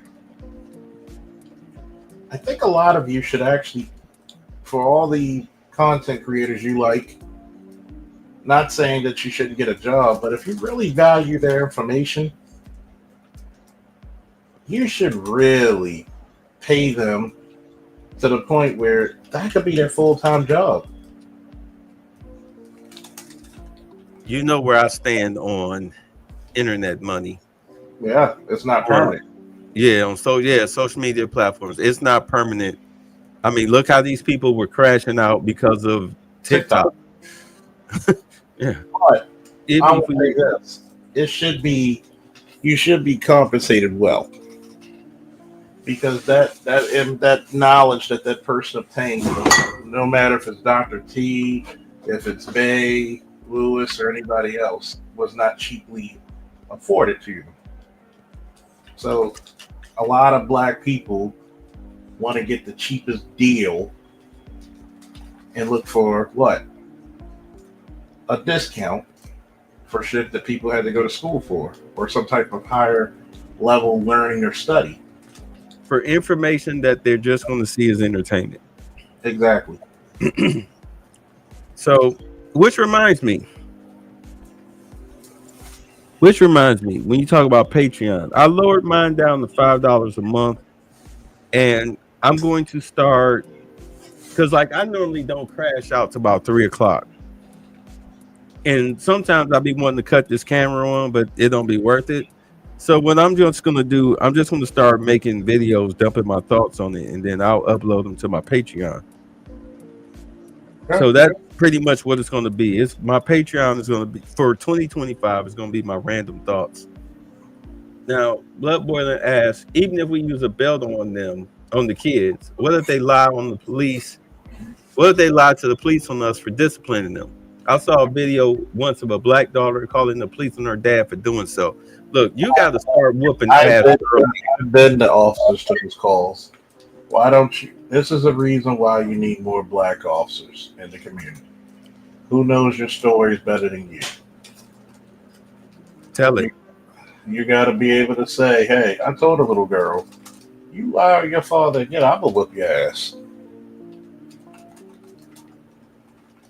My godson thought I was being mean, and that's not right. I said, wait till you have a kid. Wait till you provide all this shit for a kid and think that you're going to be, you want to be a cop. Shit. Nobody likes you. Remember that. Can you cut me a solid? I've heard it landscaping. No, that's when I stand up. No, in fact, I don't trust you. You already trying to play. I'm not about to cut this grass and then you patting your pockets. No, it's not about to be that. In all honesty, you paying me up front. You paying when I get there, I expect payment. Don't worry, we'll do the job. But I want payment. You're not no. Way too many people getting hustled like that. And you are not about to bitch and complain and micromanage me when we're finished. We're gonna do the same job we've been doing since we came here. I'll be goddamn. We're not cutting your bushes into a damn dinosaur. That's extra. You got an extra $250? Hey, okay, cash app it. Maybe. Juanito, underlay. He wants to get I'm going to tell you, that's the reason why the black community is in a shamble that it is. You want people to do so much for your bottom dollar bullshit. I don't believe in that. I don't believe in poor righteous teachers. You know, Beg may not care about compensation, but guess what? At least give them some likes. At least give them some publicity. You know, bring people to the teachings. I care about compensation when it's my labor. To me, this is not labor. Yeah, it's hobby. This is a hobby to me. I'm just talking to my bros. Yeah. And I'm not betting or anything. Sorry, that's why I said, you know, some type of publicity. Give, you know, a lot of the comment sections, you know, y'all should be interactive in those as well because it brings traction to the channels. You really should. And I really think that if black people find something out of it and it benefits you, let the person know. Stop holding on to that shit. Let me see. I think I have that. What he just said, I think I have that video where a father kicked out his daughter. And I understood it. Let me see if I can find it. Oh my God. No, it wasn't that far down. Let me see here. The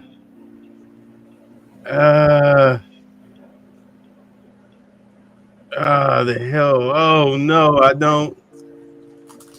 I think it might be on my phone. I think it's on my phone. But yeah, there was a situation where a father, he was kicking out his daughter. Hold on, wait, hold on. Go ahead, you can talk. Let me find this. Man, it's so bad when it comes to the point of discipline. Oh my God. You should not have to question the law about discipline. Discipline without love is abuse. Now, I'm not saying you got to do your favorite WWF or UFC holds with a kid. That's why you need to discipline your kids early so you don't have to worry about that shit later. Oh, like, speaking of later, like when you're so stupid and so lack of consciousness that you think that twerking at work in your uniform, that there's nothing wrong with that. Do you understand what I'm saying? You think that there's nothing wrong with that until you get fired. And you already know who came to the rescue.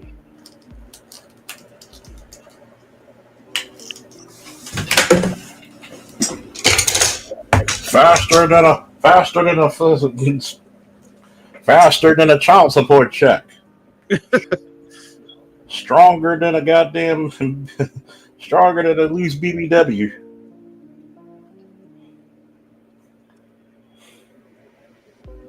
You know what's shameful for a lot of Oh, I know where it is. Ah, shoot, I know where it is. Okay, go ahead. I'm listening.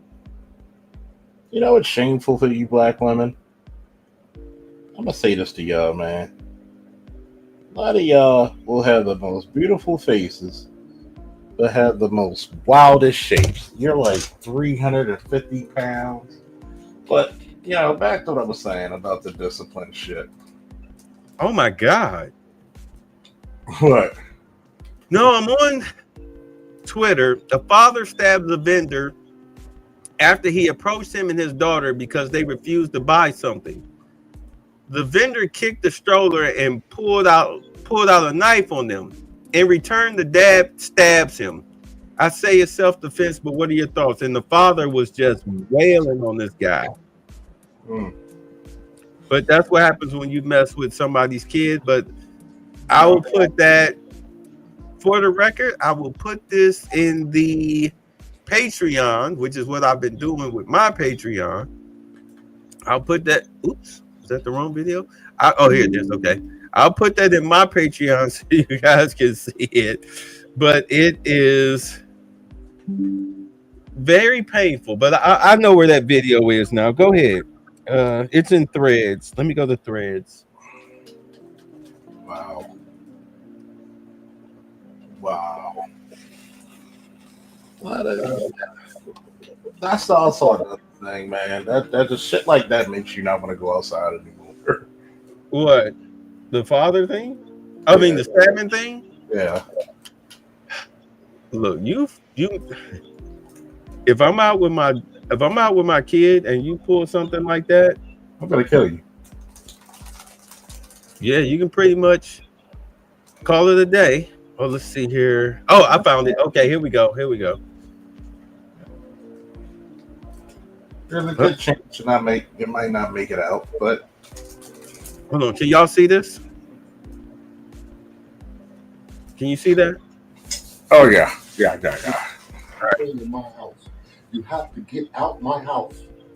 I'm sorry, I don't know where you gonna go, but you can call your mama and ask her, can you come back You already down? know she don't want me with her, so why would you even? I don't care. You keep doing the same thing. I send you to school, you ditch your school. You steady calling these little boys. I told you. I don't even talk to nobody. Look, I told you to stay away from these little boys. We're not gonna keep doing this. I'm not going over this no more with you. You have to get your stuff and get out my house. Yes, you have to figure it out. You gotta figure it out. I'm tired. Call your mama right now. Call your mom. See, that's your problem. That's your problem right now. Your attitude. You're only 14 years old. Call your mama. Yeah. Call your mama right now. You gotta get out my house. I'm done. You too grown. You're only 14 years old. You steady doing the same thing. I found weed in your room. That wasn't even mine. Who weed was it? You know my friend was over there last time. That's your problem. You hanging out with these little fast ass little girls. I told her not to bring it in here. No, you steady lying. That's your problem. You need to stop lying and go to school. All I asked you to do was go to school. I value everything you want. And you steady crying for what? All you gotta do is do the right thing. But pack your stuff and get out of my house. You can leave now. I'm not gonna keep doing the same thing in my house. You have to get out my house. Is that the daughter on the side? Where you gonna go? Say what? Call your mom. Is that the daughter on the side? You mean right here in the pink? No, no, black. I don't know. This looks like a photo of an AI image. Yeah. This looks like an AI image, but I was gonna say that's a grown ass 14. Good God. Right, but you heard what he was saying, what he was going through. Mm-hmm. I've been in that situation. You gotta go. You're talking about the Jamaican father who kicked out his daughter for getting pregnant twice. Oh no, not that one. Can we expect problems with the upcoming deportations and cartels? Of course. You either go quietly or you go quietly into that good night. And one of the major things we're going to be doing is we're going to be having a war with the cartels. Now, we're going to tell Mexico, you need to handle your shit. What's my Twitter? Which one? Well, my man said be more active on Twitter. I need to be. I know I need to be. I am. It depends on what it's from. But goddamn, Twitter, man, you get lost in the sauce. There you go. So you said, what point during pregnancy can a DNA paternity test be accurate? First trimester. You know what? I mean, I guess. I mean, usually people just wait until the baby is born. Oh, I can change this all now. I can change this up. I can change both of these now. Those idiots are gone now. Oh, here we go. Let's see. Tucker Carlson. Breaking news. Trump insiders are saying that a large number of lawyers at the Department of Justice, the DOJ, are planning to submit their resignation letters once President Trump takes office. Bye. Bye. Oh, why are you submitting them? Because you know you did some dirt shit? Oh, that's what I wanted to talk about. How Dr. Fauci and the January 6th committee, Biden preemptive. No, nigga, ain't no preemptive pardoning nothing. Why are you preemptive pardoning people who've done nothing wrong? Yeah. That's like your kid coming to you, promise me you won't get mad. And they're like, they got blood on their hand, like literal blood dripping out of their hands after you've been calling for the dog. Fido. Yeah. Fido. Well, that's how you know you did some dirt ass shit. You're a dirty motherfucker. Right. Dirt motherfuckers. And they ought to call their ass the Department of Injustice. Dirty motherfuckers, man. How you gonna be doing that dirt shit? Even if you don't like the guy, or you were given orders to do something, you're gonna do that dirty shit. But yeah, Biden Hunter actually committed treason. Hey, don't forget 10% for the big guy. 10% for the big guy. Gotta get your the big guy gotta get his money. His money. Gotta get, you got to do it for old Jim Crow Joe. Oh my God. Are you serious? Wait, hold on. All right, so let's get out of here. Yeah. I gotta go to the hospital tomorrow.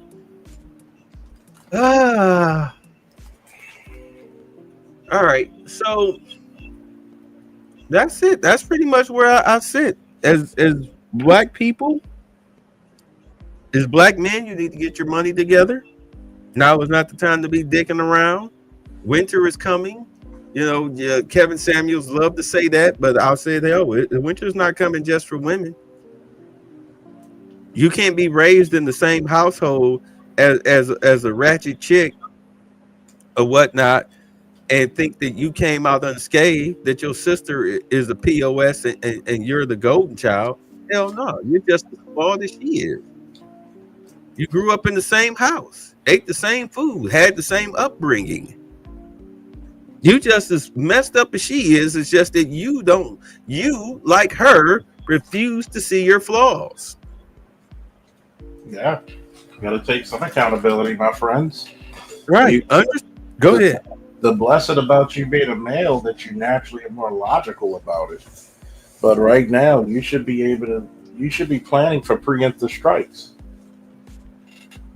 Because they're coming. They're coming. I mean, either we've eliminated, or I hate to say it, galvanized a lot of shit. Don't be surprised at this shit. Be prepared, man. Be prepared. You know, I'm gonna start doing Patreons. I'm gonna start inviting guests. A lot of y'all need to be prepared, man. And y'all wondering why I'm a bit more conservative. And if anybody know Brandon Tatum, tell him, yo, trying to holler at him. Trying to holler at him. I want to holler at your boy. You know, cop to cop. It'll be interesting because, one,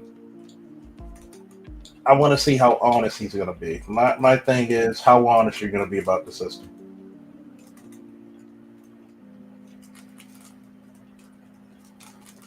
And the craziest part is he has over, 2 million to 3 million subscribers. Oh, trust me, the name will be out there.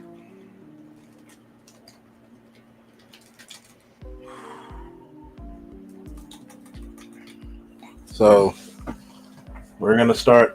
I'm gonna start that, and I'm gonna start being more active. You know, not just look at the big booties on Twitter.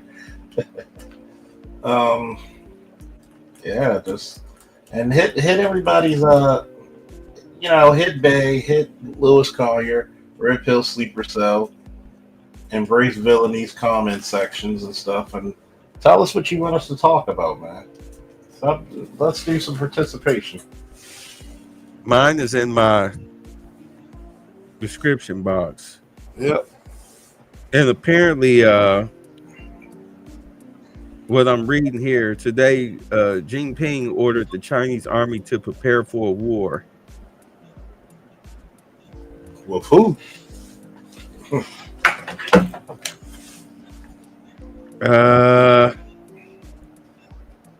That's what I'm reading here.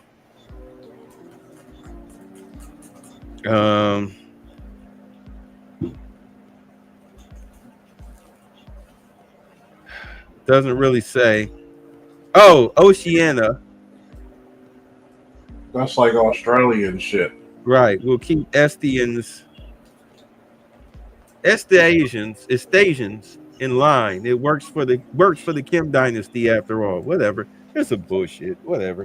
I thought it was something important. Yeah, it's bullshit. Right. If it's not Russia or America or whatever. Yeah. Yeah. Well, yeah, y'all just have it. Y'all trying to do the American thing. Pick on the little guys. All right. It was great having you on, Charles. Always another pleasurable 3 the hard way. I guess I'll do the solo dolo tomorrow or Wednesday. I'm in a lot better spirits today. Come on, Lamar. We need. Yeah. Oh, by the way, yeah, I give him his Hall of Fame flowers. Not on first ballot, but you know, if Dan Marino can go to the Hall without winning the Super Bowl, so can Lamar. He could get. I think he'll get one. I just think that a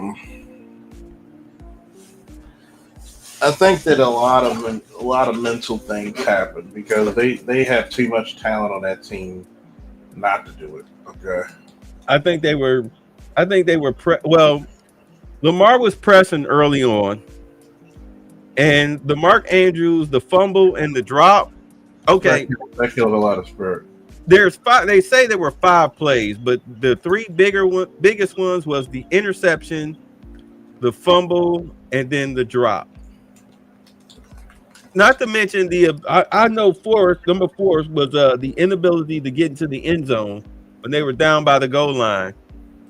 Remember they got stopped on a 3 and out. Yeah, that's ridiculous with Derrick Henry in the backfield.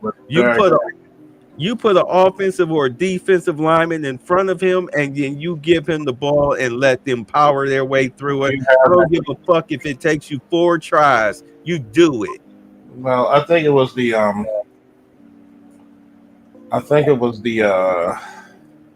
2-point conversion, the interception that really, really fucked up bad snap.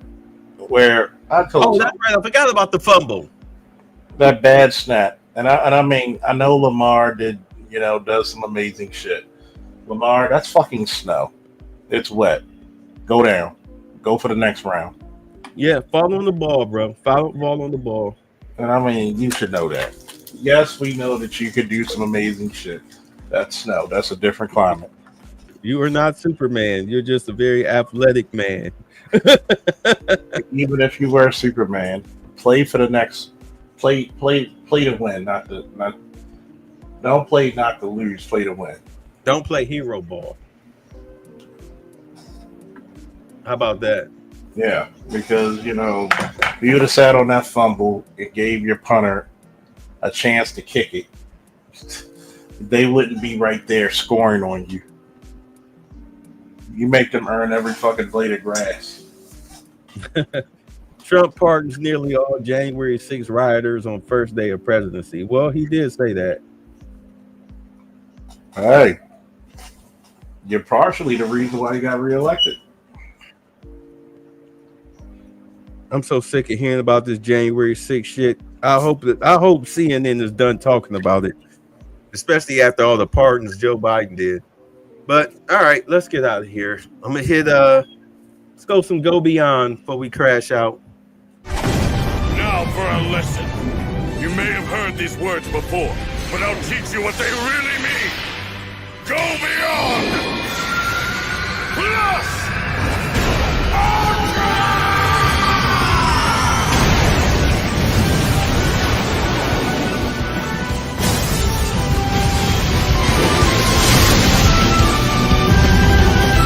I'm not Captain Saberho. No, real talk. I'm not Captain Saberho. Yeah, no. Look, I'm not like this in the slightest. I'm attracted to intelligent chicks to think righteous.